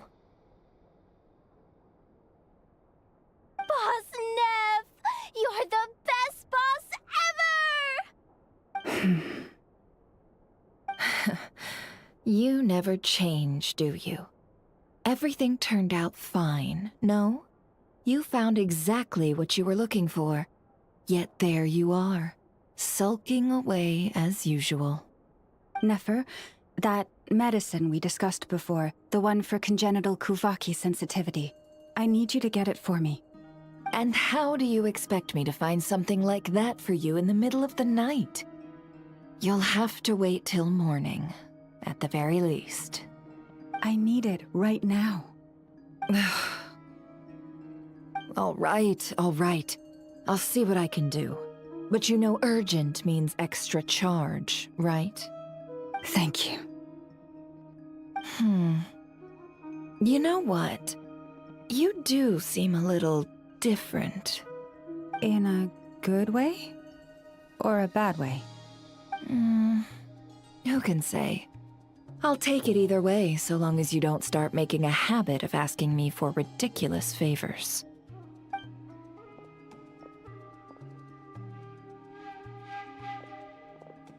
Traveler, Paimon, a lot has happened these past few days. I don't know what I would have done without you. Hey, don't mention it. That's what we're here for.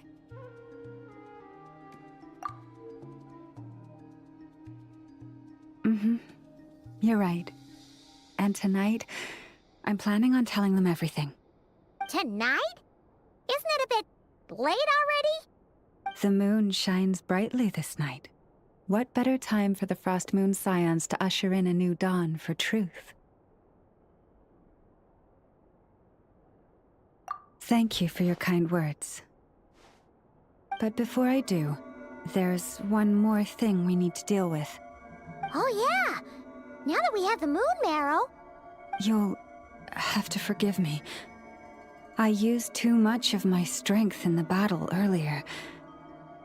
I fear I won't be able to help you uncover the truth of the past. Not right away, at least. That's fine. We're gonna be in Nokrai for a while anyway, so there's no rush, right? Thank you. But there's another problem. How to keep the moon marrow safe now? Huh? Can't we just return it to your secret chamber? The seal has been broken. Even if it were restored, now that the wild hunt has gotten in once, there's no guarantee that it won't happen again. Oh, right. Yeah, that makes sense. Back when the Frost Moon Scion's bloodline still ran strong, in special circumstances, a moon chanter could act as a vessel, safeguarding the relic within their own body. But it is a grueling trial of will and endurance. The moon chanter who did this only lasted 2 days. As for me, I might be able to last 5, at most. Hold on. You'd be using your body as a vessel? Yes. You can think of it like dropping a red-hot ball of iron into a bucket of water. How long the water lasts depends entirely on the bucket's size. Pardon? Hey! That's not a bad idea! You've always held up pretty well against the abyss. Surely the moon mirror can't be any more dangerous than that. It's not at all that I don't trust you, but it's too risky. But we're out of options, aren't we? Might as well give it a shot.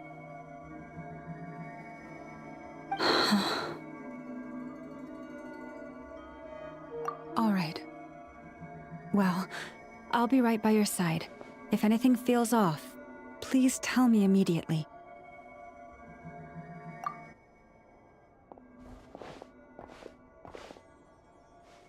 Here, hold it in your hands. Feel its power. Imagine you're a lake, a cluster of stars. Let the moon become a part of you. Whoa! It went into your body! How is that? Are you feeling any discomfort?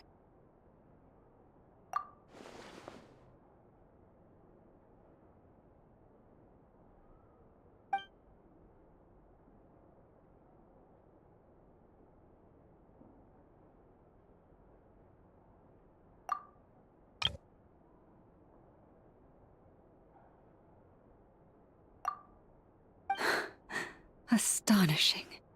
Not even the slightest hint of lingering fluctuations. It's as if all that power just sank to the bottom of the ocean. Well, looks like we won't have to worry about the wild hunt catching its scent now. Phew! Paimon knew you have special abilities, but still, you never fail to amaze. Hmm? Did I miss something just now? Yes, and it was nothing short of a miracle. Not something I'd be interested in then. Anyway, here's the medicine you asked for. This is all I've got for today. I'll have someone send the rest over when we have it. Thank you, Nefer. I really appreciate everything you've done for me. Please stop being so nauseatingly friendly. It's creeping me out. So, what exactly did you all go through during that wild hunt attack? I'd prefer to hear it straight from you.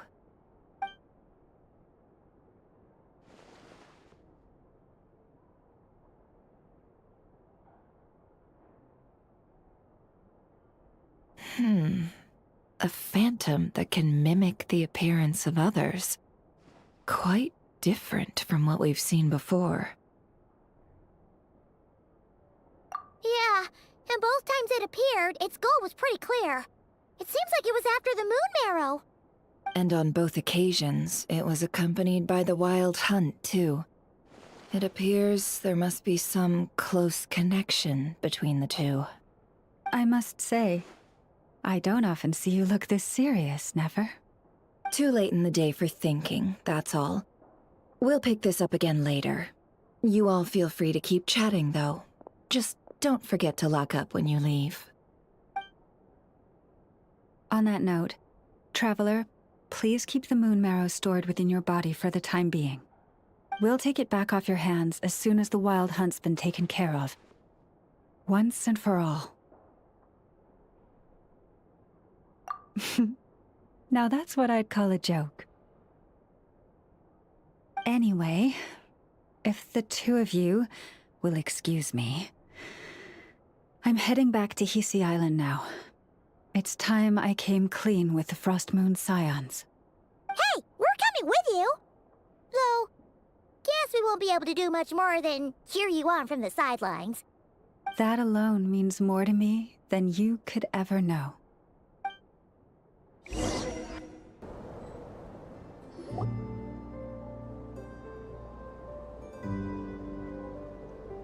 What's going on? I'm not sure.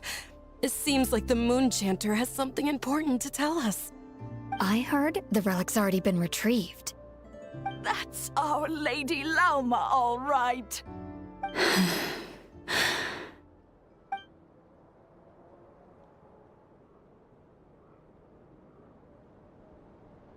Noble scions of the Frost Moon, my kin beneath the moonlight, I hereby declare the truth to you.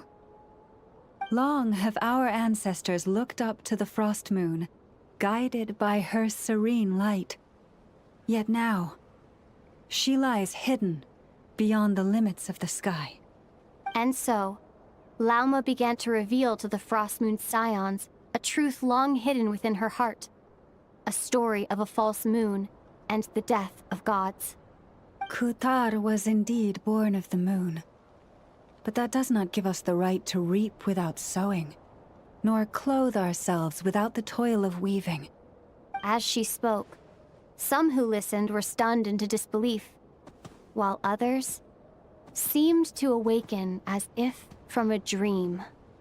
From this day forth, the road shall be paved with truth, and we shall pave it ourselves.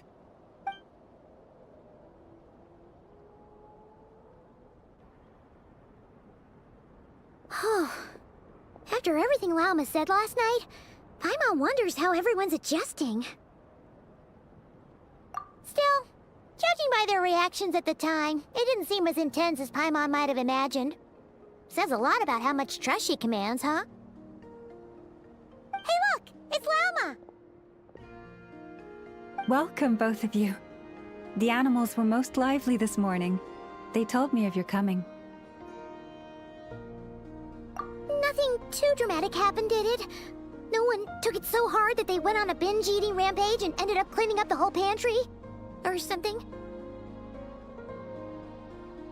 Hey! Paimon's just trying to lighten the mood. Thank you for your concern. Change doesn't happen overnight, and new ideas need time to take root. But nothing as extreme as that has happened, no. Although... Although what? Well, just as I thought might happen, some have chosen to leave the Frost Moon Scions for good. For them, losing their faith was like losing their home. Confusion, frustration, helplessness. I saw it all, reflected in their eyes. Oh. I respect their choice. May they carry the Frost Moon Scions' blessings far and wide, should they be willing to do so. If we meet again someday, perhaps we will be able to sit together and share stories once more.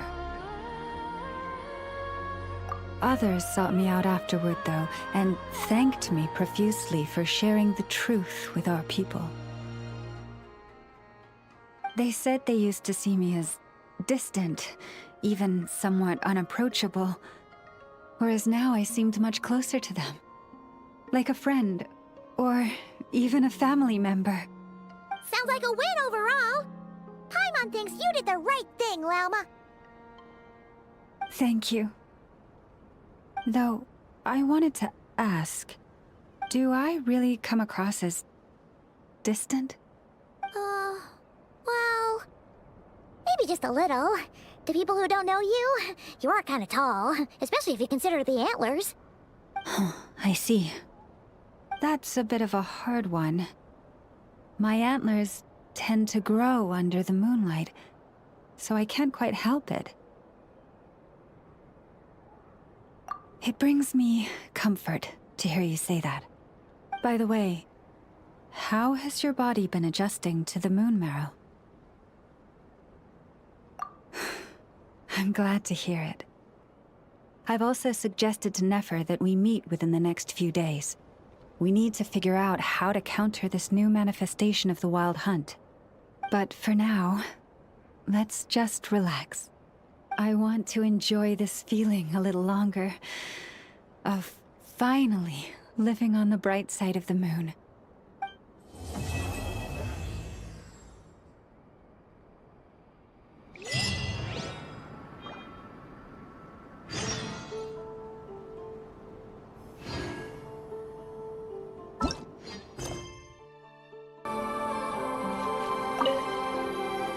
Though the truth has been revealed, our deep connection with the moon remains unchanged. In fact, its power runs in our very veins. What has changed is our understanding of where the true moon lies, and that we must walk our own path in life without relying on a power outside of ourselves. Which is why we now say, come night or day, may the moonlight connect us.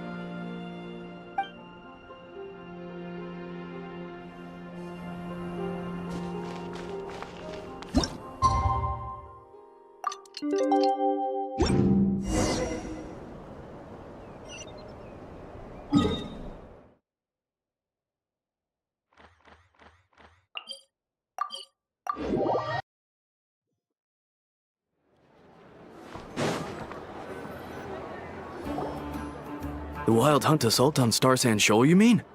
Huge wave. First I've ever seen of that size. Good thing it was so brief. No, I mean there's been another to the north of Nasha Town. What? How many does that make in the last couple of days now? What are the Lightkeepers playing at? Can't be helped. There are only a handful stationed on our side in the first place, and the cannon hasn't been fixed yet either. They've been strained to breaking point for a while now, I'll bet. I'm bugging out if this goes on much longer. And here you all told me this was a good place to do business. Fool me once, I say. Hey now, this could be our big break. My second eldest brother made his fortune off Wild Hunt attacks, you know. Come on, let's get moving. There won't be anything left for us if we're late. Left for us to scavenge? I did hear about an overturned cargo vehicle over there. Hey.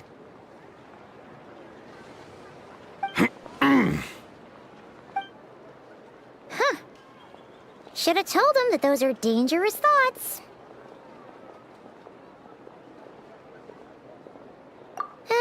Guess you're right.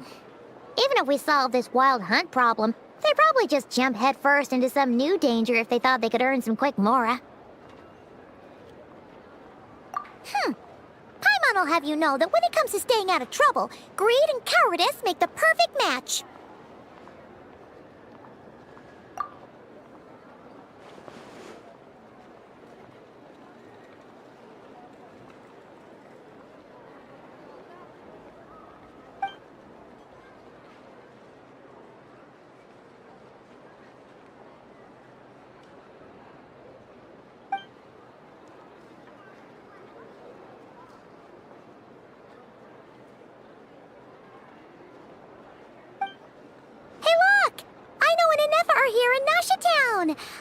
Oh, considering what those people said earlier, do you think they're here to fix that cannon up? Dying to know something, aren't you? You totally zoned out just now. What? No! Paimon doesn't want to spend her days running from that thing. Anyway, let's just go, shall we?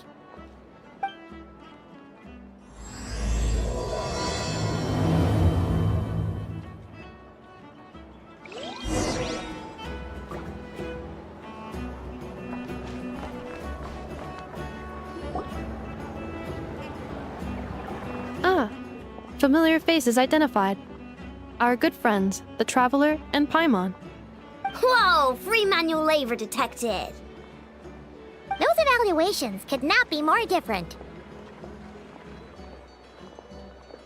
This is Sosi, Sergeant Major of the nearby Lightkeepers. He's stationed here in this town. Wait, that means... He is Flynn's superior, as far as position is considered. A pleasure to meet you all. This is the Traveler and Paimon, friends of ours. They're experienced adventurers who are new to Nodcry. Hi there! Indeed. The sooner we can get it firing again, the quicker we can ease our current predicament. 2 more wild hunt incursions have come sweeping in at different locations after the last one at Star Sand Shoal. Our manpower is already stretched as it is. This is more than we can handle. Hasn't Flint's gone back to your HQ to ask for reinforcements? When will they arrive? Huh. Has he now? Yeah. That's what he said he was gonna do anyway. He hasn't contacted me about that yet. As per standing orders, he should be leading a team to root out the wild hunt. But I haven't received any reports for a while now. Well, he does act outside the remit of his orders sometimes. I'm a superior, yes, but I wouldn't say I have much control over his actions. So, he made the call for backup on his own initiative? Hard to say. Contacting HQ is a tricky business. I should know, I've tried. They either refuse my requests outright or end up dragging their feet. And all the while, we're the ones who have to deal with the wild hunt, which, by the way, can strike anywhere in Nodcry without warning, sweeping across vast swaths of land. This has been a real test of our endurance, to say the least. We need to send our personnel where they're needed most. A single missive will not do much to change HQ's attitude, I fear. Flynn's understands this well enough, I'm sure.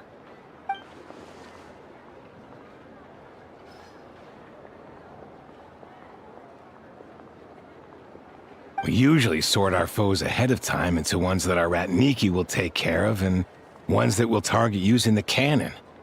I finished the preliminary dispatch work already, but this cannon... Okay.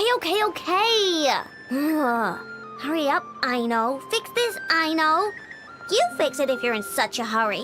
That, or bring me some snacks. This is tiring work over here. Could you at least tell me how long we'll be delayed? We're way past our scheduled firing time. Well, that's your fault for firing too often recently. Machines get overworked too, you know. You could try thinking about their feelings for once, maybe. Sorry, what? A machine's feelings? In layman's terms, this refers to wear and tear. As such, a machine is more liable to fail the unhappier it becomes. The exact probability here would be... All right. I'm not good at this stuff, I know that. But let me stress that we Lightkeepers are the primary financial backer of this cannon. And our backing does cover the fees for subsequent repair and maintenance. And I'd say that was a good deal for you. You should thank the Krumkake craft shop. That means me, by the way, for making you such a huge and powerful weapon for such a measly price. Do you even know how much it would have cost you if you bought all the parts legit and fresh off the assembly line? Reminder, your future snack budget will have to be halved without the long-term commission payment, I know. Calculating a viable and cheaper option. Lavender melon candy. What? No! Absolutely not! Let me think, all right? It should take maybe 3 more hours? Wouldn't this place be crawling with more monsters than there are fungi and Sumeru by then? That might not be the concern you think it is. The monsters of the Wild Hunt are only active in the immediate vicinity of its attacks. They will not spread any further, on their own initiative at least.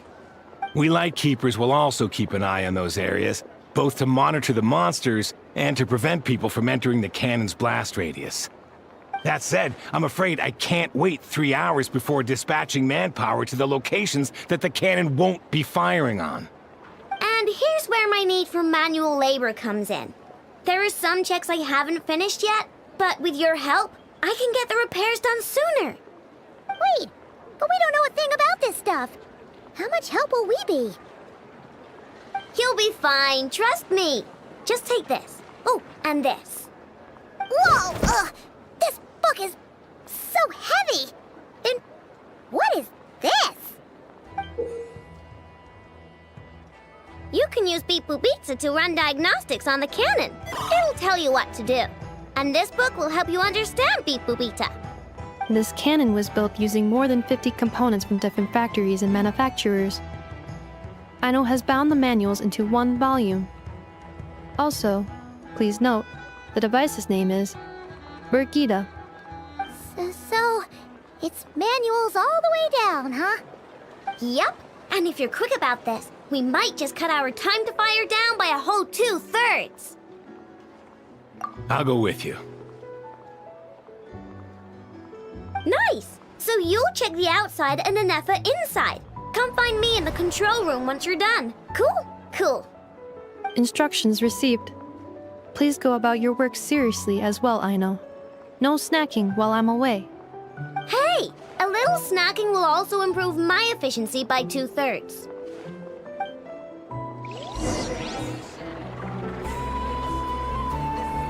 That lamb's specialties are the best in the world. It almost goes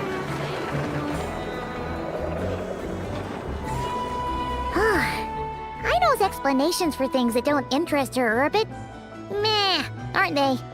Or is that just how geniuses are? Isn't Beep Boopita just following us around? Sure doesn't seem as smart as she said it is. How are we even supposed to know what to check?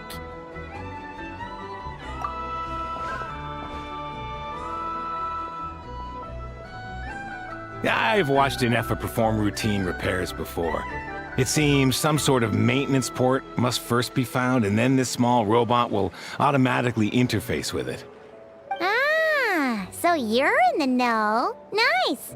What does that port look like? Now that I'm not so sure of. Let's search around together and see what the robot reacts to. Works for Paimon. Is this it? Probably not. Or this one? Oh, ew! Stinks of machine oil!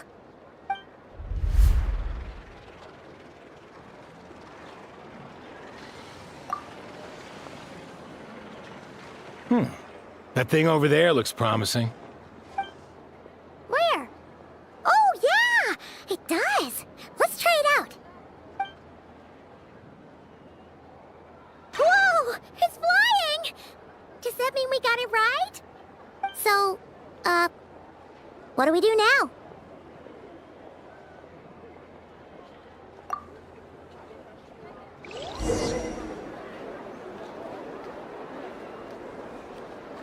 Now, dear. This is just a temporary stop along the way. The actual vacation comes right after this. I promise.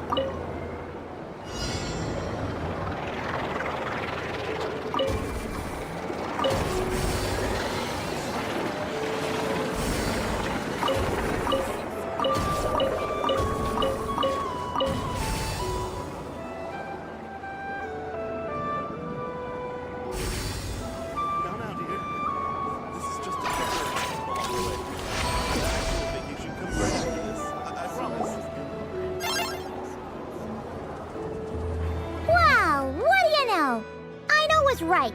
We got this working without understanding a thing Beep Boopita said. Still, it's impressive how you figured things out right away. Paimon's up next, along with this stupidly heavy book. Ugh. Let's see. Should be just like checking a dictionary, right? The matching result for this symbol is... check passed. All systems normal. Wait. Is that it? Well, as they say, no news is good news. Yeah, guess you're right. Just feels like we did all this stuff for nothing, that's all. On to the next spot, then.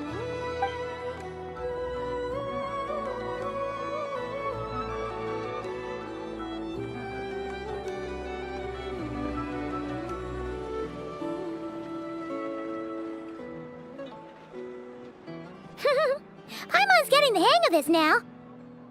It's this thing, right? And this time... Huh? Why are you angry? Oh... Huh. Looks like its expressions are also prompts of a kind. Which page is that on? Oh...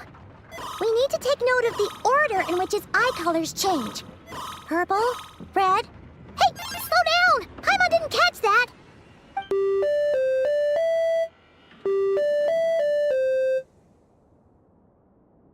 What? So now we've got musical prompts too? Weren't you only supposed to be a beep-boop machine?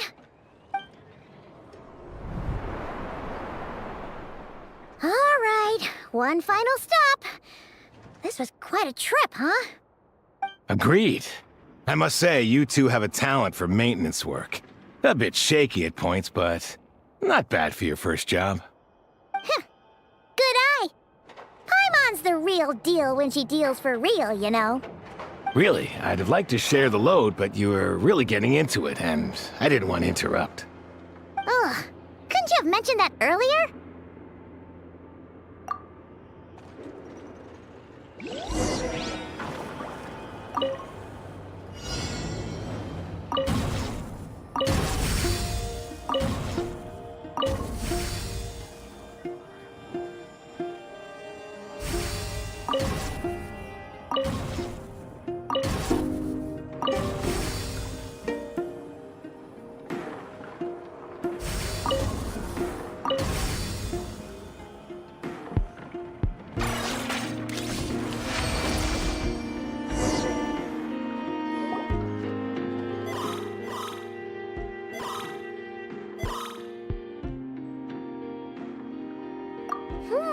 A pictorial prompt this time. Don't worry, Paimon's just about gotten the hang of which prompts are listed where. We gotta take note of the flashing patterns. 1 yellow flash, nothing for 2 seconds, then 2 yellow flashes means the components here are overdue for regular maintenance. Maintenance is a high priority task. The device will be rendered inoperable until it is complete. Switch Beepobita to input mode to send out a signal to unlock components. The description of input mode isn't on this page. Ugh, more page flipping. Phew, that was a real struggle. Well, Paimon needs a break now. Yeah, good work indeed. But it seems this input mode requires some additional work to operate.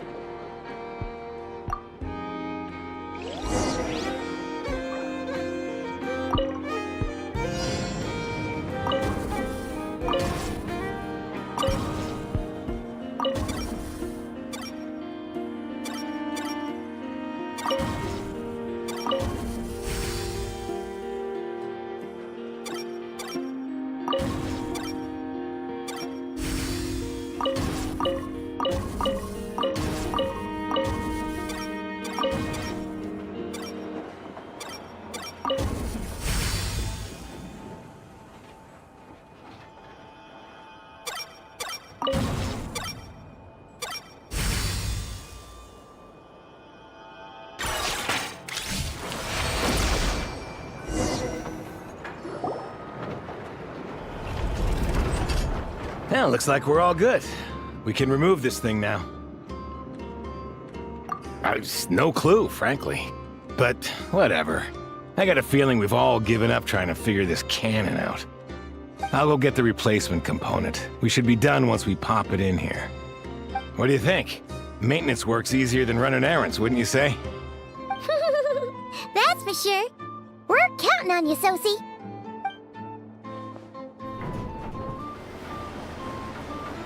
You know what? Paimon took him for the stony type at first, but he's actually a pretty nice guy. Let's wait for him here, huh?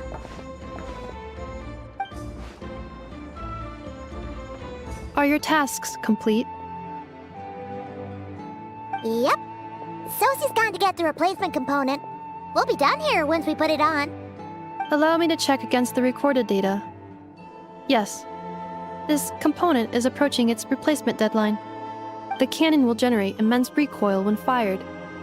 If this is not controlled, the firing platform will become misaligned. This part is designed to anchor the cannon and ensure accuracy when aiming. Huh. So, if the cannon isn't fixed in place, will it start spinning around like some kind of massive firework? A novel analogy, but an apt one. The large-scale damage that might follow would be undesirable by anybody's standards. This component is currently easily damaged. The materials are not up to par, and there are still some design flaws. But Aino and I are working to improve it. Estimated waiting time remaining: 7 minutes. Would you like a crumb-cake? Yeah! Dessert's just the best after a hard day's work. Certainly. It will be ready shortly. Observation. Freshly baked crumb-cake results in the most efficient improvements upon human happiness indices. As such, I activated an internal heater before starting repairs. Thanks for the treat. Aino's lucky to have you.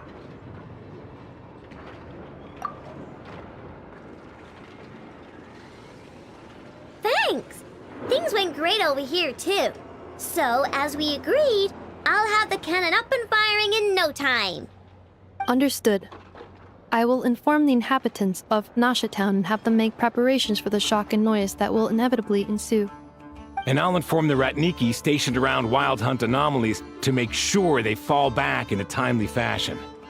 Thanks for your kind assistance. I better make a move. Ratniki from other sites should have sent reports back here, and I'll need to sort them out promptly. Righty then. See ya! Bet this huge cannon's a real sight when it fires. That is correct. A huge crowd tends to gather on its own accord on such occasions. Pure, bright energy rays have never failed to inspire obsessed admirers. If you are interested, you can come back later to behold it in all of its glory. Sure. We did help fix it after all. It'd be weird if we didn't want to see it in action. Oh yeah. Wonder where that strange phantom went. Never mind what it's doing. Let's try our luck at the flagship. See you later, guys! Just be sure not to miss my masterpiece in action.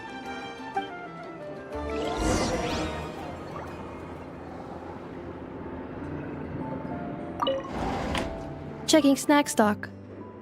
Lower than expected. Please, explain, Aino.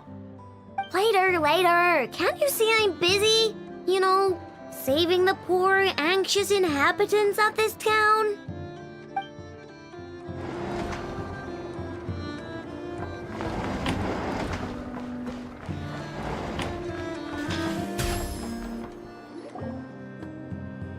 Is it just Paimon, or are there more people here now? Oh, just as well, since we're sniffing for intel and all. And maybe, just maybe, let's get some of their berries and fried meat too, huh? We still haven't had it yet. Oh, come on. Why so uptight? Excuse me, are you guests? If you wish to return to your room while the banquet is on, please use the side door. No, we're not heading back to our room. Are we not allowed in here right now? That is correct.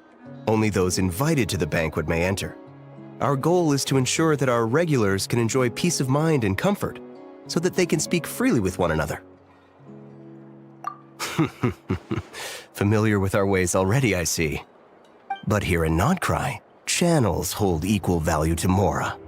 I am but a lowly employee, so you'll have to forgive my inability to help in this matter. It's fine. Can't be easy being you. Looks like we'll have to switch channels then. Never, right? The Curatorium does seem to already have an amazing intel network up and running. But if we ask her straight up, she'll likely squeeze us for all we're worth. Ooh, Paimon's got a plan! Lauma got Never to help her prep some medicine, right? We'll be heading to Hisi Island later anyway to ask Lauma to help us use the moon marrow. Couldn't we deliver the medicine while we're at it? If Nefer doesn't mention a payment, we can cash our services in as a favor. If she does, then we can use it to haggle. The thought of Mora made it worth the effort of thinking up. Come on, let's go!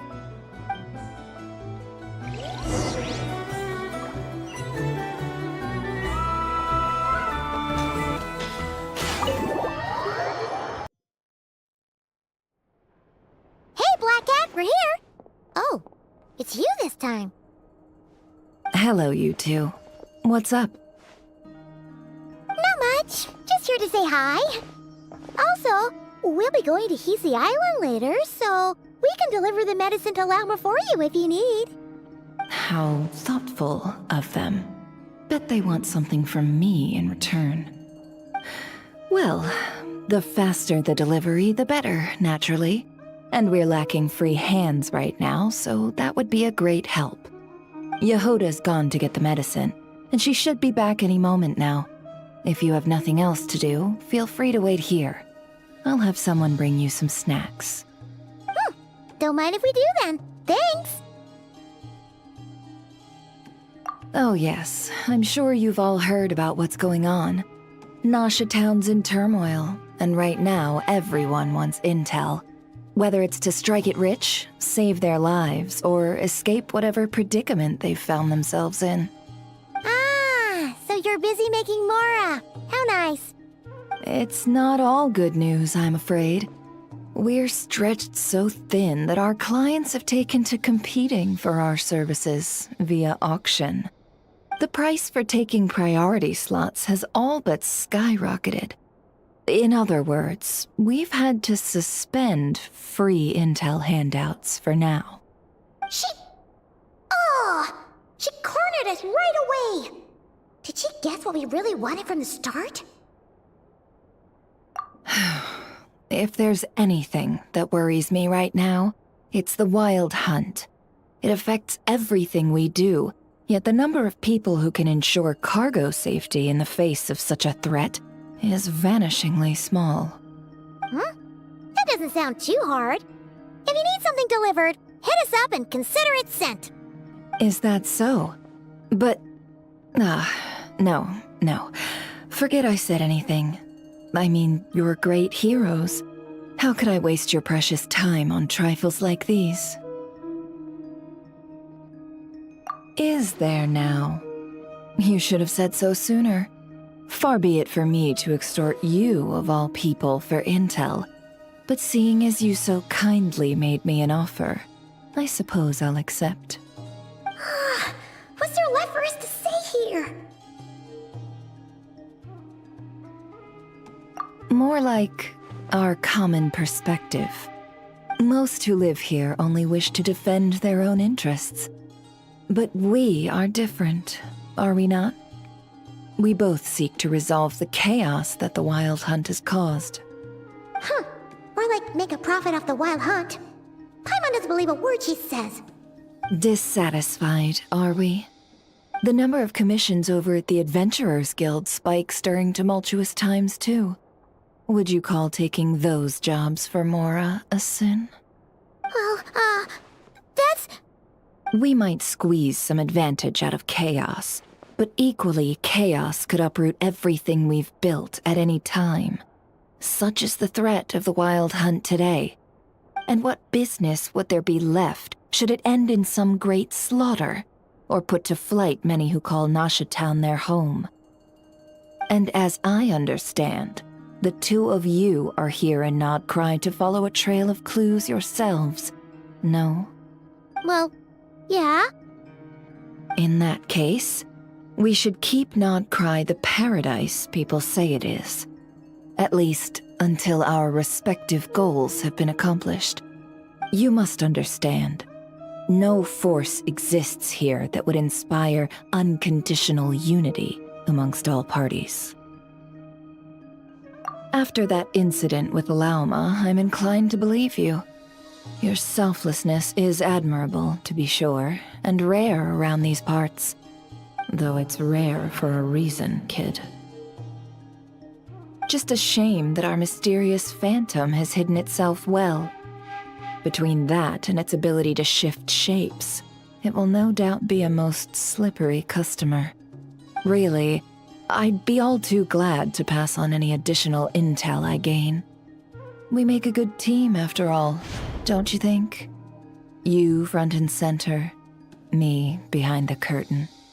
That does make sense. Sorry, Nefer. Paimon took you for someone who only cares about profit. A well-placed only, indeed, Paimon. Nothing is wholly divorced from profit of some kind. Wait, so you were ready to work with us from the start? Why, of course. In fact, I was wondering when I might bring this up the moment you entered. But... Hey, boss, I'm back! Huh? Oh, you guys are here too? Indeed they are. In fact, they've volunteered to deliver the medicine to Lauma on our behalf. And totally free of charge. Such kind souls, aren't they? Really? Great! Oh, in that case, guess I'll be clocking out now. Got a few more places for you to visit right here, dear. Huh? Haven't I already worked a few days' worth of overtime already? Well, guess the extra more is pretty nice. Well, we better get this medicine delivered pronto. Huh? Surely not. The special medication from before wasn't so, was it? Wait, that can't be. Let me see. This isn't right! How could it be salt? It was raining back there, so... could it have happened while I was resting at the store?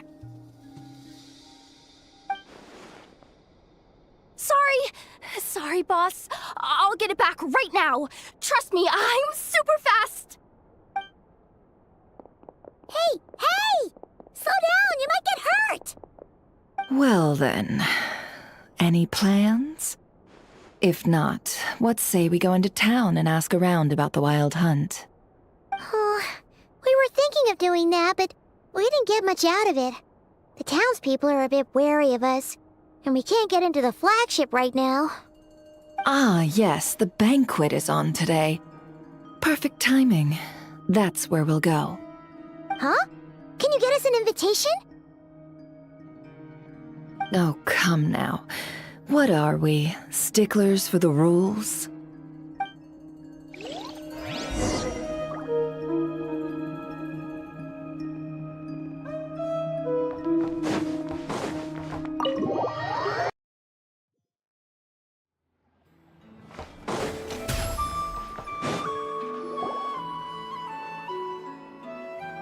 Lady Nefer, a pleasure to see you. Oh, and our guests from earlier, I see. That's right. My apologies. Consider it my fault for not having explained the banquet's rules to them beforehand. Oh no, it was no trouble at all. Please, do come in. Yeah, sure, thanks. Not even an invitation check? Oh, Paimon didn't realize Nefer was such a big shot. Guess channels really do take you places.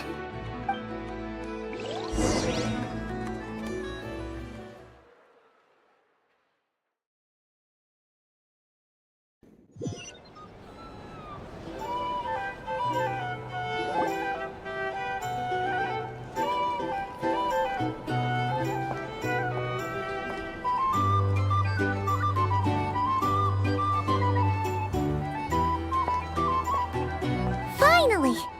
Now, what do we...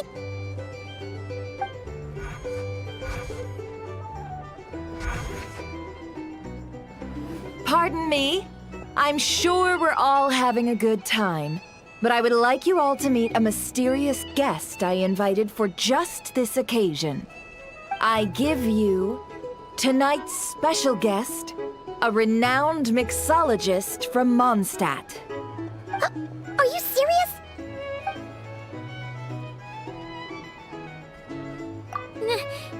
Nice to meet you all. I'm sure that no more needs to be said about Mondstadt's wine industry. After all, we are all connoisseurs of fine drink here. The special drinks menu is being set before you as we speak. Now then, for a time, let us set aside our worries and enjoy these exotic spirits from afar. Ah, I see. A new face for the bar. And here I was thinking, that ain't a familiar face. No wonder. Well, it's a rare occasion to be sure. Want to order a glass or two? Sounds intriguing. I spoke to the owner. The bar is all yours. The recipes are available for your perusal here. Not to worry. I've taken the liberty of removing the more challenging options. How'd you set this all up so quickly? Well, as long as you know what both sides need, negotiations are essentially just a process of confirming the deal. No one would turn a beneficial offer down now, would they?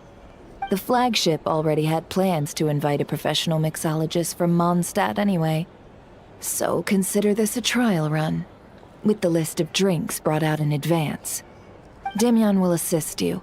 Serving guests with drinks will be the perfect opportunity for you. Of course, every guest will have their quirks, so you'll have to be careful not to arouse their suspicions. Got it! We'll give it a try! In the meantime, I'll go mingle with some of the guests who pique my interest. There'll be a little event during the banquet's second half, by the way. See you then.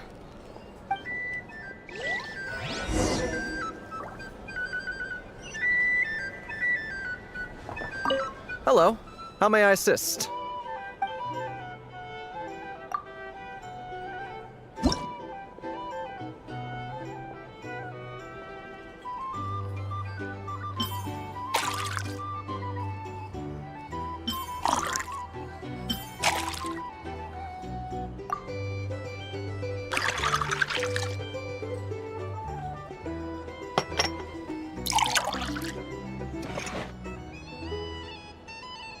Good work! Now then, get the drink to the guest. Wouldn't want to keep them waiting.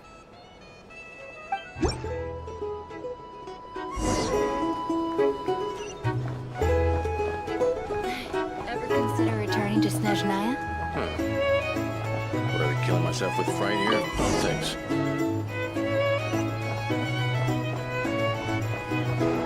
Tell you what, I envy people like you. I'm like a man in a leaking boat, soon to be food for the fish. Wouldn't come to this dump if there were any better place to be. Come now. Surely it isn't that bad. We've still got the Lightkeepers. You trust them? I wouldn't. Wouldn't trust anyone, really. We're stuck with the wild hunt here. The Snezhnayans can't be bothered, the Lightkeepers can't spare the people, and everyone else, they're a mess.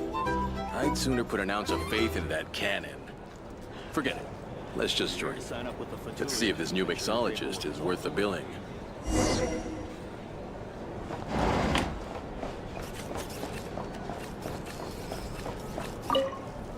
Hello. How may I assist?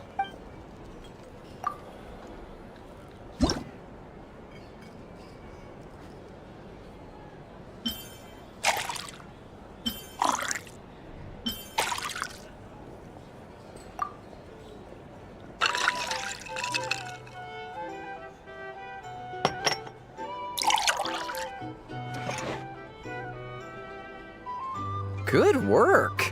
Now then, get the drink to the guest. Wouldn't want to keep them waiting. I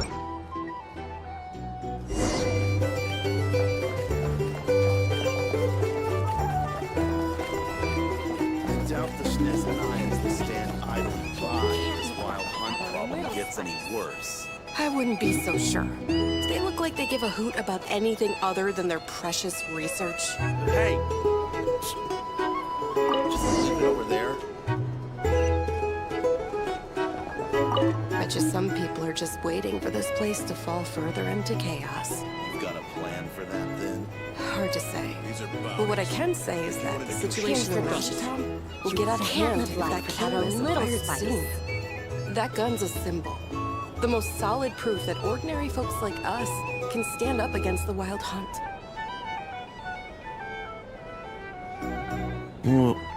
Wait. What are you angling for exactly?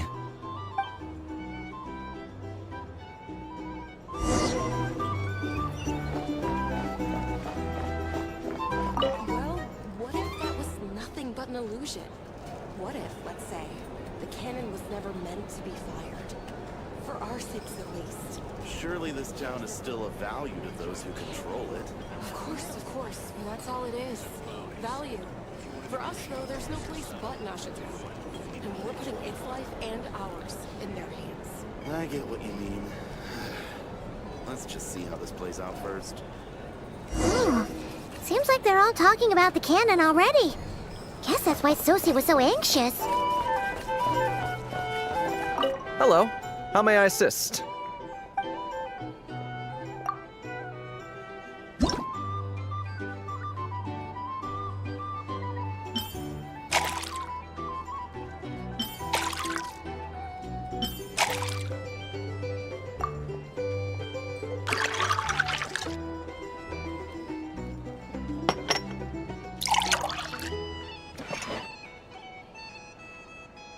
Good work.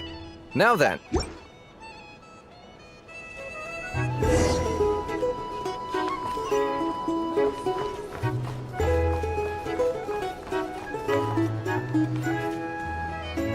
Oh, so this order was yours, huh? Indeed. So, any notable news? Ah, you two must be Nefer's friends. A pleasure to meet you. If you've got a moment, let's have a drink. On my tab, of course. Paimon doesn't recall there being any other orders right now. Sure then, we can take a break. Then come, sit. Timyon, 2 wildberry trails if you would. Without alcohol, much obliged.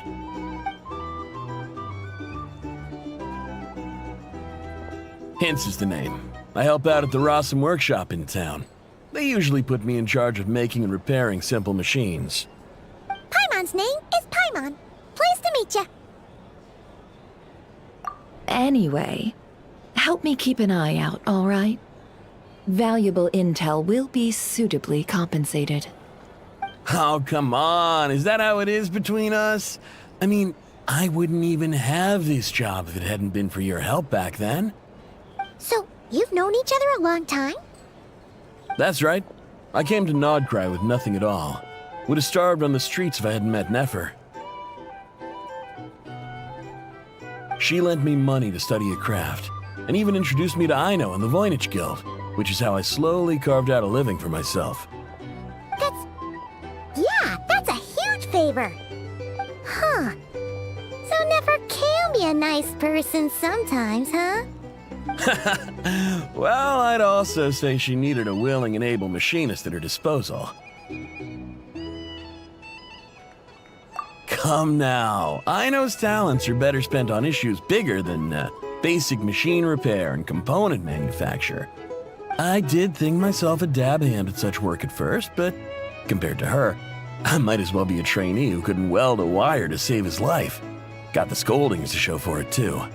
It took me a long while, but I finally got to the point where I could make my own machines, and even maintain some of Aino's relatively complex ones, like Kuvaki detectors or mechanical arms. He's the one responsible for maintaining Yehoda's robotic arm. Oh, speaking of that, didn't Sosie have a mechanical arm too? That's right, one of Aino's masterful designs. I could never design one of those in my life, but if you gave me its blueprint, I could hammer one out. Nowadays, I've got regular customers, which makes for a decent keep. Even got a kid, if you can believe it. I wouldn't have, had you told me my future when I first arrived here. On the flip side, being a family man means I can't just flee this place whenever I feel like it, so I'm afraid I'm counting on you to help solve this wild hunt crisis. All the more reason to be proactive and do your part. Wringing our hands in despair does us no good in times of crisis. Oh, wait. Just another question that's been bothering me. Have you heard anything about people seeing illusions within Wild Hunt anomalies? People they know, perhaps? I have heard of humanoid shapes being sighted, but familiar faces? No. Most would think they'd lost their wits from fright if they started hallucinating. After all, no ordinary person could survive an assault from those monsters. Does this have anything to do with our current wild hunt crisis? Perhaps. Perhaps not. All right, I get it. I'll keep my ear to the ground for you, and naturally, my lips will stay tightly sealed. Then we'll take our leave. Enjoy your drinks. He's a social man. You can often find him here chatting with friends, and he's had contact with all manner of clients. Since he's never heard of the Wild Hunt exhibiting the power to imitate familiar faces, might it be safe to assume that our Phantom wants to keep that a secret? Huh. That does sound worth noting. How about we go talk to a few more people? A good idea, and one our upcoming activity will facilitate. Let me show you how it's done. Come, back to the bar.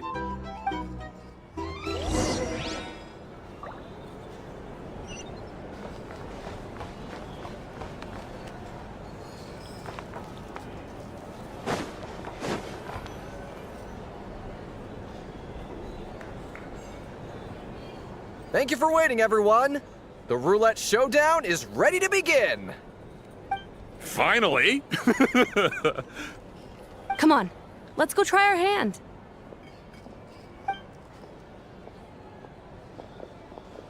Joining us, new girl? We'll pass. No, you won't. The one who'll be mixing the roulette special has to take part. Those are the rules. But...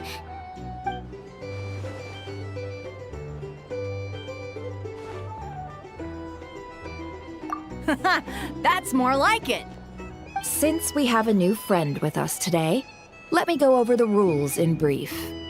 The wheel before you is divided into an inner and outer circle. Participants must take turns to spin the pointer of the inner circle. Whatever beverage it stops at, our lucky contestant will drink. The drinks are divided into juice, tea, and alcohol, with that last further divided into 3 levels by intensity. Spin your way to a non-alcoholic beverage, and you'll score no points. Otherwise, you get 1 to 3 based on alcohol content. During a round of drinking, one participant may choose another with less points than them and pose a question, which the other party must then answer.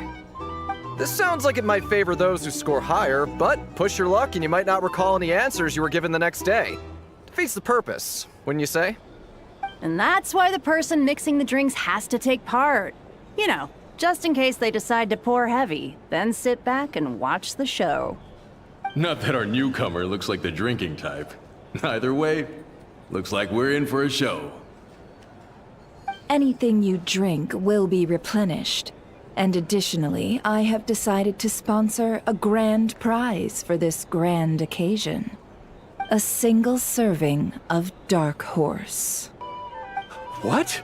Do my ears deceive me? A chance to drink Dark Horse and not cry? Dark Horse. Guess we'll have to take part now, huh? Indeed. The Dark Horse could be yours to enjoy, so long as your luck holds.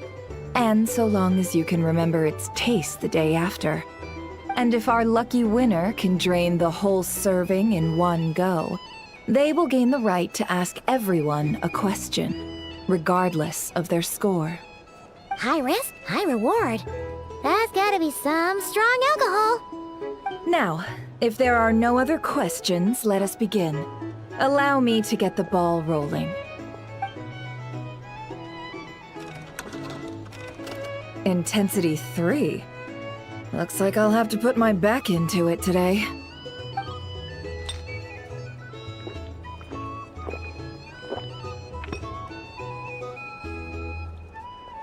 Let's go!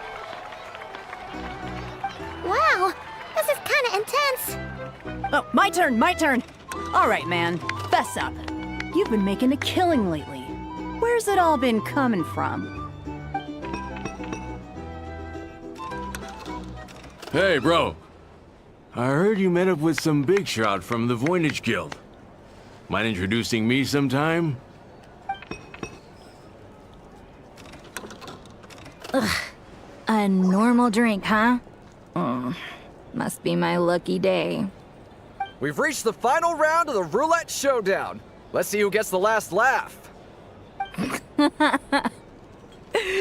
gotta say, you monsters really know your alcohol. These recipes are super good. Teach me, would ya?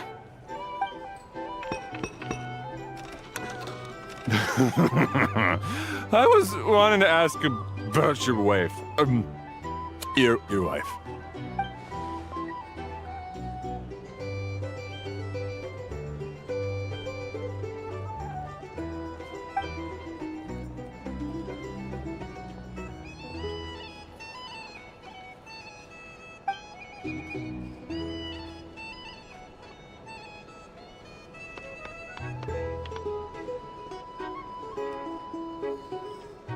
You're up.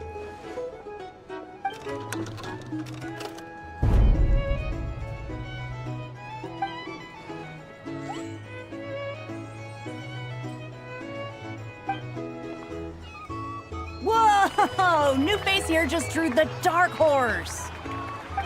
Bottoms up! Bottoms up!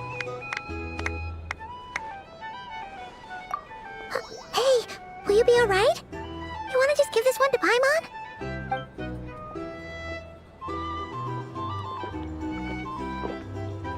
Whoa! She actually downed it in one gulp. Nice job! No wonder you Mondstadters have such a reputation. Me? Well, what do you think? Monsters, of course. Absolutely. If there was something else, I didn't stop to see it. Just took off as fast as I could. Oh, and guess who showed up just as I'd gotten out of there? Those good-for-nothing rat Niki, that's who. If my luck had been just a little worse, they'd have found nothing but my corpse. Or whatever was left of it anyway. Either way, there's nothing in there you'd want to see.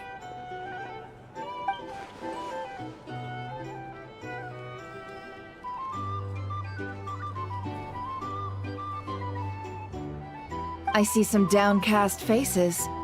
Why, have we all hit our limit? Says who? I'm still raring to go. 'Cause you didn't drink that much. In that case, let me raise another glass. To a blast of a showdown and a wonderful evening.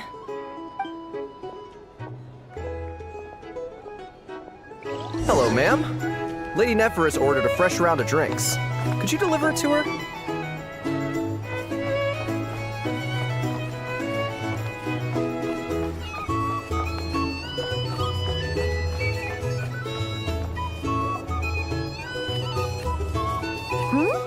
Are they playing cards?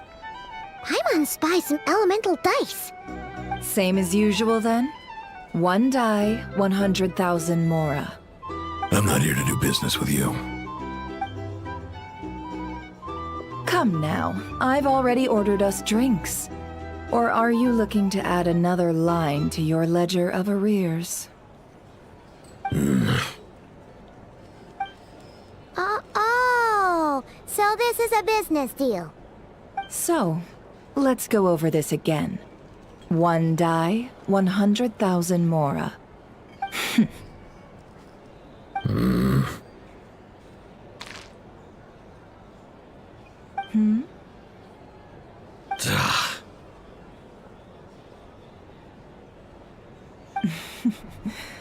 Then we have a deal.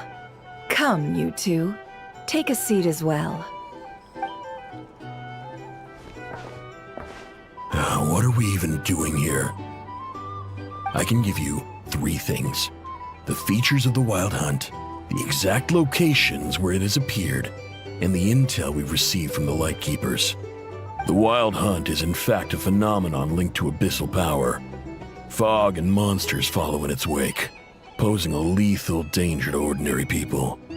On the flip side, these monsters cannot leave the fog, so the disaster cannot spread quickly.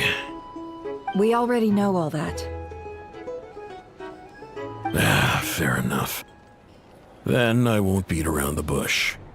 Here's a map of current wild hunt anomalies that I snagged from the Lightkeepers, including the locations they'll soon be bombarding.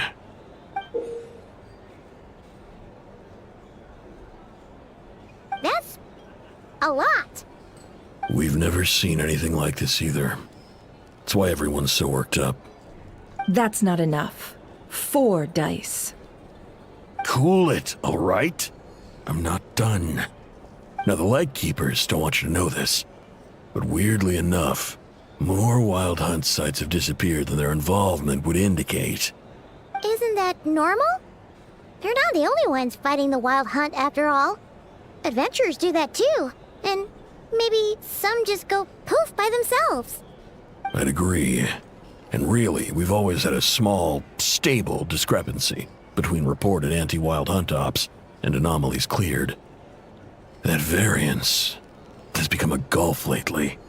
What could that even mean? I've got 2 theories. One, that some new force is clearing the wild hunt out in secret. Or 2, that some Ratniki are not reporting the work they do on purpose. The odds of the former happening is low. Not many organizations can even engage the wild hunt. Never mind keep those operations a secret. If you're interested, I'd recommend following the latter train of thought. Paimon doesn't really get it. What would anyone gain from doing that? Now that's what I call interesting intel. No wonder you've been doing well for yourself lately. Even if you've mostly just been reselling my intel. Please, stop. This is all I've got for you. Oh, stop that. Why, people might start thinking me a bully. Let me give you an opportunity instead. Out of respect for your independent intelligence gathering. An answer to a simple question. For 50,000 off your debt. Have you heard of people seeing familiar faces within a wild hunt anomaly? Or experiencing something akin to, say, an illusion? No, nothing like that. Nothing at all but ghostly shadows. Nothing at all, Not even for 50,000 Mora? Either you don't take your debt seriously, or you're confident you can pay it off. Hey! No means no, all right? This is about my dignity as an intel broker. Mora doesn't factor in here at all. Okay. Well, that puts me at ease. You really are the same as ever. And you've learned quite well. Go on then. I'll swing by again. Sometime soon, perhaps. Ugh. So, you're his creditor? Indeed I am.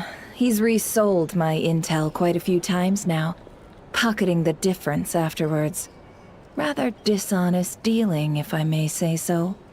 As luck would have it, he would only purchase information from me when he was just about done negotiating with his buyer.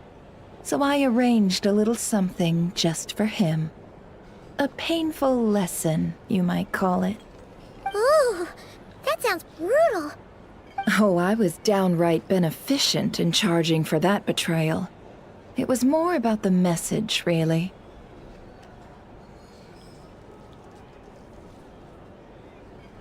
In any case, I believe that's all we'll get here. Let's go through what we've learned outside.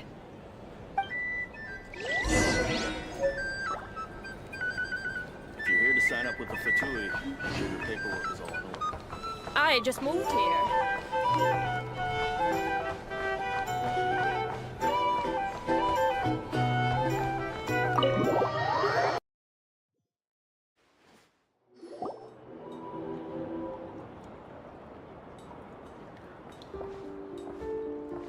Most of our intel seems quite dispersed, so let's try piecing it all together. Well, first, no one else has seen that weird phantom, Apart from our encounter on Star Sand Shoal. Indeed. And we have that from multiple accounts, so each statement corroborates the others. What in Tibet could that phantom be planning? Agreed.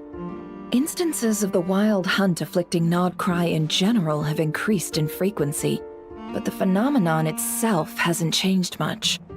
What you encountered must have been something special, with our mastermind concealing themselves within, in order to target the Moon Marrow.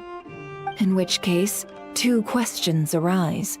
Who is this mastermind, and why would they want the Moon Marrow?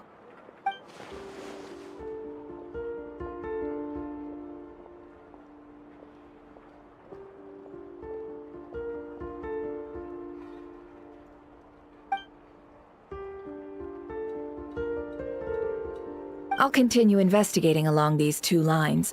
We can reconvene again if any progress is made. I'm back! Luckily, the store owner kept the medicine bottle I left on the table safe for me.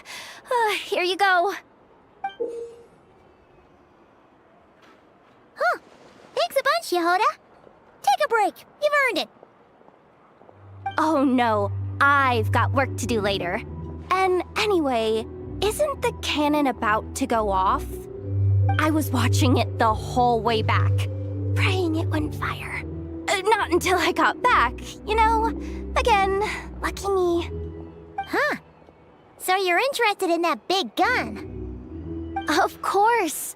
I mean, just think about it. Something that size is bound to be comprised of thousands, even tens of thousands of parts, fused in such a way that it can operate smoothly and fire off a supergiant, super strong beam!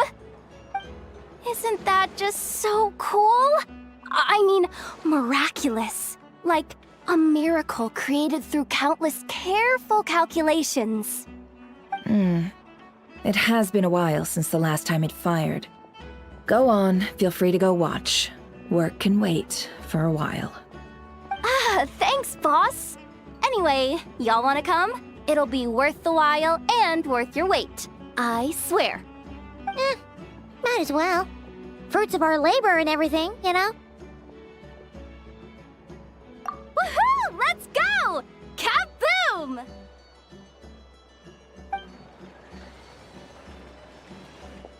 Wow! What a crowd!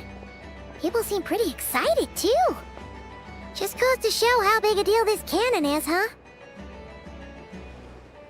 Oh, for sure.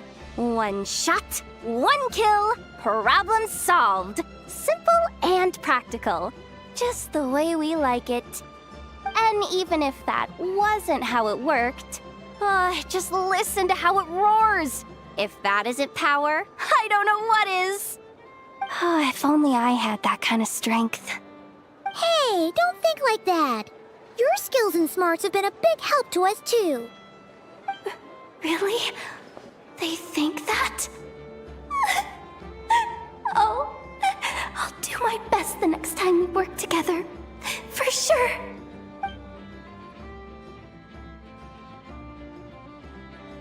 Hey, look! It's starting!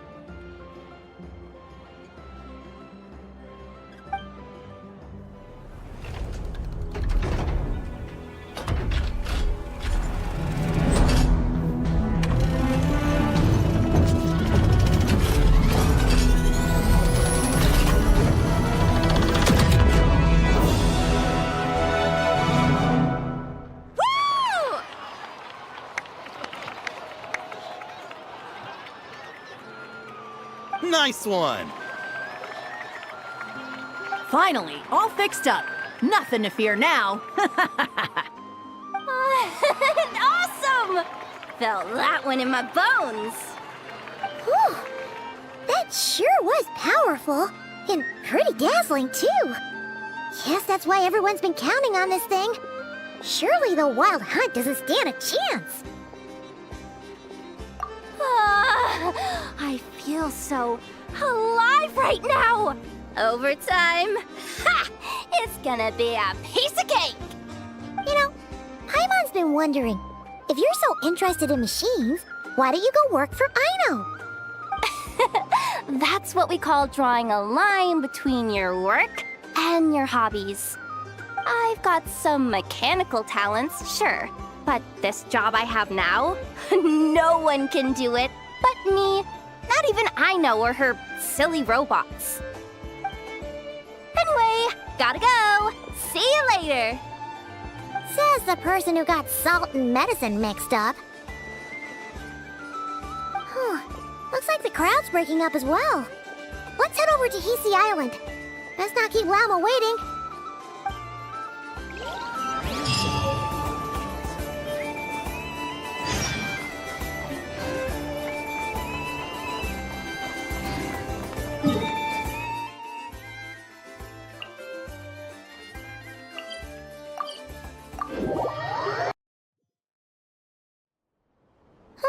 Let's see now. What's changed since we were gone? Yeah, if anything, looks like things are settling down. That's Lauma for you.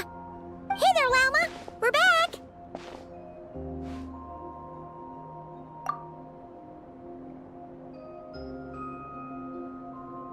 The cleanup work has been much more complicated than I expected. Solving problems that have built up over time is a tall order, to say the least.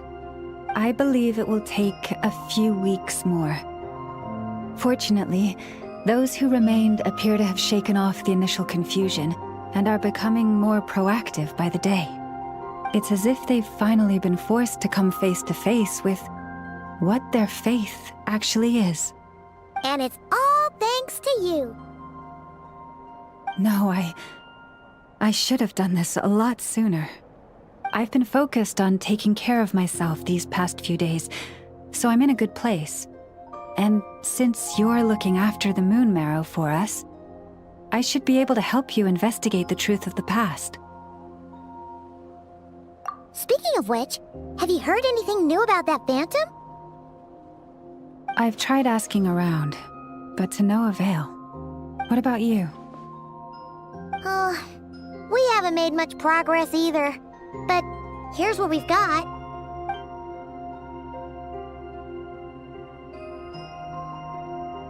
I think I've got the gist of it. Sounds like you've got your work cut out for you too. Don't forget to take good care of yourselves. In any case, please, come this way.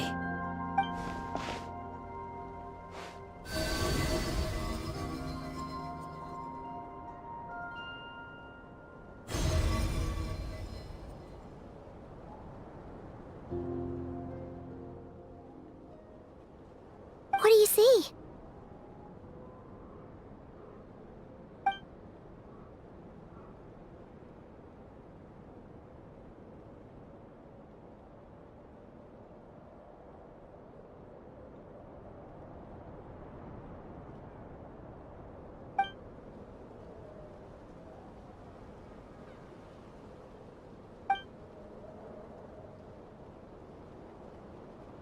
What? Is it over already?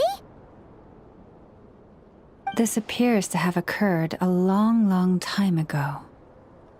The memories I sensed are highly turbulent and disordered, so that is all my power allows me to discern.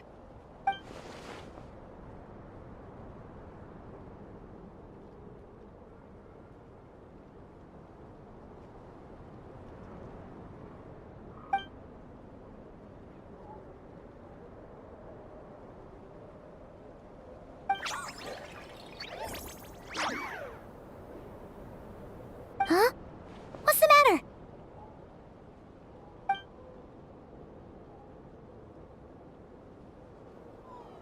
The flowers changed color.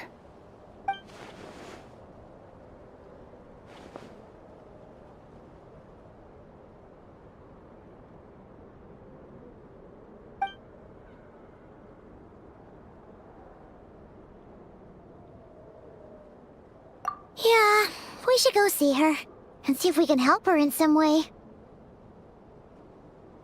I'll leave that in your hands then.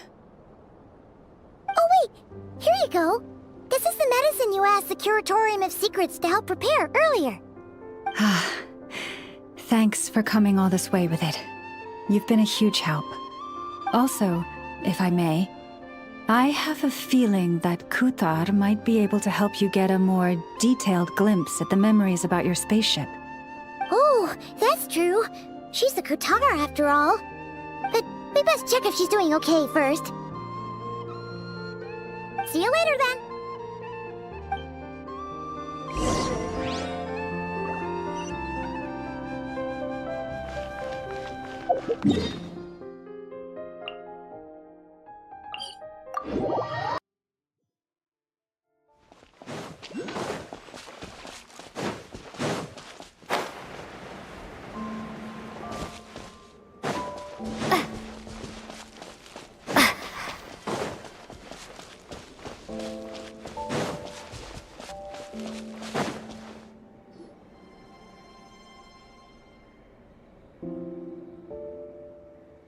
Oh, she doesn't look so good. Sorry for disturbing you, but are you okay?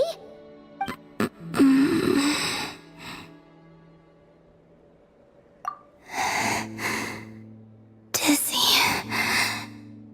It's like I'm returning to the moon. Wait, it's not that bad, is it?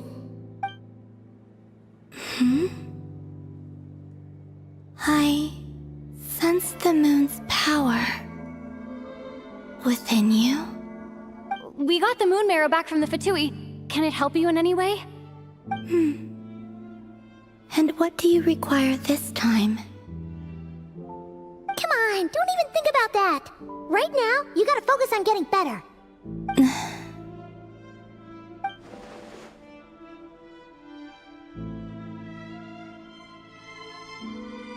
I might need your assistance in the future. Oh.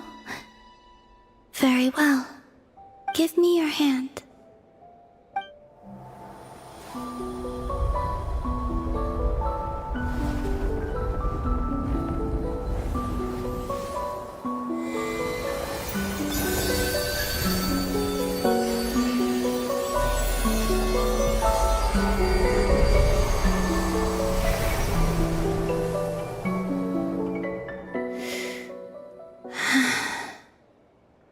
Back to Earth.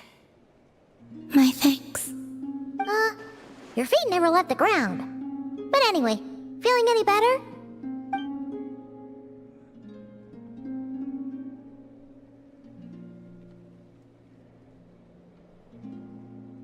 Significantly. The moon within your body. It is as silent as a reflection in the water. Fascinating. I merely drew forth a ray of its light from the water. Enough to keep me tethered to the ground for now. I think I sensed some other changes as well. That is the moon goddess's favor. All things I come into contact with will bear this mark. It is harmless, and will fade over time. Speaking of which, do you want to be the Moon Marrow's custodian, now that you've got your power back? It's supposed to be something that belongs to a god in any case, right? It is the remains of Arya, goddess of the eternal moon. So it does have to do with... Wait, what? Did you not know this already? Lauma just said it was different from the other fragments, and that she could sense divine power within it. And she is correct. When I drew that ray of moonlight from the marrow, I also drew some memories from within. That is how I know that it belongs to the goddess of the eternal moon. But Lauma also saw the past by using the moon marrow. Why didn't she see that?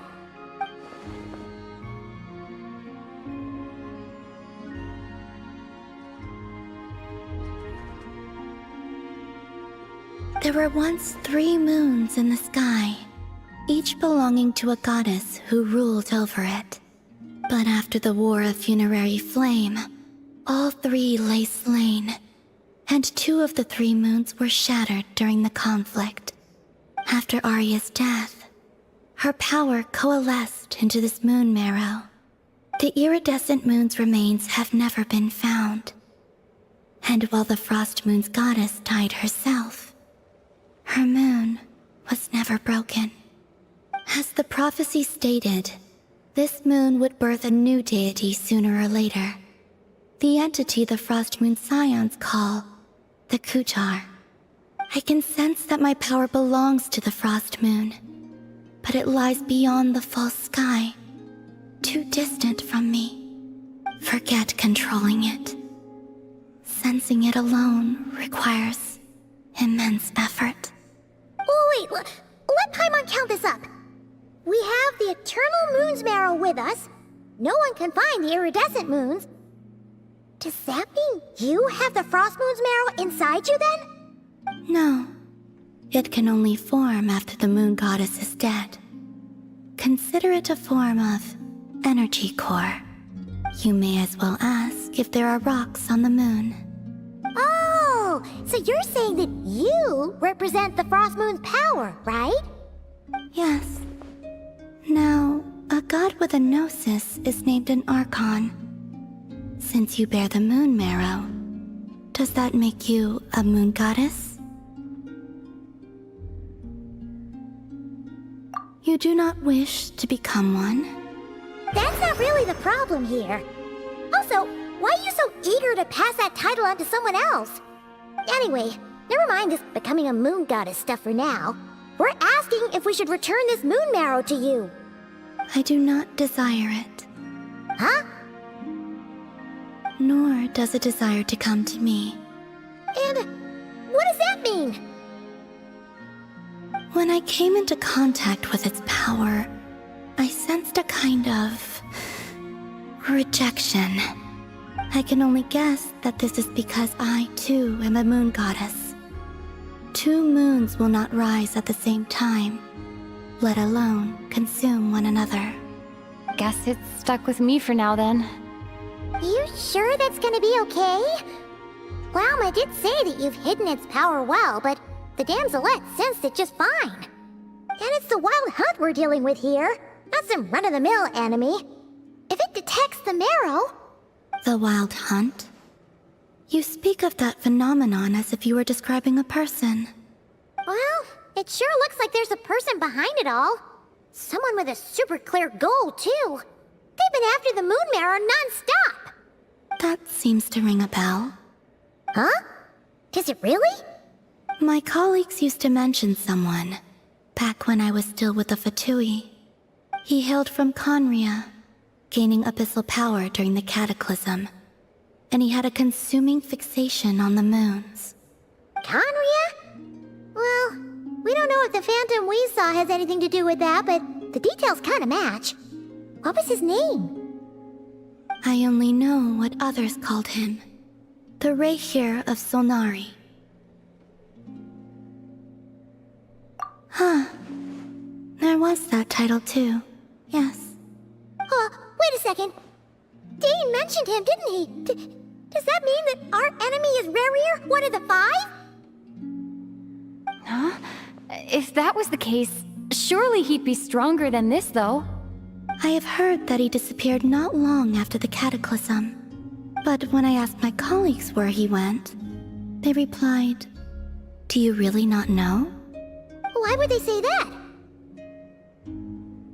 The tale of his final fate has it that he fell into the moon's reflection, from which there can be no return. Wait, hold up, pause. There's just too much information. I felt the same. They seemed to think that I should be the one who would know everything about the moons.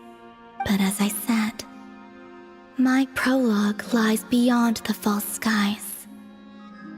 I do not even remember my name. Oh. Either way, following his departure, the wild hunt situation worsened drastically, and it has since become a byword for abyssal disaster. The present phenomenon may have inherited the same title, but it far surpasses its past incarnation in both scale and lethality. Oh, To think that we're up against one of the infamous 5 sinners! That's way too much for us to handle! That incident on Star Sand Shoal must have been luck then! Or maybe he wasn't giving it his all. And even then, he still defeated Marionette. Oh? What did you just say? Would you mind repeating that? That's your ex-colleague? So, we were on Star Sand Shoal together, and she was beaten by the Wild Hunt, too. Did you just laugh? No. She totally did. Are you two on bad terms or something? No. I simply imagined the put-out expression she must have worn in that moment, and found it interesting. She seemed quite shaken. Oh, she'll adjust soon enough. She's very good at that. Okay, anyway, we've gotten off topic. Now that we know how dangerous the guy targeting the Moon Marrow is, you sure you want to carry it around with you, Traveler? If Fatui intelligence is to be believed, Rerir would prevail even if all of Nod Cry were to stand against him. Perhaps something restricts him, if only for the moment. Before I decide, there's a favor I'd like to ask you, Columbina. What do you need? Do you think you'd be able to show me what happened when my brother and I arrived in Nodcry? I mean, when our spaceship first landed? Sure. That was quick. As I said, this to me is but a single ray of moonlight. Nothing to it. Give me your hand, and ready yourself.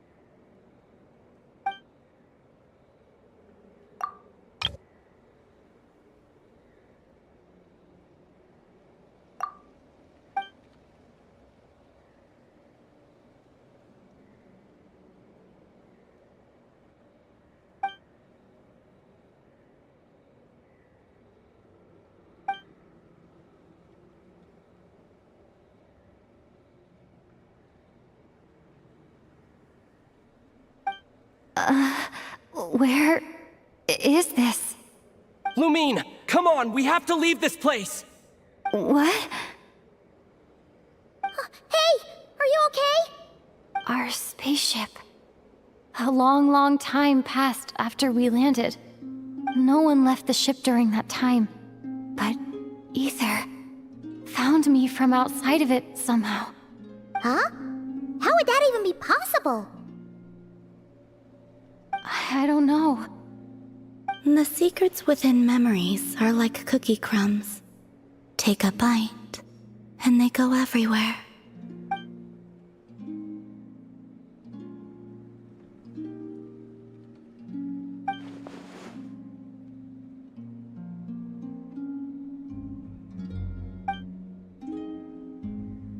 All right.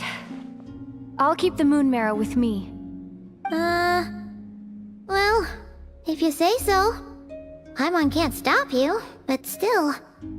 Ooh. Will you need my help? I could help you conceal the marrow. You could? Oh, that'd be great. Detecting it within you is already no easy task.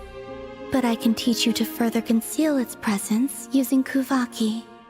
Like this.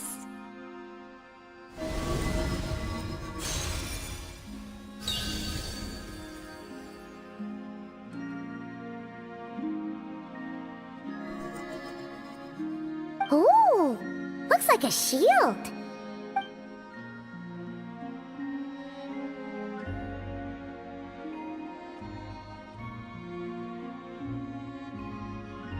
Can you sense it?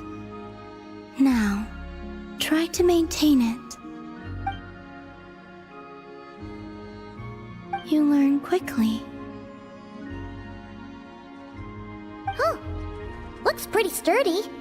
Could probably be used in self-defense in a pinch, huh? Are you always here, Columbina? It's kind of dangerous out there, sure, but have you, like, taken a walk outside or something? I dislike strangers. Slightly better.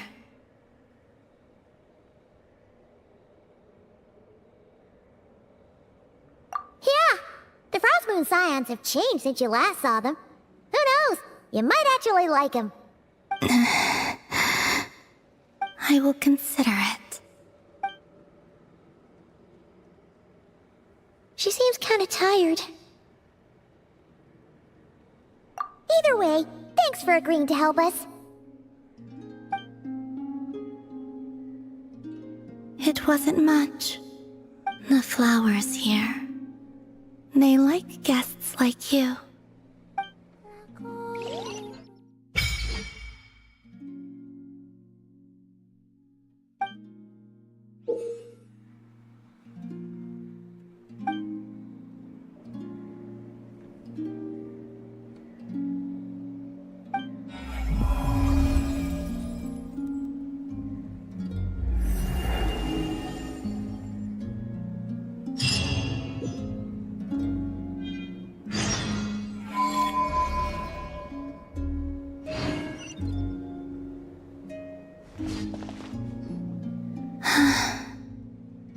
Best let her rest.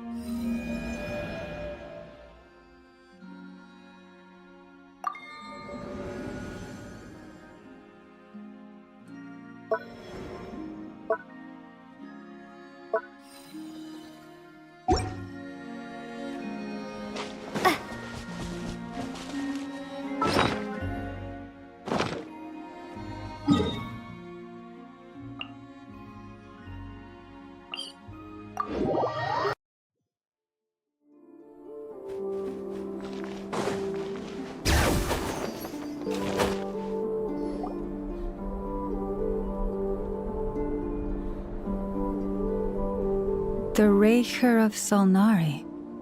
I've never heard that name before. Let's keep this news confidential for the time being. It would only cause even more panic amongst the people of Nodcry. But if this Rerir is as you describe, he will be a truly formidable opponent if we try to take him on by our strength alone. Yeah, things might be okay if everyone was willing to work together, but right now... Exactly. Whatever the case, let's start by killing those we can get to join up about the crisis. As it happens, we have our own reasons to protect Nodcry, but even if we didn't, we'd never leave people in the lurch. That ain't our style. Thank you. The Frost Moon Scions will stand with you to prevent this crisis as best we can. In addition, I believe that the relationships between the various factions in this land are not cast in stone. The winds of change are blowing, and we Scions have nowhere to run. Our faith, our sect, all of it is here. Whether our foe is the Fatui or this Rerir, we must stand our ground and remain true to ourselves, even to the last. Let's see. Speaking of allies, the Krumkake craft shop is the closest by, right? And F is sure to help us.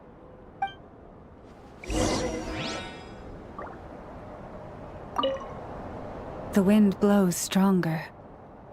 May your path ahead be smooth.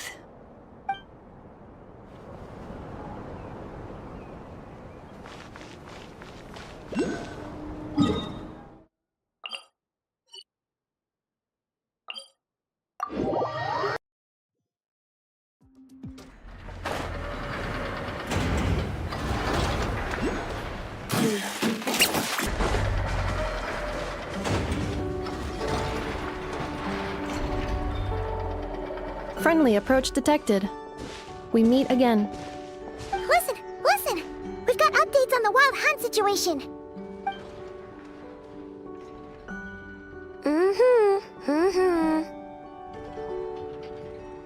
Threat level exceeds expectations. Phew, doesn't matter if he's the Rerir of Solnari or Solari or whatever. One volley from my cannon, and he'll be blown to smithereens! You were there when we fired it, right? If that isn't the kind of firepower that helps you sleep at night, I don't know what is! True, but the cannon only works against shambling monsters, right? What if Rerir's super fast? Well, we'll just get enough to go grab him and tie him down. You're not taking this seriously at all, are you? Anyways, firepower is not a concern. See those canisters over there?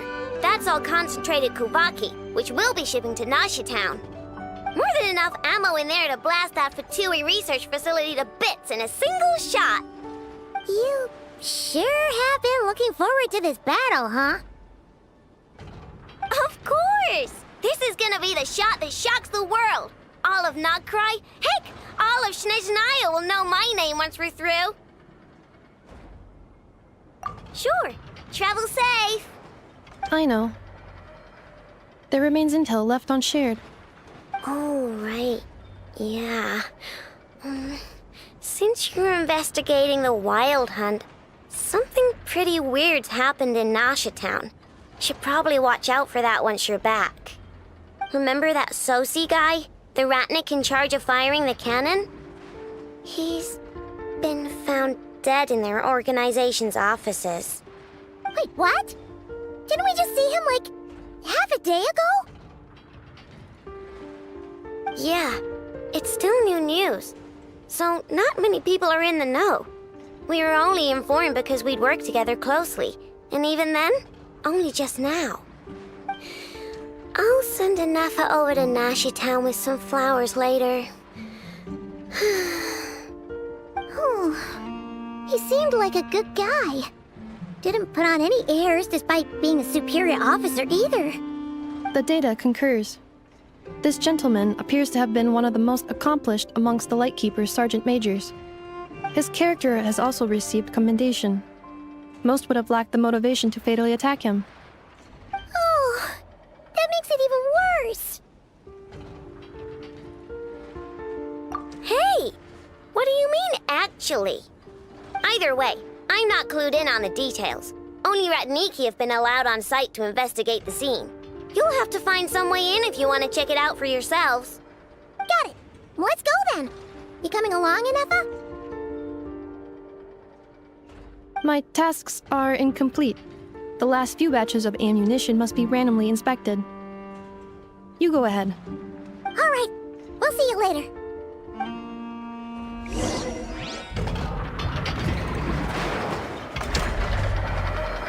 Hang on!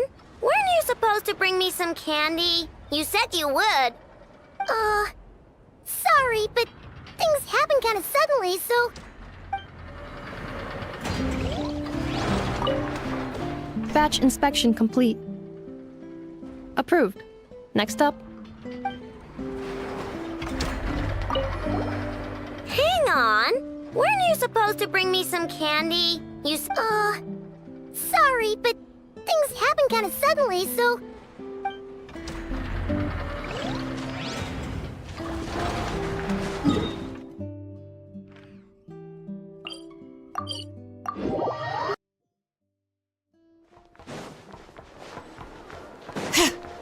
Bring it!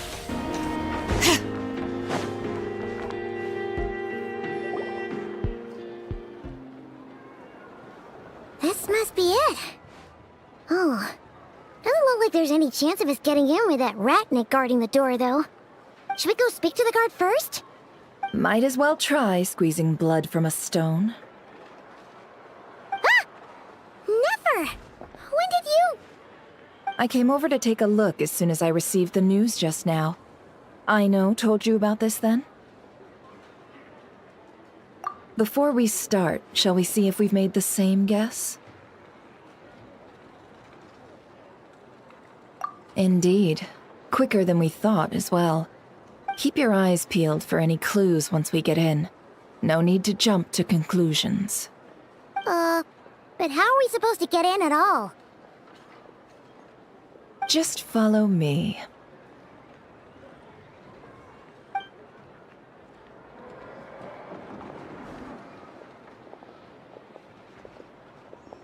I'm sorry, but we're not open to guests right now. Sorry about that. They're here to investigate. All of them? The paperwork checks out. All right then. Enter.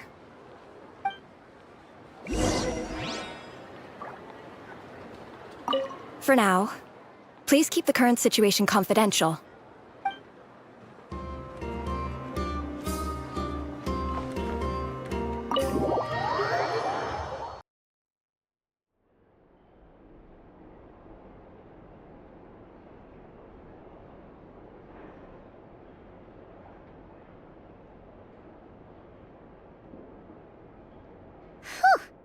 Paimon might have said this before, Nefer, but you sure do come prepared. Shishich, my old friend. Fill us in, if you would. Greetings. If you would allow me.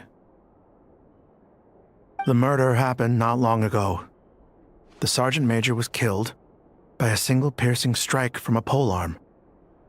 We have performed a preliminary sweep of the crime scene to facilitate investigation.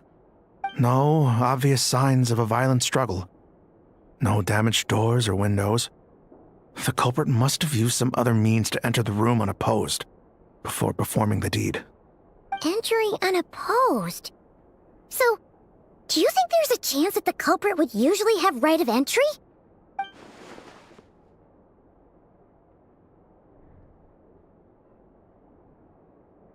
At the moment, the most valuable lead we have is based on an eyewitness report from a nearby resident.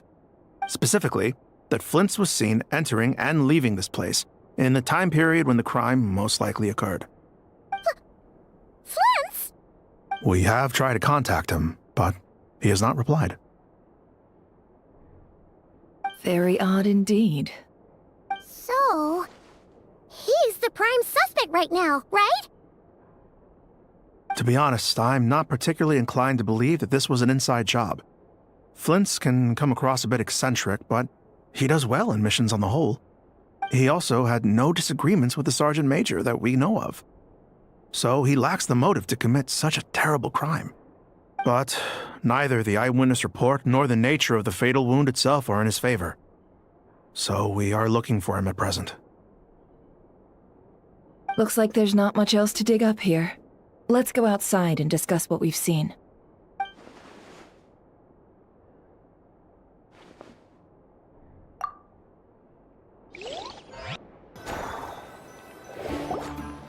So, the evidence points to Flint's, and he just so happens to have disappeared without a trace. A sticky situation indeed. We know that this Flint's could have been Rerir in disguise, but we lack the evidence to prove this to anyone else. Furthermore, Flint's has left us with many questions, all of which will require a reasonable explanation. Yeah! He said he would report back to headquarters, but it seems he hasn't gone at all. What could he be doing?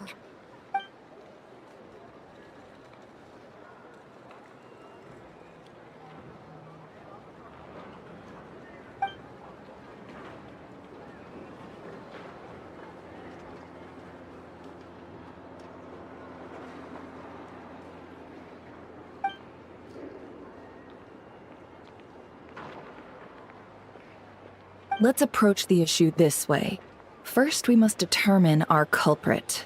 Was it Flint's or Rerir in disguise? Yeah! What reason would Flint's have to murder Sosie anyway? None, as far as I know. And even if he had a motive, it would have been easier to do so out in the wild, rather than in Nasha Town. Yeah! They would have often gone out on missions together. Plenty of chances there. Yes, but there's one thing worth noting here. Remember the intel we got back at the tavern? No one has ever seen a phantom that can take the form of other humans within the Wild Hunt. This means that he has been hesitant to abuse this ability, or allow it to become common knowledge, likely so that he could act in secret under other guises. But no matter what, borrowing identities comes with risks, right? What if you bump into the person you're imitating along the way? Precisely. In other words, his goal must have been worth the risk, similar to how he came in disguise to obtain the moon marrow. He likely knew then that the real Flints would not appear and get in his way during this time. We'd have to ask Flints ourselves, I'm afraid. But we shouldn't jump to any conclusions here. We can't discount the possibility that he might actually be the murderer himself. Not yet, at least. And there are other, less likely scenarios. For instance, Rerir may have already killed Flints long ago, and been living as him for some time now. Yes, that is our ticket to a breakthrough. Then we've got to find him before the Lightkeepers do, or we might never see him again. Steady now. Our friend should be back soon. We've tracked him down to a beach north of Nasha Town. The Wild Hunt is present too, so we're putting a force together. I'll have you know that this is top secret information I'm leaking here. Don't worry, you'll receive a top-class reward in return. The beach is all yours. I'll stay and slow the Lightkeepers down. Things might go south if you bump into one another. Oh right, before we go, should we reveal Rerir's secret? Since he's trying to keep it all hush-hush, why don't we just pull the curtains on his little trick? That'll teach him to sneak around pretending to be other people. Hey, why are you laughing? Oh, I was just imagining how satisfying that would feel. But I'm afraid this revelation would only stir up more chaos. Setting aside the matter of evidence, some may trust Flint's on our account, whereas others would suspect him on account of his behavior. Tossing him into a swirling tumult of public opinion like that might just give Rerir more opportunities to capitalize on. And think about it. Once people learn that he can masquerade as those they trust, would they continue to welcome friends into their homes with such open hearts? Unease grips the hearts of those in Nasha Town already. We should avoid throwing more fuel onto the fire. Yeah, you're right. You've really thought of everything, huh? Nothing for it then. We've just gotta find Flint's. Indeed. But just in case, let me stress once more. We should neither be excessively afraid of Rerir, nor trust in Flint's too lightly. This light source is of special Lightkeeper design. It provides illumination within Wild Hunt anomalies, and can briefly dispel the abyssal fog within. All right. We'll have to deal with that mess too. Yeah, this'll be important. Thanks a bunch, Nefer. You're welcome. I've charged it to your account, by the way. Hey, you!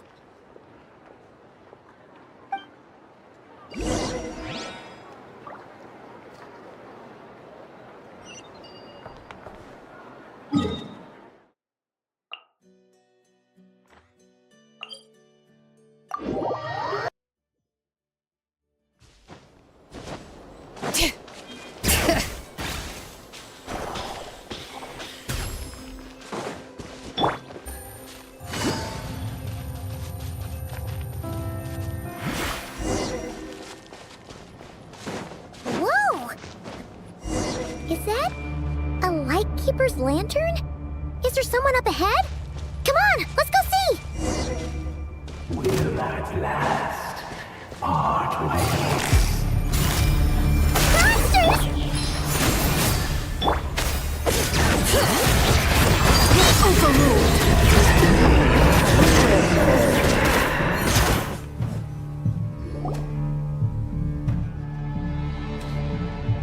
This monster was lurking near the lamp. That must have been a planned ambush. We're not falling for that again. There's something inside it. Some small device. Huh? Why isn't it giving off light anymore? Is it broken? Oh, we better take it with us.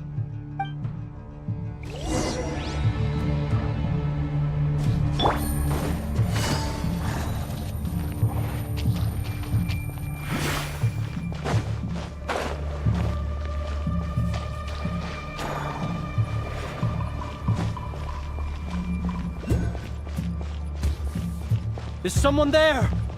Please, help me! Isn't that Flint's voice? Did you hear that? But...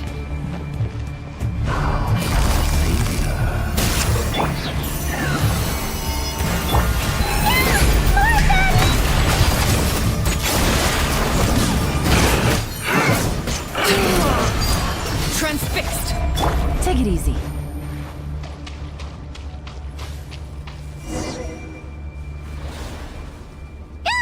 We'll be in trouble if these spooky shadows touch us!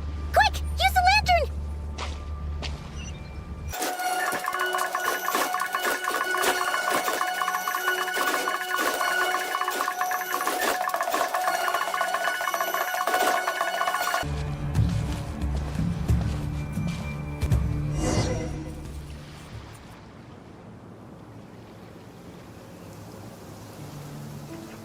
Sí, operizos.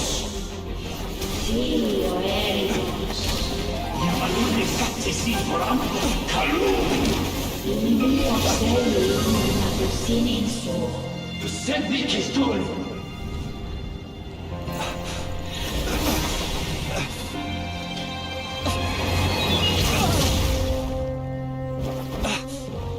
Hand it over.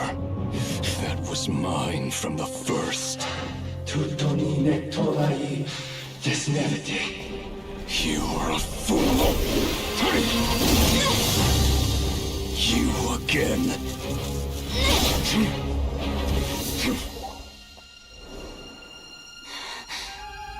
What the? It's stronger than before.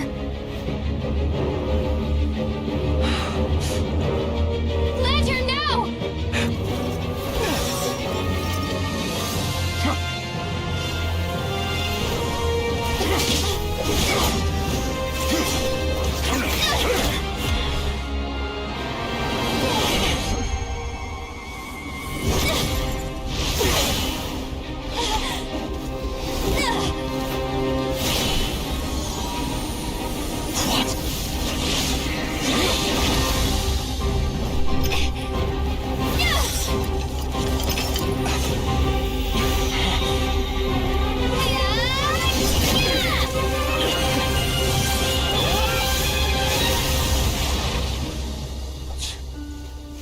It escaped again. This situation speaks for itself, I presume. So, you were tangling with Rerir out here all by yourself. So, that vile phantom hiding inside the Wild Hunt has a name of his own.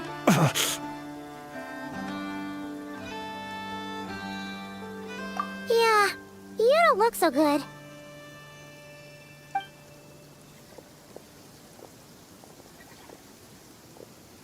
Sorry you had to see me like this.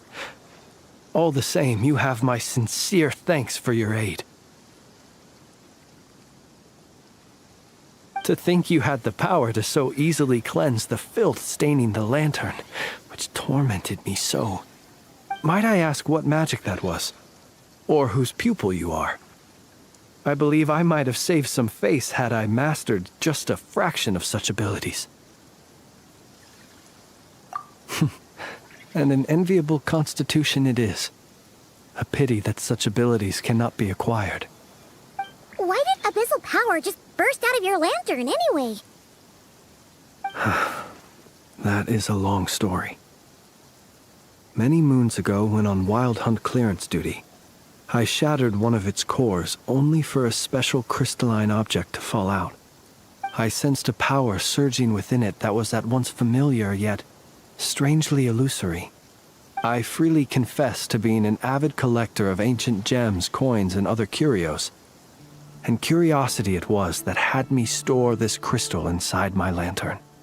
Afterwards, I wound up collecting a few more such crystals quite by accident, and discovered that they could merge into a single piece without my prompting. Though my understanding ends there. It was only recently that they began slowly emitting abyssal energy, which could neither be dispelled nor weakened. Is that what Rerir claimed belonged to him? That must be what he's after then! I concur. And here's the kicker. Before he was exceedingly weak. In fact, I've already beaten him several times, though I could not destroy him completely. But I noticed while engaging him that the crystal fragment would restrict my powers. As such, it occurred to me that I should hide it rather than tangle with him any longer. Alas, he has proved most fixated upon this fragment. And for some reason, his strength has grown by leaps and bounds since I last encountered him. And where, might I ask, would it be safe?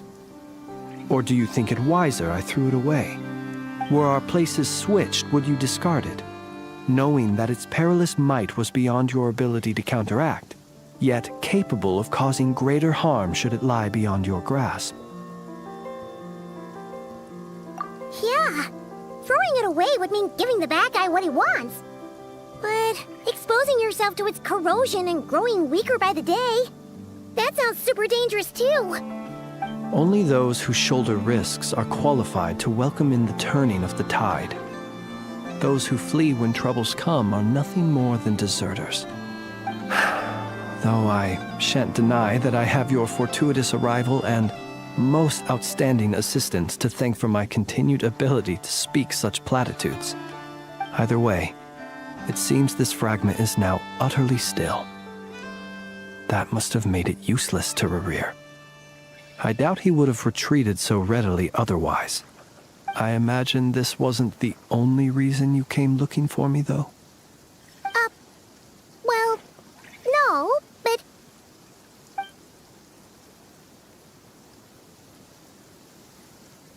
Ah.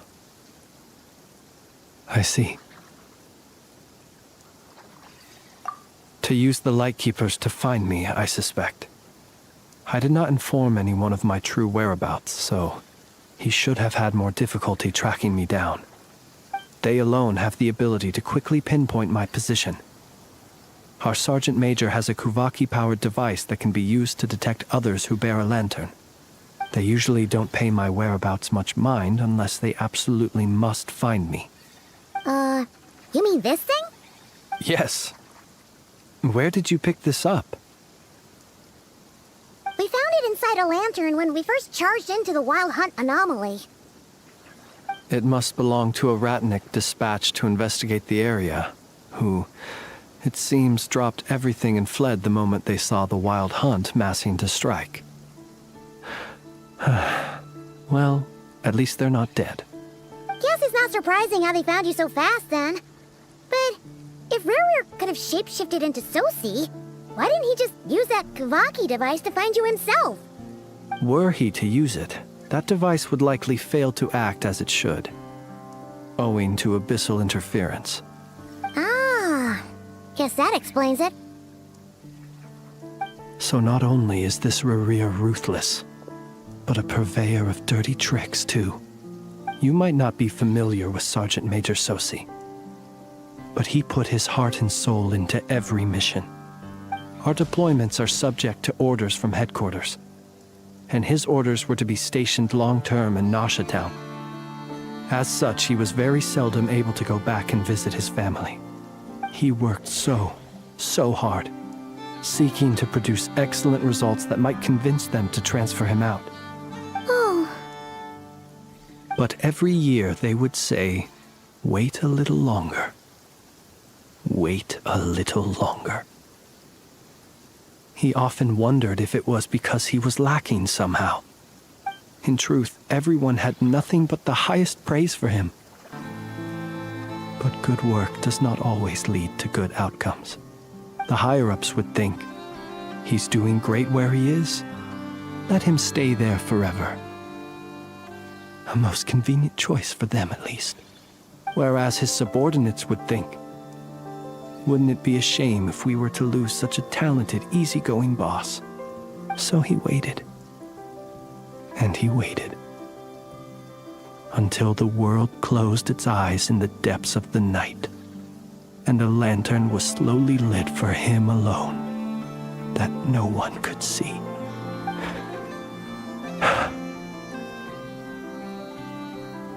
One that has played out many times throughout history. Another reason to take this Rerir's head. Oh. At least we now know that he's looking for these fragments inside Wild Hunt anomalies. And yet, what did the Sergeant Major have to do with any of this? Why did he have to die? Could Rerir be angry that the cannon Sosi set up to fire destroyed the fragments he wanted to collect?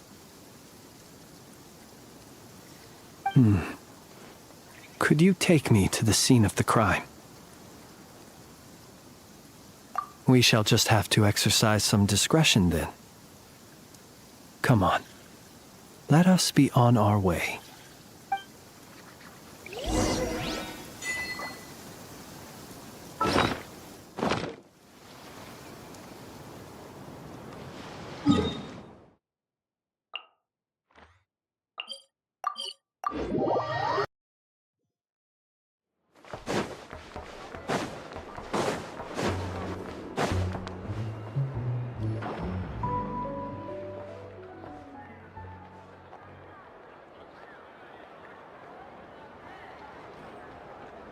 I understand the situation more or less. Much has happened, I see. Either way, I suppose we were lucky not to receive a warm welcome on the way over here. It seems my fellow Lightkeepers do not wish to make this case public just yet. Yeah.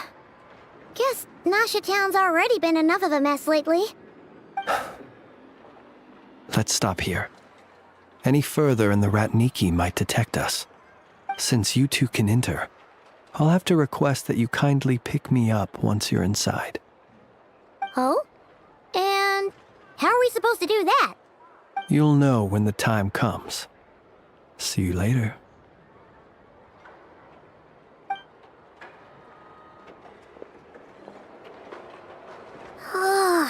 Still acting all mysterious. But he seemed pretty confident, so guess we've got to trust him.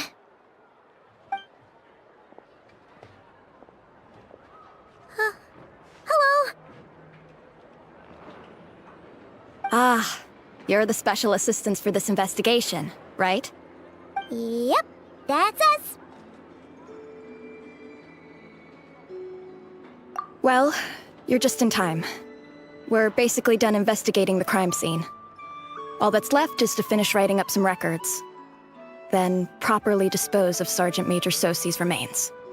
If there's anything else you'd like to look into, this is your last chance to do so. Sadly, no. The motive behind the killing remains a mystery. And while we somehow managed to get news of Flint's, an unexpected accident caused us to miss him. But considering that Nefer from the Curatorium of Secrets came forward to help investigate, I have no doubt that a breakthrough's not far off.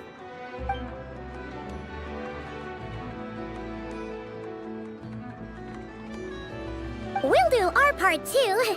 All right, we're going in. See you later.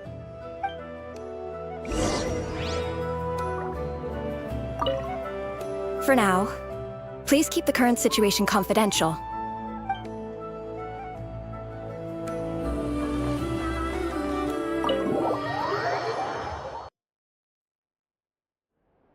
Phew, we're in. Thanks to Nefer's reputation, once again. But we still know nothing about how Flint's is gonna enter, or how we'll pick him up. Never mind how we'll leave later on.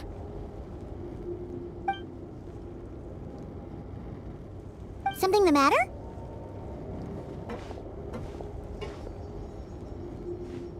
Huh. That looks like Flint's lantern. But where is he exactly?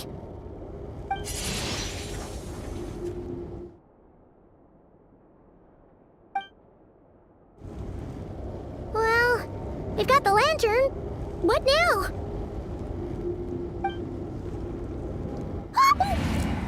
Oh! Paimon almost screamed out loud! You never said you could do magic like that! This lantern may have a rather peculiar shape, but so long as it doesn't glow, it won't stand out in the dark. I calculated that you would have already entered, so I chose a spot visible from the window before using light to send you a signal. As I thought, you're both sharp-eyed and on the ball. The perks of being veteran adventurers, huh? Your composure is more impressive still. You're right. That required a little trick of my own. But let us leave such trivial topics for a more relaxed moment. Our time is limited after all.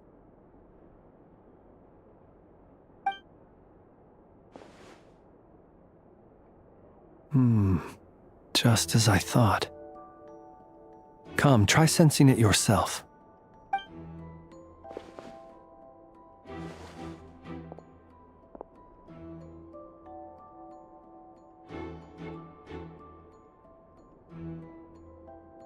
Identical powers must flow from the same source. It was the Wild Hunt, then, that took my form and killed the Sergeant Major. But why do this? To sow chaos by depriving the Lightkeepers of one of their commanders? If the Wild Hunt's true form is powerful enough to stand against the world as you claim, I fear not even the full force of Lightkeepers could stand against him, let alone the handful of us stationed in Nasha Town.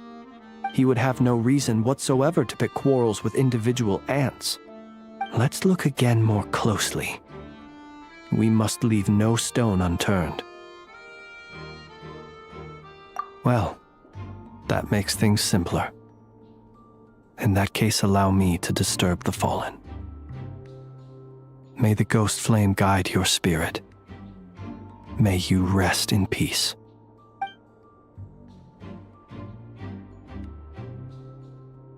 When we fought, he seemed like quite a reckless foe. Certainly not the meticulous mastermind type.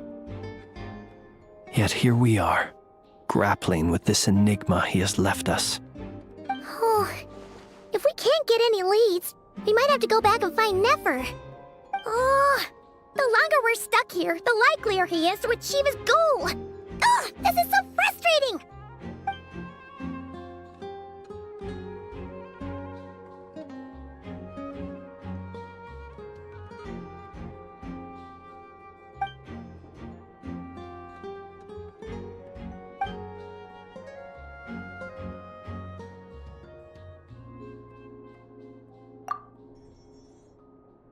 You mean this?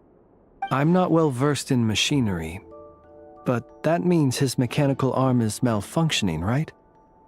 It might have been broken in combat. No, that's not right. Paimon remembers this signal. We saw it before while repairing the cannon. It doesn't mean that the components are damaged. It just means that they're due for regular maintenance, so the device has stopped operating. But the real problem is that... Yeah, he even helped us find the maintenance port. It could still be a coincidence, but considering it hasn't been long at all since we were repairing that cannon... The Soci you met could have been Rerir in disguise. In other words, he played the Sergeant Major before disguising himself as me. That's right! If only there was some way to prove it. You mean Hintsa? We had a short chat with him once at the tavern, but it's so late. Guess it'll have to wait till tomorrow. I know where he lives. The situation is critical, so let us now take up the role of uninvited guests ourselves. Ah, yes. And one more thing. Remember to pick me up by the window.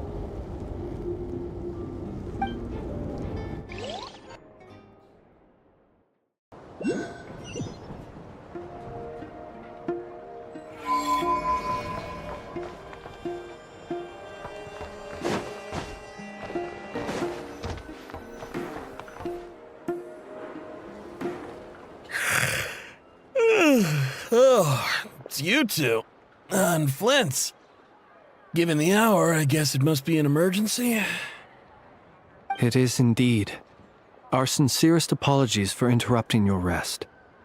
We are investigating a certain matter in connection with Sergeant Major Sosi. We'd like to know if he has sent you a request for maintenance to be performed on his mechanical arm. Sosi. Oh, so the rumors I heard, are they true? You know what? Forget it. I'm sure it's complicated. No further questions from me. Just a moment. I need to check my records. Thank you for your understanding.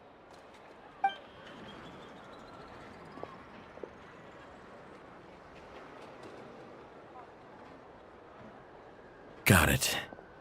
8 days ago, he came to request a round of regular maintenance. But as it happened, I had run out of the required components.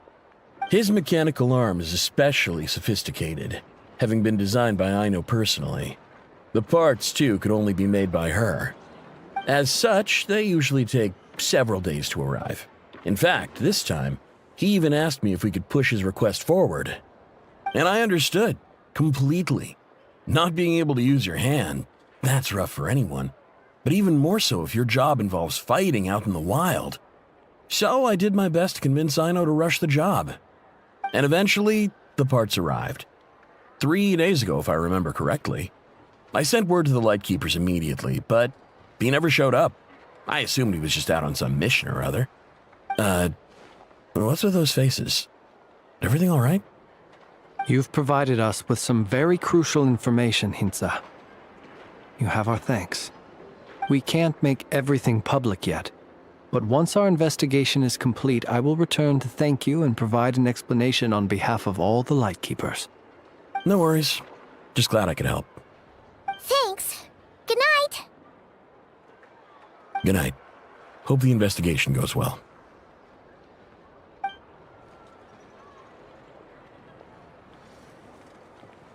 It seems that it is as we guessed. The Sergeant Major Sosi you encountered while repairing the cannon was actually Rerir in disguise. 8 days ago, he had yet to act. But at some point after that, he attacked and imprisoned the Sergeant Major. With the immense gap in strength between them, the job was finished in a single blow. And thus Rerir had no opportunity to discover the malfunctioning mechanical arm. Perhaps his mastery of shapeshifting extends only to outward form, and not therefore to complex internal mechanisms. Hence his oversight of the uniquely mechanical traits of the Sergeant Major's arm, and in turn, this flaw in his disguise.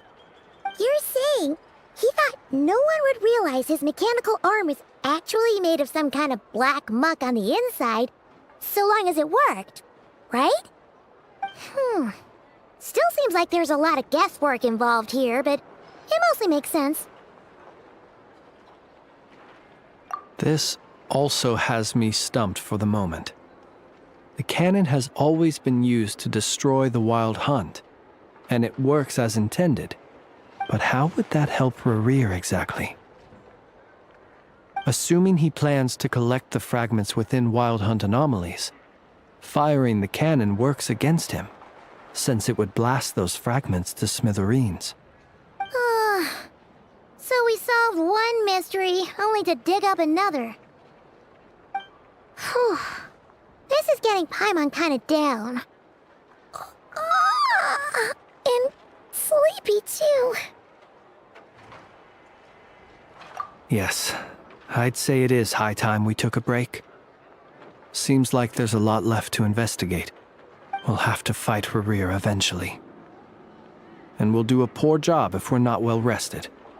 Yeah, we should totally get some sleep first. A reasonable suggestion. I have no doubt that my quarters have been turned inside out by now, at any rate. My colleagues have never failed to live up to my expectations of their discourtesy. Well, guess we'll just have to pick you up as usual. That would be good, yes. Feel free to put the room costs on my tab.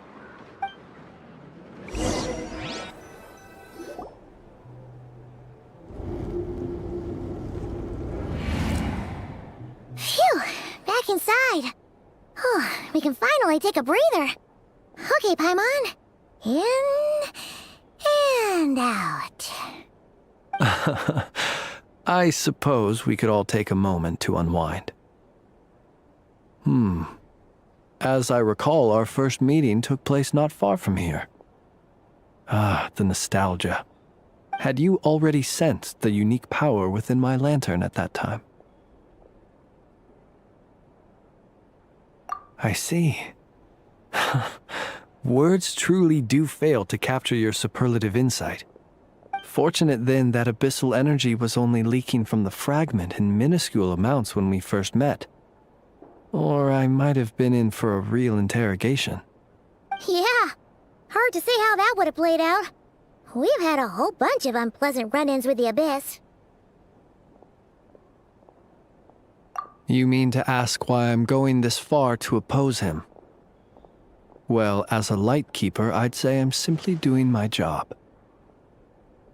Yeah! You're covered in more mysteries than Paimon could shake a skewer at. You can't just get out of explaining yourself by making lame excuses. All right. I suppose I do owe you some honesty, whether out of gratitude or the need to build trust. Your deductions have been quite correct. Should one wish to conceal oneself within a lantern, elemental power alone is not enough. You know humans well, and naturally you understand their limits. But some things that humans would consider difficult are quite normal in the eyes of non-humans.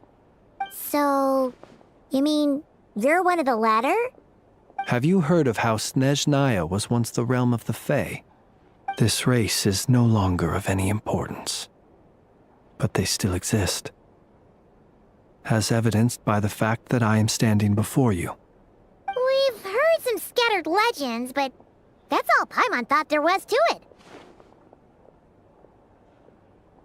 I once turned my heart toward humanity, and thus did I experience loss.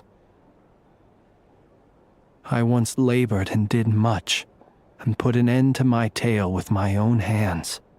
When you realize you are floating in the middle of a vast ocean, you cannot help but feel that swimming in any direction would be equally meaningless.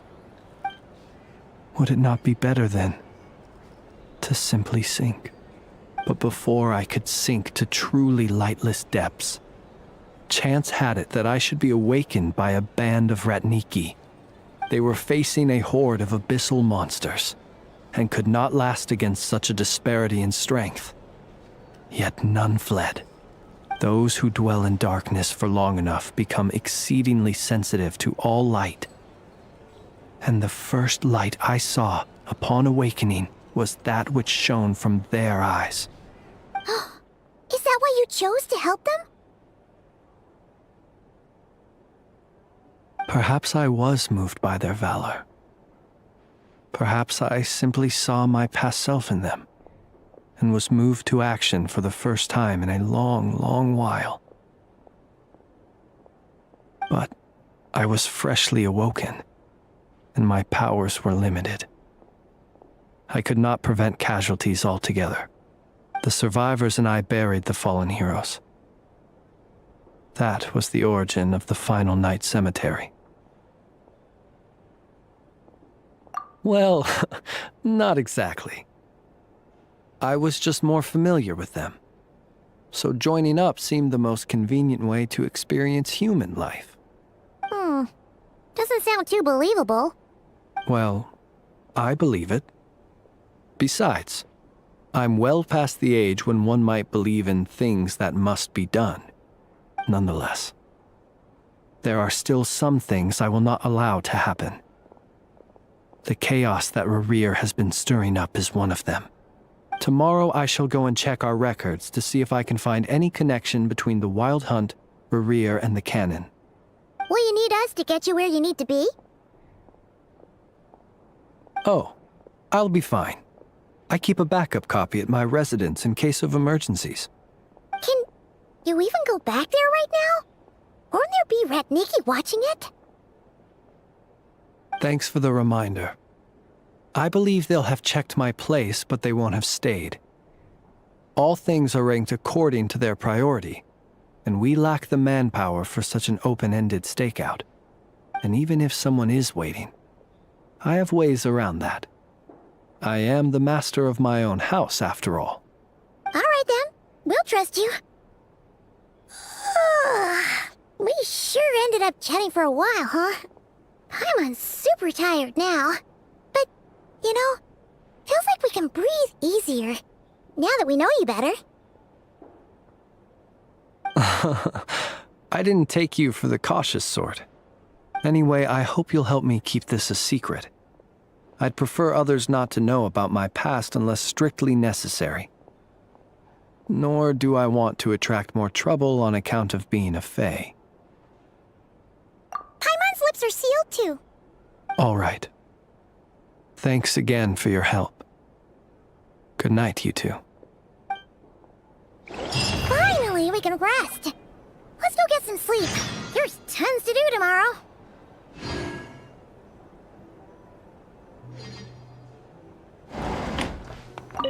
It's getting late. The situation is urgent, but rest is vital. Good night, both of you.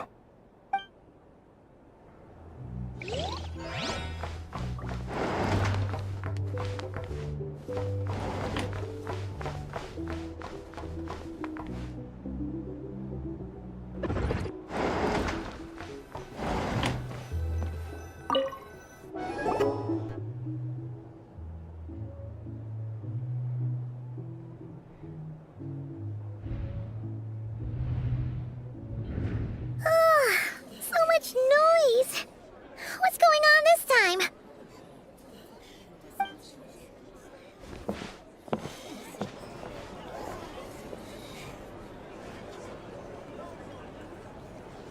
Hey! Where's Flint's? Is he here, or isn't he? We would be most obliged if you would pipe down a little, dear guest. Our other guests are resting. Resting? We're all about to be done for, and you're talking about rest? Flint's is a wild hunt shapeshifter, here to deceive us all!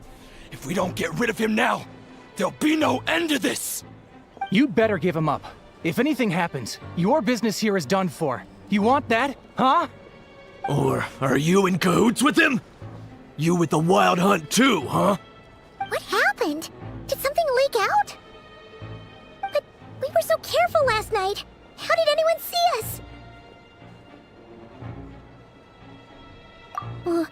What do you mean? Duh! This is so confusing! What do we do?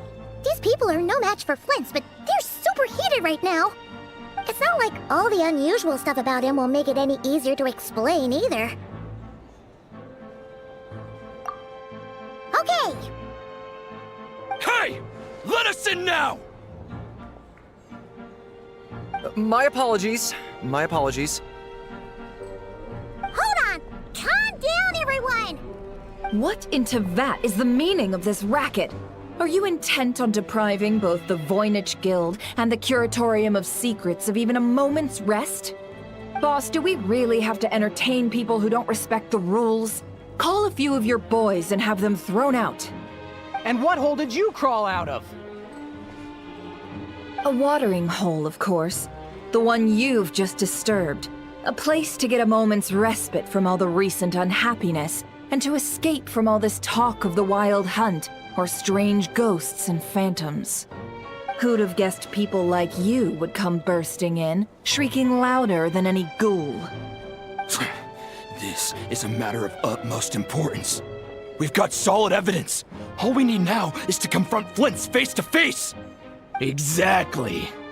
And you sure don't look like an impartial party either, Nefer. Oh, don't I now? How about this then, boss? Let them do their search. If they find their man, they can have their little chat.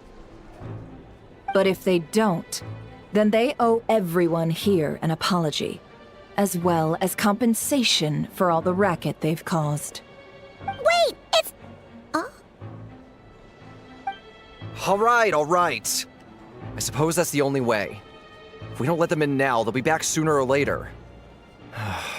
What a mess. Oh, alright then. Well, I'd say that sounds like an impartial proposal. What say you? Or are you suddenly unsure of yourselves? Come on, everyone! Move it!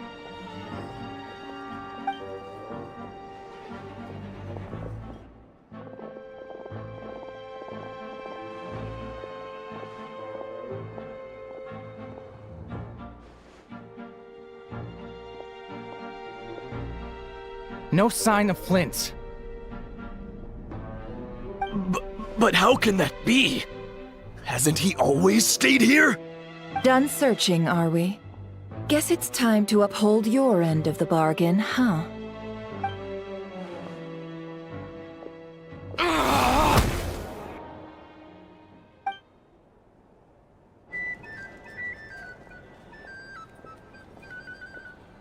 So, Paimon, you've been waiting to ask me something, haven't you?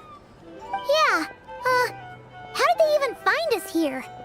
My inside man with the Lightkeepers informed me that you paid the crime scene a late-night visit. I surmise that you must have rendezvoused with Flint's and obtained some new information. Then, early this morning, a group of people gathered at the town gates, news spreading amongst them that the Wild Hunt could disguise itself by taking on familiar faces. Everyone started throwing out the names of possible suspects. No one, seemingly, was exempt. And amidst it all, Flint's name started gaining more and more traction. I'm sure his solitary lifestyle may have played a part, but I wouldn't discount Rerir throwing fuel on the fire in secret. So, did Flint's make his escape after hearing about this? And that's where I, Yehoda, the quick-witted, fleet-footed backbone of the Curatorium, got my chance to shine. While everyone was super focused on the argument in the main hall, I alone noticed an opening. I got her to climb up to a window to help Flint's out, only for her to return with nothing but a lantern. Aw, come on, pause. I was just getting started. We initially intended to bring Flint's back to the Curatorium and wait those people out, but I never expected this to be all that was left. I imagine, though, that he wouldn't have left something that was so seemingly important to him behind. Might he intend to come back and get it later? Maybe. I'm not sure. Well, he's out of harm's way now, so that's not super important, right? Oh?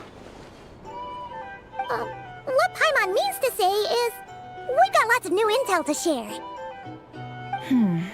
All right then. Yehoda, contact the others. We're going to need all hands on deck. Let's have this discussion over at my place.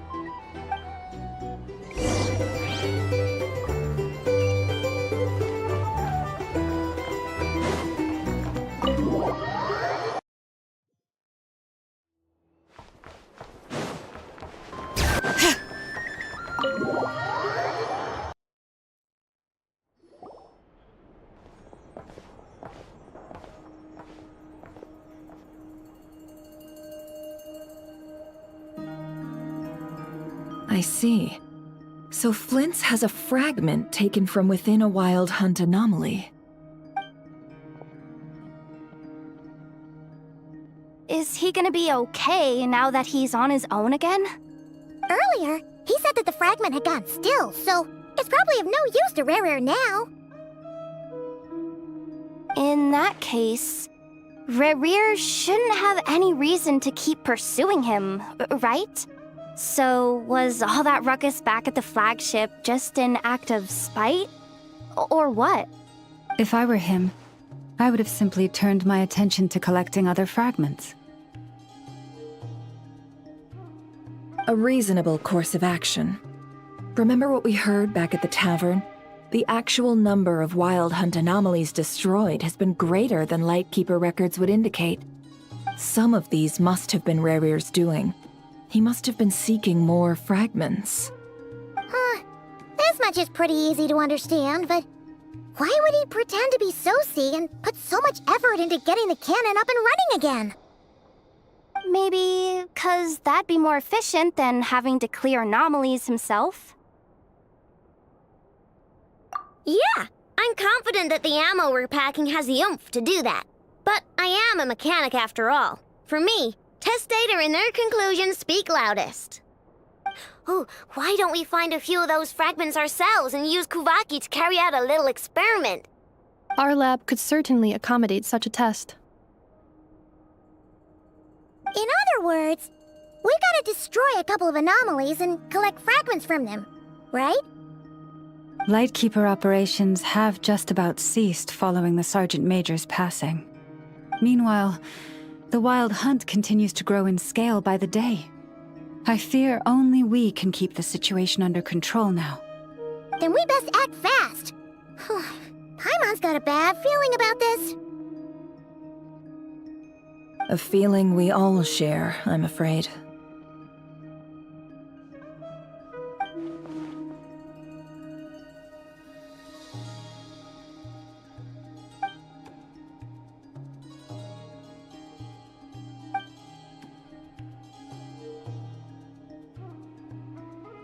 There are 3 Wild Hunt sites that must be dealt with urgently.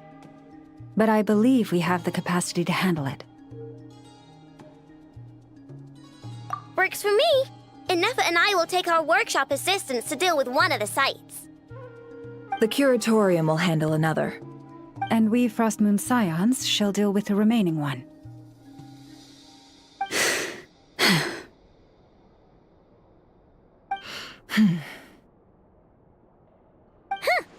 Paimon didn't think she'd ever get to see everyone here carrying out a plan together like this. Never mind you. This is a first for me, too. Let's head out then. We'll meet back up at my lab with the fragments. Understood. Time is of the essence now. Our foe could make his next move at any moment, so we must stay in contact with one another. Gotcha! Stay safe, everyone.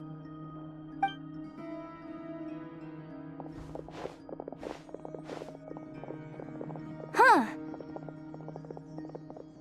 Anyone seen the lantern? Has Flint's dropped by already?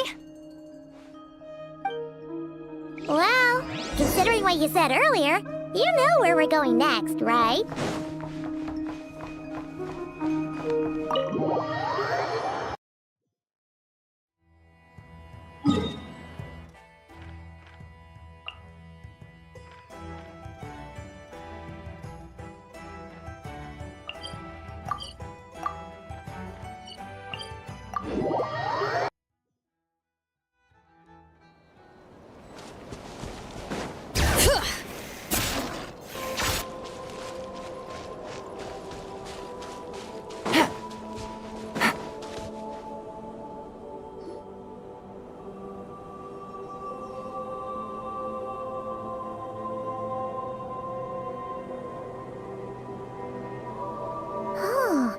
No one's guarding this place, just like he said. But, where do we find the information he mentioned?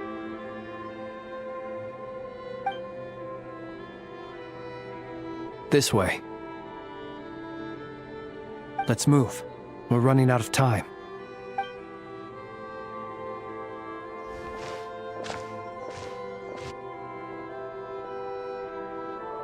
Ah! There you are! Okay, let's split up and make this happen. Or not! How are we supposed to read through this many files? Difficult, yes, but it is also our most efficient option. To expose the true intentions of this Rerir, we need to dive into Nodcry's history. Hope we don't land on our heads then.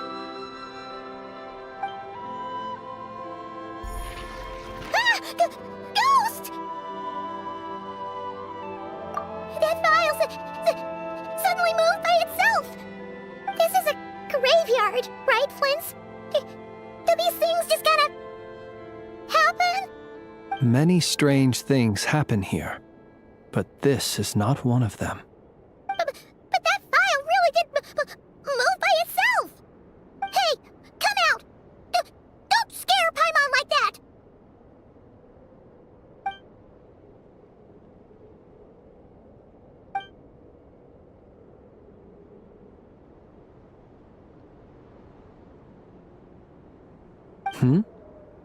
Wild Hunt Phenomenologue?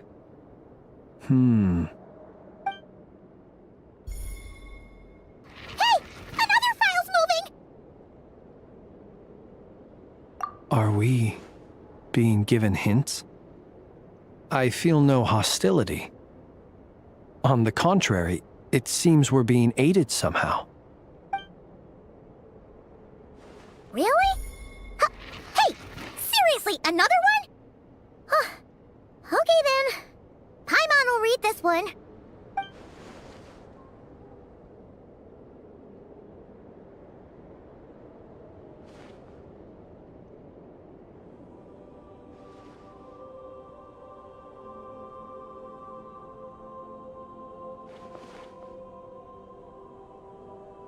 Phew! Finally finished. Oh, Paimon sure could use a long break from long words now. Hope she can remember it all. The material I've read through has all been about past Wild Hunt incidents of enormous scale. What about you? Paimon as well. Guess that makes 3 of us. Whatever this is, it seems to want us to notice something. Let's bring our files together and give them another look through. All right. Paimon will go fetch hers. All these incidents look pretty different. Wait. I've noticed something. Before the occurrence of these huge Wild Hunt events, a smaller scale one would erupt in the exact same location. And look. All these smaller scale Wild Hunt site reports share a common outcome. They'd be detected, but would go inactive before any forces could be sent to deal with them. They could then be sealed directly using a tide seal stone. But why? Some of these records are too old. I doubt he had regained the ability to act freely yet, or we would have met long ago. And here's another similarity. Kuvaki in nearby soil completely drained. Could this be important somehow?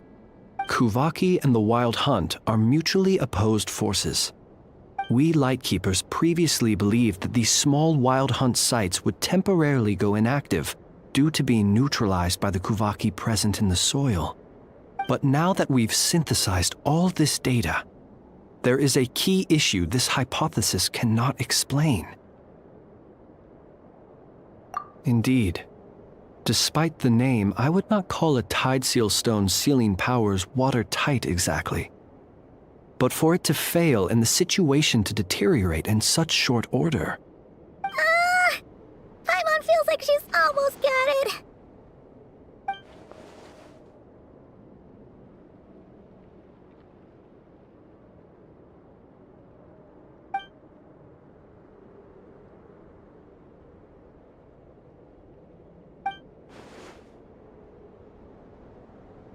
Yes, that might be it. It could be that when Kuvaki and abyssal energies meet, the stronger side will suppress the weaker one. And while Kuvaki can indeed destroy small-scale Wild Hunt anomalies, should Rerir be strong enough, the Kuvaki might be his for the taking instead. Paimon kinda gets where we're going with this. What are you referring to? We had a real close encounter with the Abyss in Netland. It's a force that tries to taint everything. It's hard to explain in detail, but basically, your reasoning makes sense. Was there a gap between him pretending to be Sergeant Major Sosi and the cannon being fired? There was. Aino needed to make some adjustments after we finished those repairs. Rerir, disguised as Sosi, left at that point, leaving him more than enough time to shapeshift into you, return to the Lightkeeper's office and set up the crime scene, before heading over to the cannon's target area and absorbing the Kuvaki. It all makes sense. And all that just for the fragment I had with me. It begs the question, what makes it so special that he needs it so badly?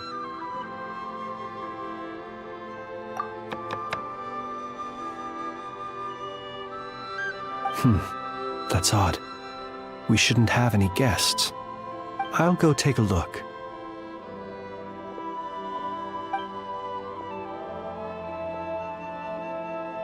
Ah, it's an ibis. It's carrying a letter!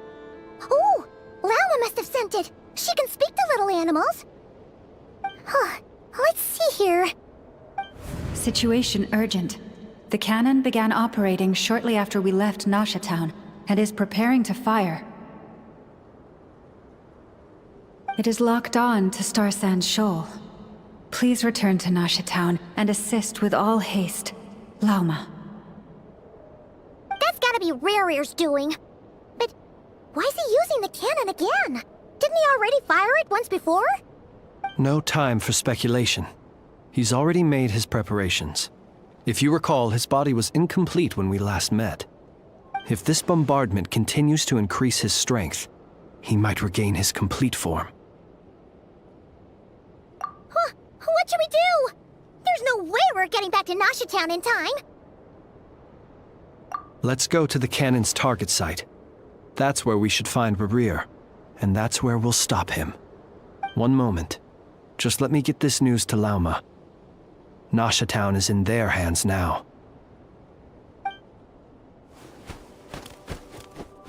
Go! Fly! Not a moment to lose!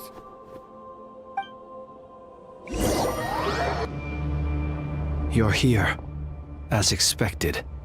Humans, you never change.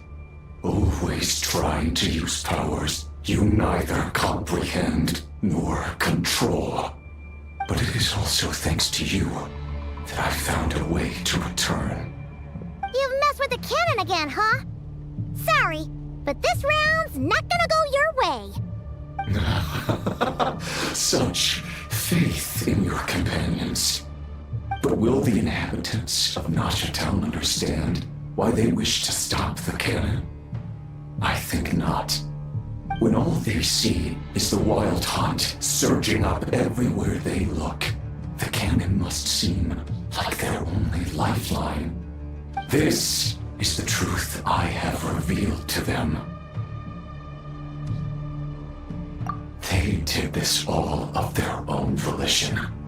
The zealous worship of power leads only to annihilation of equally zealous proportions. True power does not heed the commands of the weak. You were waiting for us to leave Nasha Town then.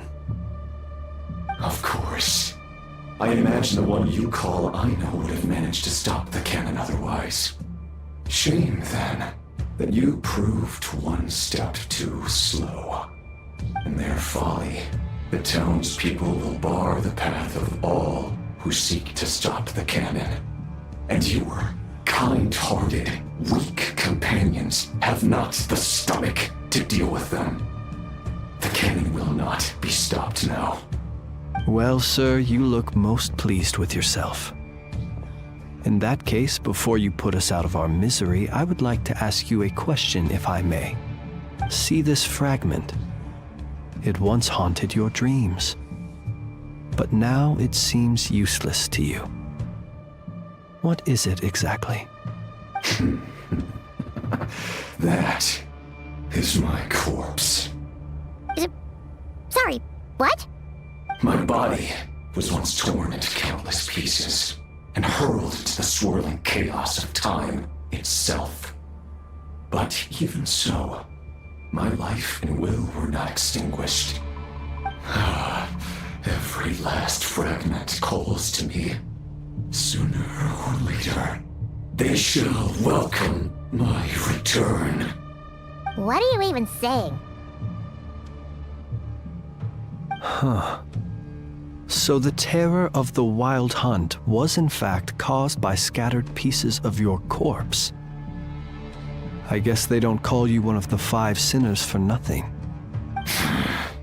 Serendipity guided the fragments to construct an incomplete version of myself, upon which I began collecting more within wild hunt sites across the land. But each time, the fragments I obtained were hardly worth mentioning. while that which you hold in your hand was my heart. So that's why it responded so strongly to you. Only by retrieving this most critical piece could I gain mastery over the turbulent Kuvaki energies and be fully reborn. Hence, you fired that first shot, hoping to regain enough power to seize the fragment from me. Are you completely crazy? Weren't you afraid of dying? Dying? Such power has no hope of killing me. It may destroy my form over and over, yet always I rebuild it. It may smash my flesh and crush my bones thousands of times and more, but that is of no consequence to me. What truly infuriates me, however, is how you've destroyed my heart. All that suffering, everything I endured, and all for nothing. I've adapted to the strength and flow of this Kuvaki. The next cannon shot will multiply my strength immeasurably. It will not be a full restoration, no, but it will be more than enough to destroy any in this world who stand in my way. Still, I suspect the Kuvaki will have rendered you down to nutrients for my consumption well before you have the time to kneel before me. Traveler! Behind you! Look at that light!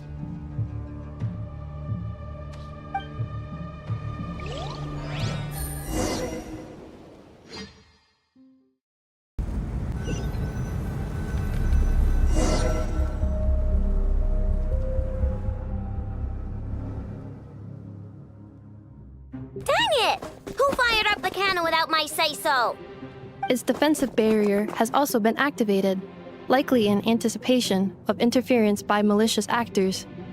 The air is thick with fear and anxiety. It's spooking the birds and beasts. What exactly is going on? You're here.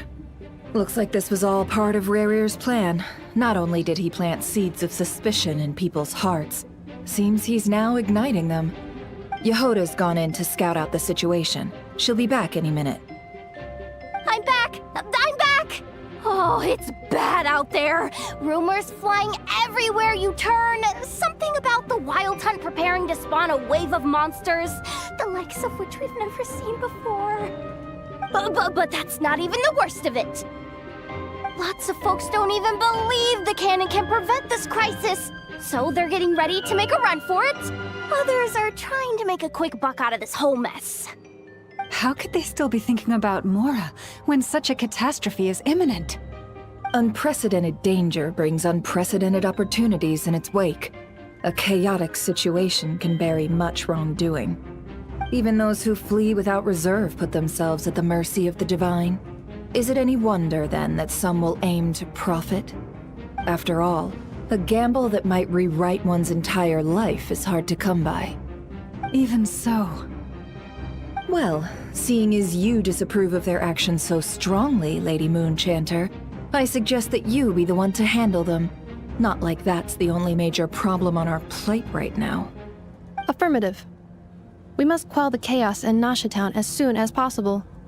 Also, the unexpected activation of the cannon entails a high risk of incorrect operation. This must be stopped in a timely manner. Well, about that, people have been talking about how someone might come to stop the cannon. They've decided they won't let anyone in. What?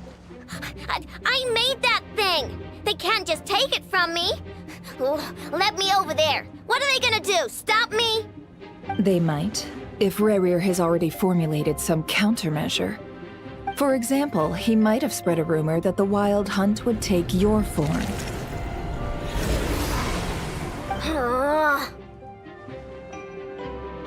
Possibility high.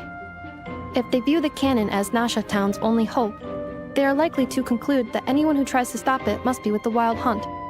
We will face strong resistance, but they're just ordinary people.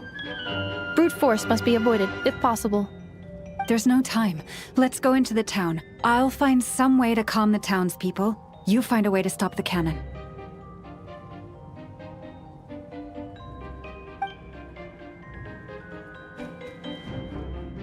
Oh, you're back. And you have a letter? The Traveler won't make it back in time. So they're heading straight over to Star Sand Shoal instead. Wait, what? Isn't that the cannon's target? Why would she go there? Assessing risk level. Maximum. So if we can't prevent the cannon from being fired... Then she's prepared for the worst.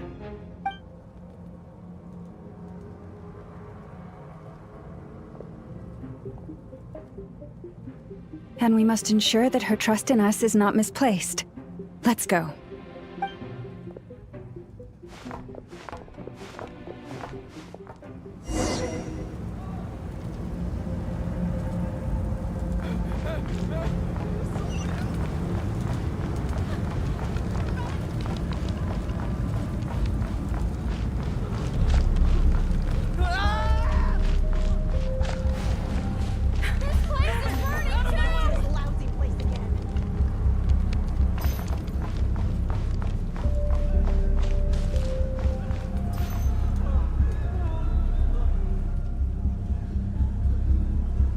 Most of those we've met so far have been attempting to escape, so they haven't gotten in our way. But it won't be so easy from here on out. Looks like they formed groups to protect the cannon. If they believe that we're with the Wild Hunt, we'll have no choice but to force our way through. Is that Lady Lauma? But are you really her? It's you, Rixa. I believe you recognize this power, having lived on Hisi Island for so long. It is not something that anyone else could imitate. I do, yes. So it really is you, my lady. But why are you here? Really, I believe you, but the others, well, they'll be on high alert. The townspeople have been misled into believing that they needed to activate the cannon.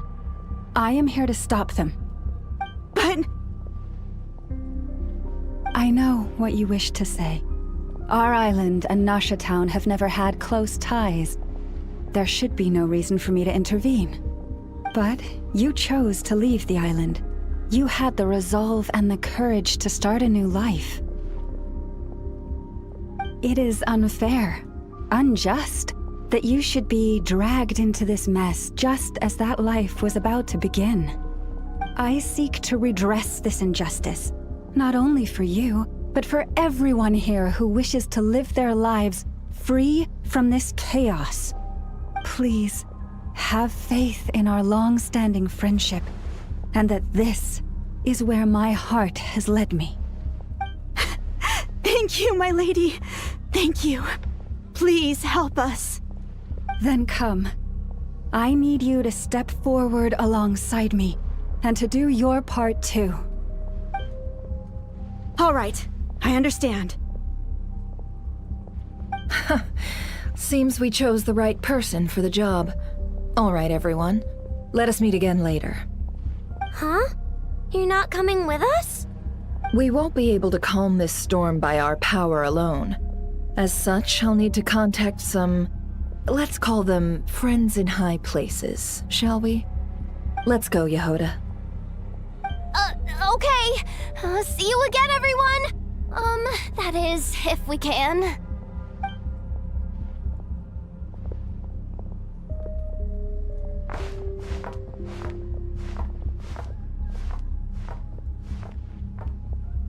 Remember these words. The road shall be paved with truth, and we shall pave it ourselves. It's you, Lady Moonchanter. It's her. Everyone, it's her. You're right, my lady. At times like these, we must rely on ourselves.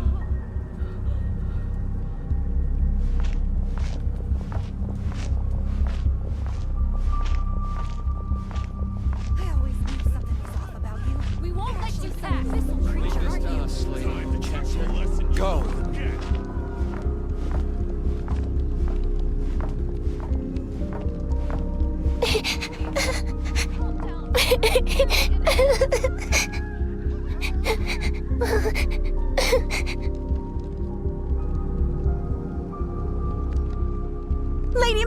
There's a child here! It's all right now. Go, quickly.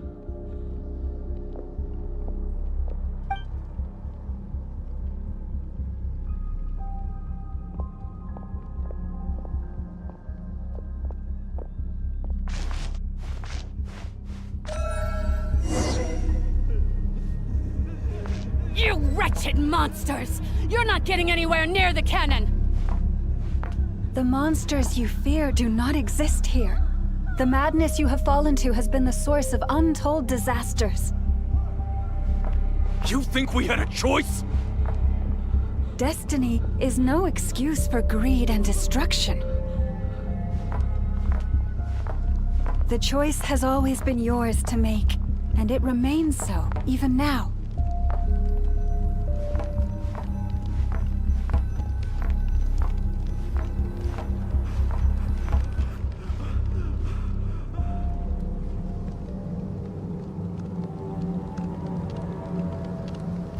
Thank you for bringing us here. We can quickly overcome the barrier by going upward from over there. The cannon is all yours now. Got it. Thanks, Lauma. Enough. Give her a crankake. Orders received and immediately deferred. Departure takes priority. Please, everyone, listen to me. I will not deny that we hold different beliefs. But in the face of the immense threat that hangs above us all, we must persist in trusting one another. Otherwise, rifts will surely form, prized open by those who harbor ulterior motives. If your fear is born of helplessness, if you flee because you know not how to fight, then follow me, you who are lost. I am no god. But so long as we hold our candles steady and unite beneath the same moonlight, no deception or rumors can be concealed from us. Let us resolve then to defend ourselves and to stand firm against the false illusions by which our foe seeks to beguile us.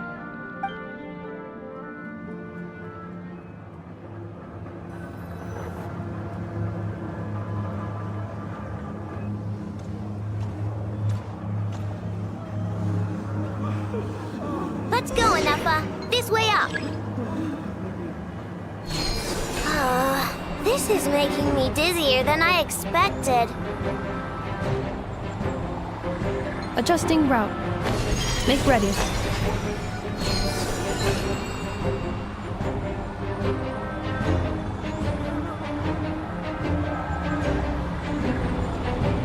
Out of the way, small fry.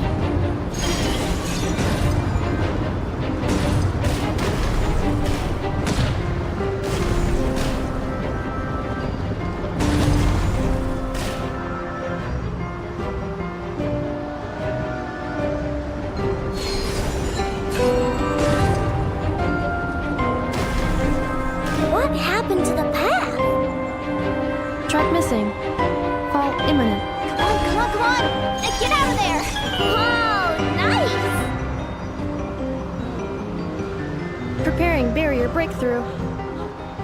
Brace for impact.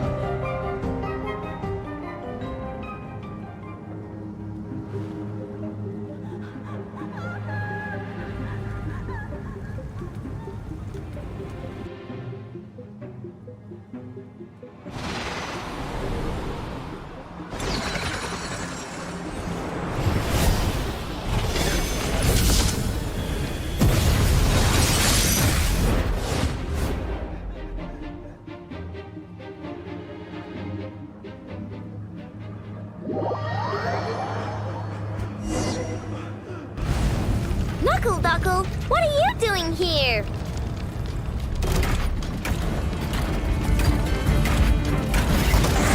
Look, your rainbow! Annihilation mode. Defensive mode engaged.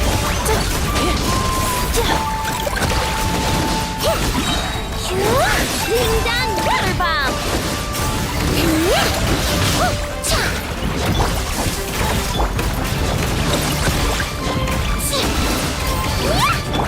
Isolation chamber deployed.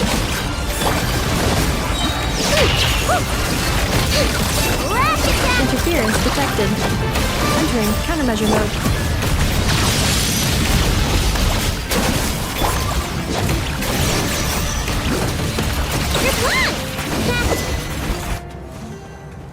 This isn't good enough, we gotta hurry!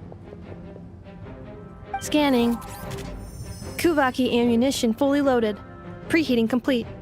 The cannon is going through its final pre-fire checks. Oh, alright, let's hit the emergency brake. Assessment. Not enough time. Emergency brake will cause internal explosion of stored Kuvaki. Damage assessment. Incalculable. Nasha Town likely to be blasted skyward. No, I mean a manual brake, the primitive kind. A manual brake. Understood. Roger that.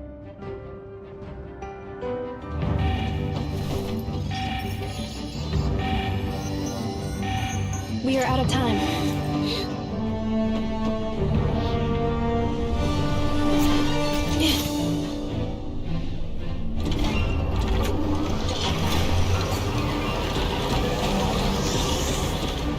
All your efforts have been futile.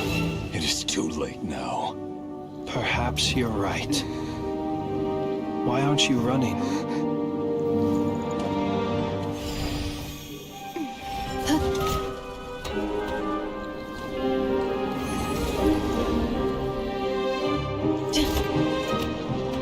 Sigisato passes sax, tili motuvitos.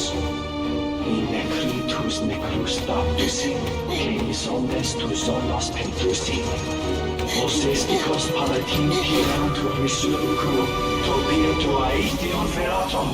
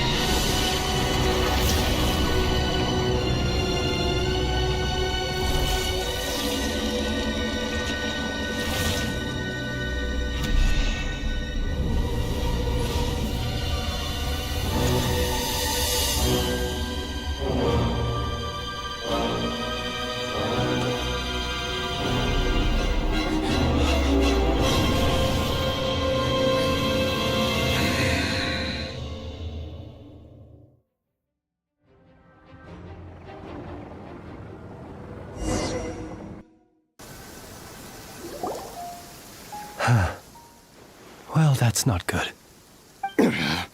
Sluggish. Torpid. This body is a disappointment. I can barely muster 10% of my original strength. You've ruined everything again. Let me guess. You didn't get a human body back, did you?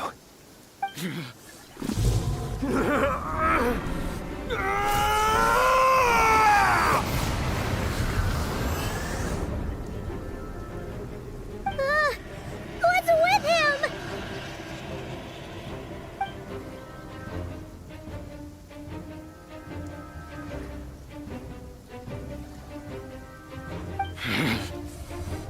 Pitifully, Granddaughter. Flinders! Watch out! Whatever rationality he still had when he was searching for his body is gone. All that's left is the calamity you see before you. A monster fueled by nothing but his own obsession. Matters not. Having a heart. Being human. It's all irrelevant. Completely and utterly insignificant. You matter not. Does anything in this world. None of it matters to me!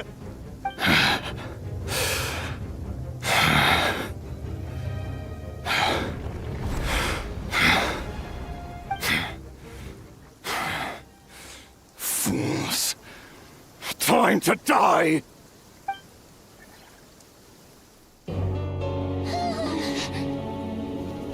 You too have the potential to be driven mad by knowledge.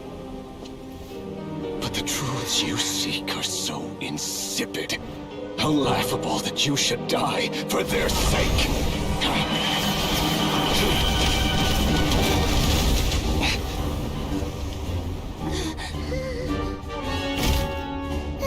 You're wrong. The unknown is but a fog to be dispersed. Knowledge is the true pillar of the world.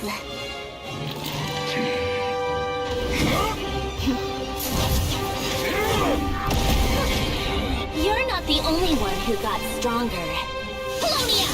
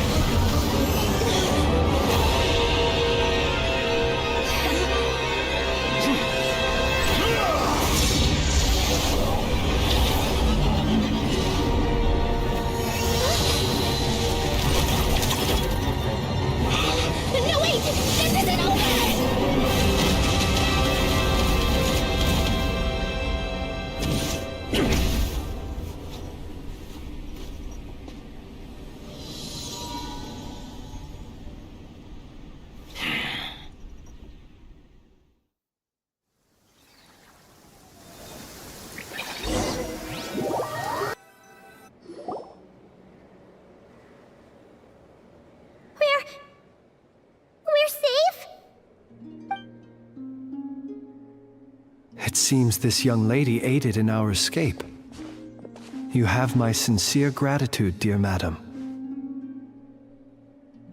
The flowers here bloom in such peaceful silence.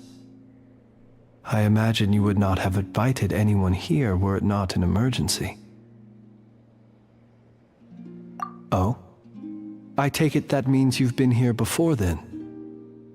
In that case, I count myself fortunate to be your associate. Columbina! What did you do that for? I studied his abilities inside out, equipped Polonia with comprehensive countermeasures. We were going to settle the score! But he still broke through, did he not? What? You expect a battle to be completely one-sided? I just didn't expect him to have no sense of honor whatsoever. Polonia would have been fine in a head-on clash, but battles just get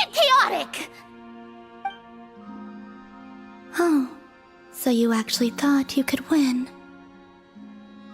Have you been taking care of yourself lately? Your calculations seem to have deviated quite seriously. Perhaps you could try sleeping and rising earlier. Or you could adopt my previous recommendation and... Hey, listen here, Columbina! I tolerated your nonsense previously because we were colleagues. There's a Fatui warrant out on your head, and don't you forget that. Don't make me fight you right here and now. Oh, I was just a little concerned about you, that's all. Just like that time when you weren't making any progress with your research. So you went and cooped yourself up all alone. That was none of your business! And don't you ever drag me out to one of your freaky hovels again! Come on, Polonia! We're leaving!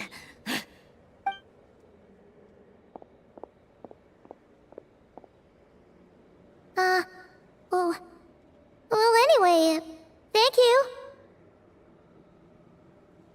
I was worried about you, too. Not only because the remains of the Eternal Moon Goddess cannot fall into his hands, but also because you've done much for me yourselves.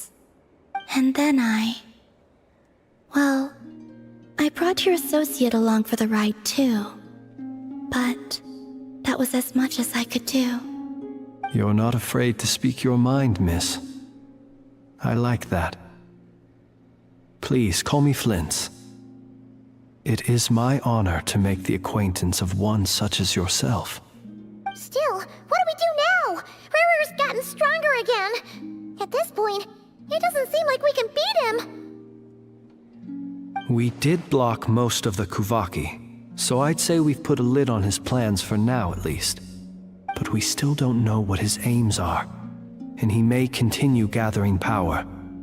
So we must be very careful. After you left, I could no longer sense his presence. That means it's safe out there for now, right? A question, if I may, kind Miss Columbina. When the cannon's Kuvaki beam was deflected earlier, I saw several bolts of energy streak toward Hisi Island, only to be blocked. Did you also have a hand in that? No. I see. Curious.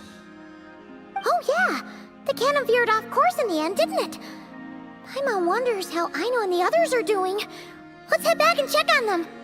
In that case, Miss Columbina, I shall not disturb your serenity any longer. Thank you once again for coming to the rescue. Go now, all of you. Do not worry.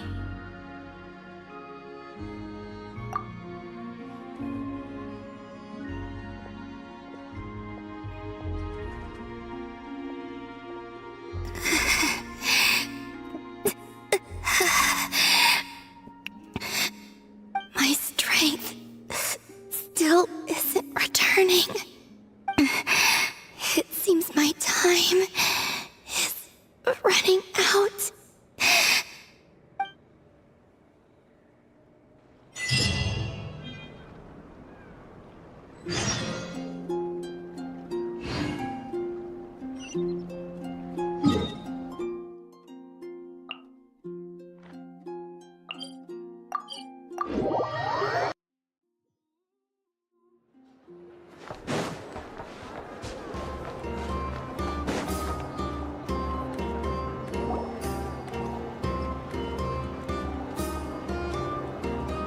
Fortunately, we were able to minimize the harm. Only a few townspeople were hurt. But the Rerir of Solnari has now gained a complete form, while we still know nothing about his goals.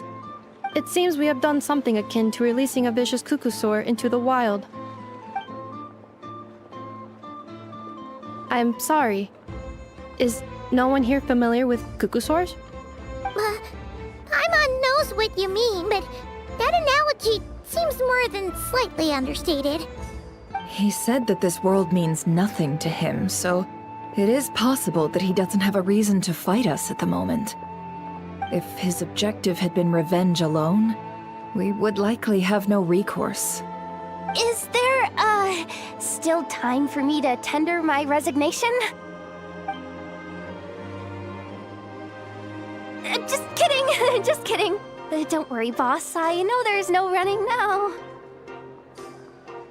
So my canon, my pride and joy was a hindrance rather than a help. You know what? I'm gonna dismantle it right now. That's right. And it still works on normal wild hunt anomalies. Don't let this get you down, I know. Flints, we'll need you to attend to the aftermath with the Lightkeepers. Don't worry, I've explained everything to them. You're in the clear. My thanks. For that and for everything else I hear you did to help us arrive at the truth. Had you been willing to show yourself in public more often, you would not have been so easy to isolate, you know. Point taken. I will give that some thought. I suppose that's one way I'd benefit from replacing Sergeant Major Sosi. You mean you're being promoted? Was Paimon the only one who didn't get that? Well, if you've got a moment, would you like to come with me? There's a certain gentleman I'd like to send off on his final journey.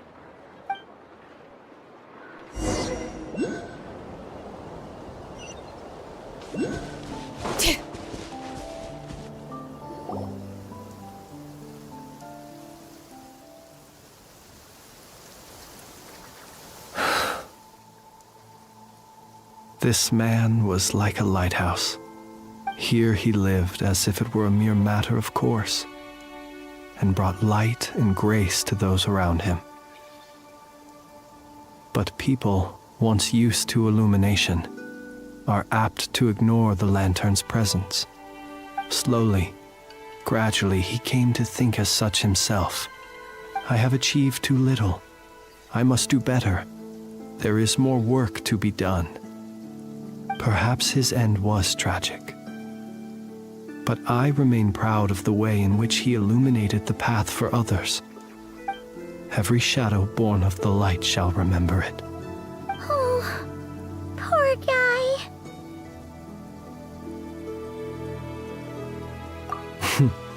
I've heard that one too. Is that so? Well, you're right. It may seem that our efforts were in vain, that Rerir achieved his goals, but we will pursue him to the last, even if the outcome is not what we wish for. It is not dissimilar to the role of a graveyard keeper. We do not seek to bring the dead back to life, only to grant them peace.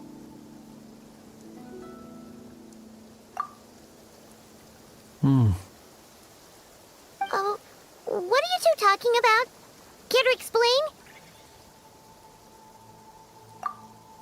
Okay. Either way, the Lantern Fae is not playing the leading role in these final rites. Lightbearer, with your blood you have paved the road to glory and justice. Even as we hurry on, bruised and battered though we may be, stay a while and look back upon the world and all its love and hatred, until it closes its eyes in the depths of night, and a lantern lit for you alone flickers softly into life. Thank you for everything, Sergeant Major Sosi.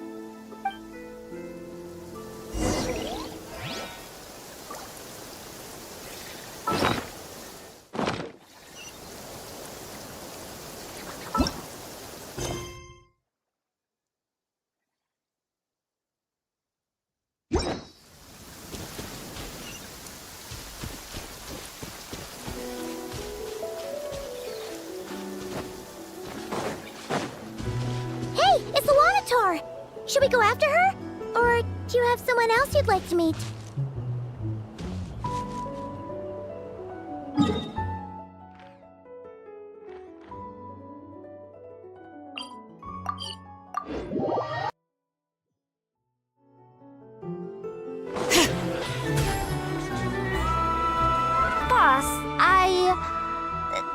remember that thing that I wanted to ask your opinion about? On a scale of 1 to 10, how much effort should the Curatorium of Secrets put in if we were to work with others again? Is that a 1? Isn't that kinda low? Guess again. Wait. You mean 0? But wouldn't we just be slapping our brand on the joint venture and calling it a day? Why even team up at that point? Yehoda, what I mean to say is that there's neither an upper nor lower limit. Aw, that's just like you, boss. Always thinking ahead. Wait a minute. That's not an answer at all. Is it? Oh, come on. Just give me a number, boss. Please.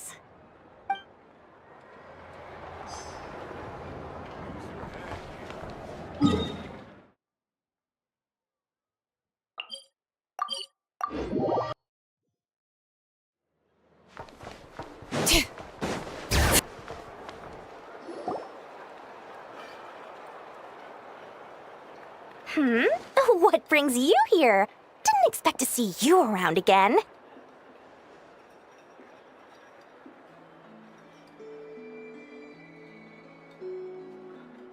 And where have you been, huh? Didn't run away or anything, did ya? Oh, of course not. I was simply elsewhere discussing business deals. Indeed, it was all thanks to you that my little store was saved. I am grateful, so grateful. What? Why, I wasn't acting in the slightest. And didn't I tell you that my prices were reasonable? Oh, but you still turn to the Curatorium of Secrets, or whatever it is they call it. If even regulars such as you abandon ship like this, what can a businesswoman do but take her wares elsewhere? And how should I not be, Running small overseas enterprises is no mean feat. Never mind when such formidable competition exists. Forget it. Fortune and destiny are as one, so there is no use complaining. It's not as if Nefer did me no favors on account of our common homeland when I first arrived. If anything is to blame, it is the lack of opportunity to have her owe me in turn big time. Now then, should she ever need anything, you make sure, no, make doubly sure, to inform me first, alright?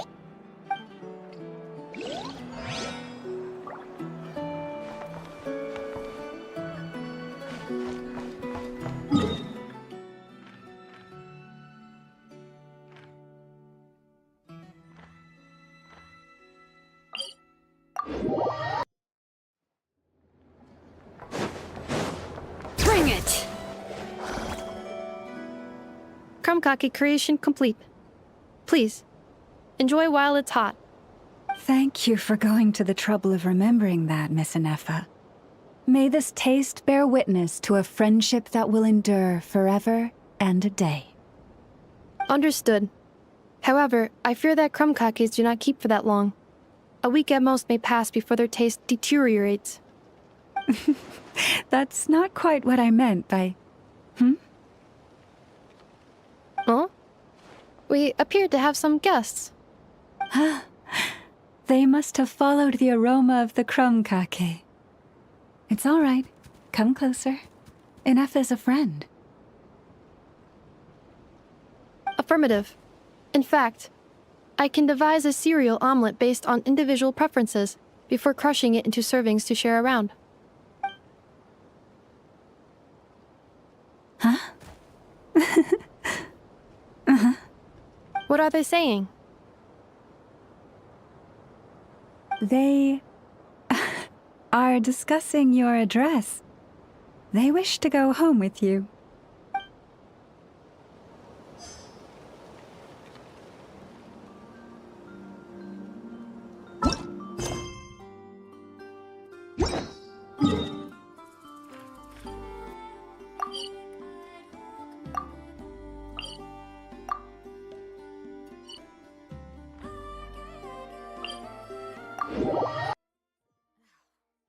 plant on the porch has died again? I was watering it every day. Ugh, don't tell me I overdid it this time.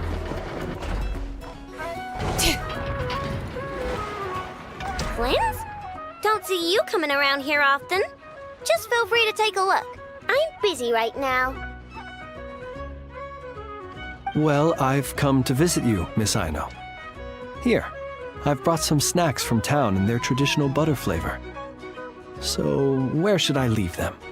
Shh! Ineffa might hear you! So, what's the occasion? Are you gonna say that the Rat Niki will be taking over all Wild Hunt incidents after that hiccup with the cannon? And criticize a genius like yourself on account of results that none of us could anticipate. We would not be that crass. If we really did do that, I dare say we shall never again see technological breakthroughs. Sweet talker. It gladdens me to have set your heart at ease. Anyway, what's the matter exactly? Well, could you help me repair this lantern? I did bring it to Nasha Town to get it fixed, but it broke again during our previous battle. You want a genius like me to go fix a lantern? Oh, my apologies. Perhaps this request should be better directed to Miss Ineffa, and perhaps the snacks too. What? I mean, I can totally do this, no problem. Wait right there. I'll be done before you can say fix it. Much obliged, then. And next time this happens to you, make sure to come to me first, you hear?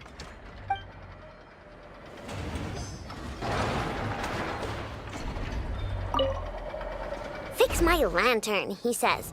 Please, this won't take 10 minutes. If only everyone knew what the heck they were doing.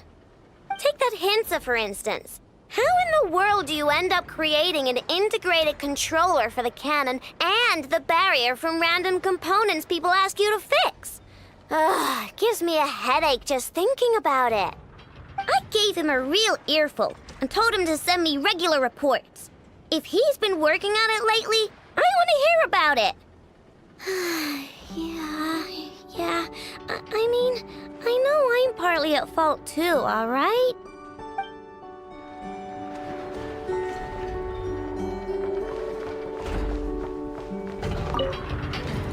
Ah, fancy meeting you here.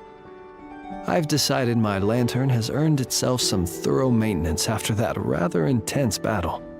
Thank you for keeping my secrets, despite knowing as much as you do. Well, because otherwise I'd get in trouble with the Starshiner.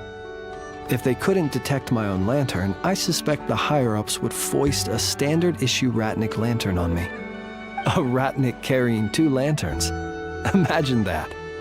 It would be an aesthetic transgression of the highest order.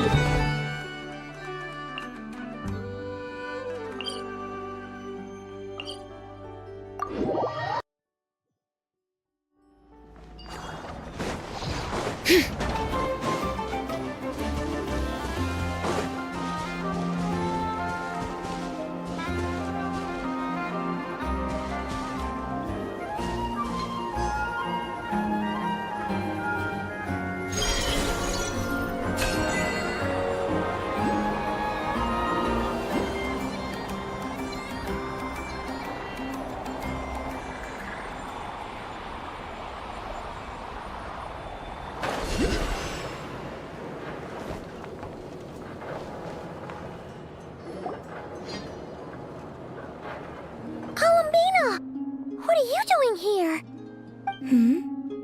Was it not you who recommended such walkabouts to me? Yeah, but aren't you afraid the Fatui will see you?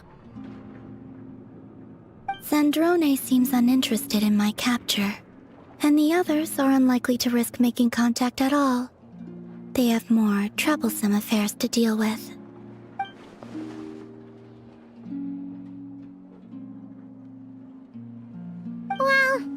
good to come out for a walk either way. So, how do you feel? Is Nasha Town to your liking? The flow of Kuvaki is somewhat turbulent, and the people are ill at ease. However... Is this where you purchased the dishes you treated me to?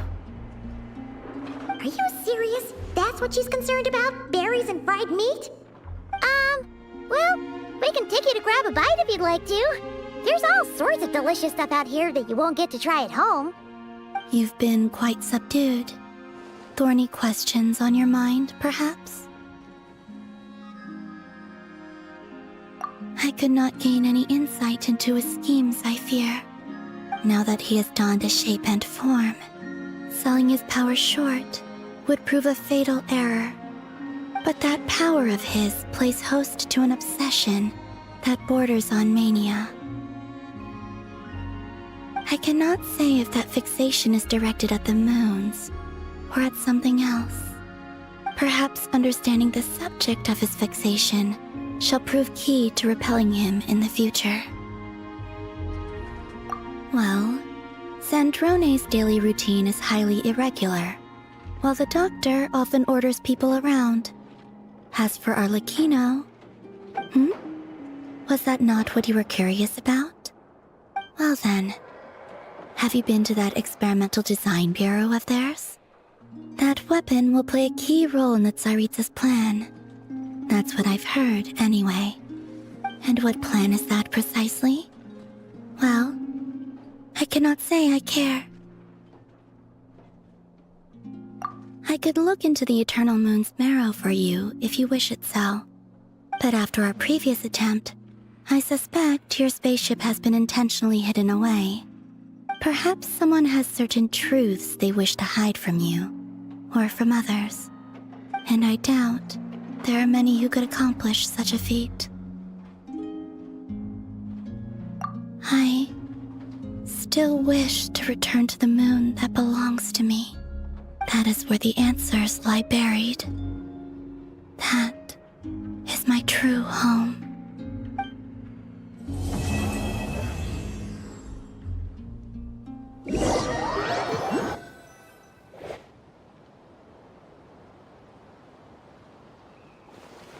Interesting.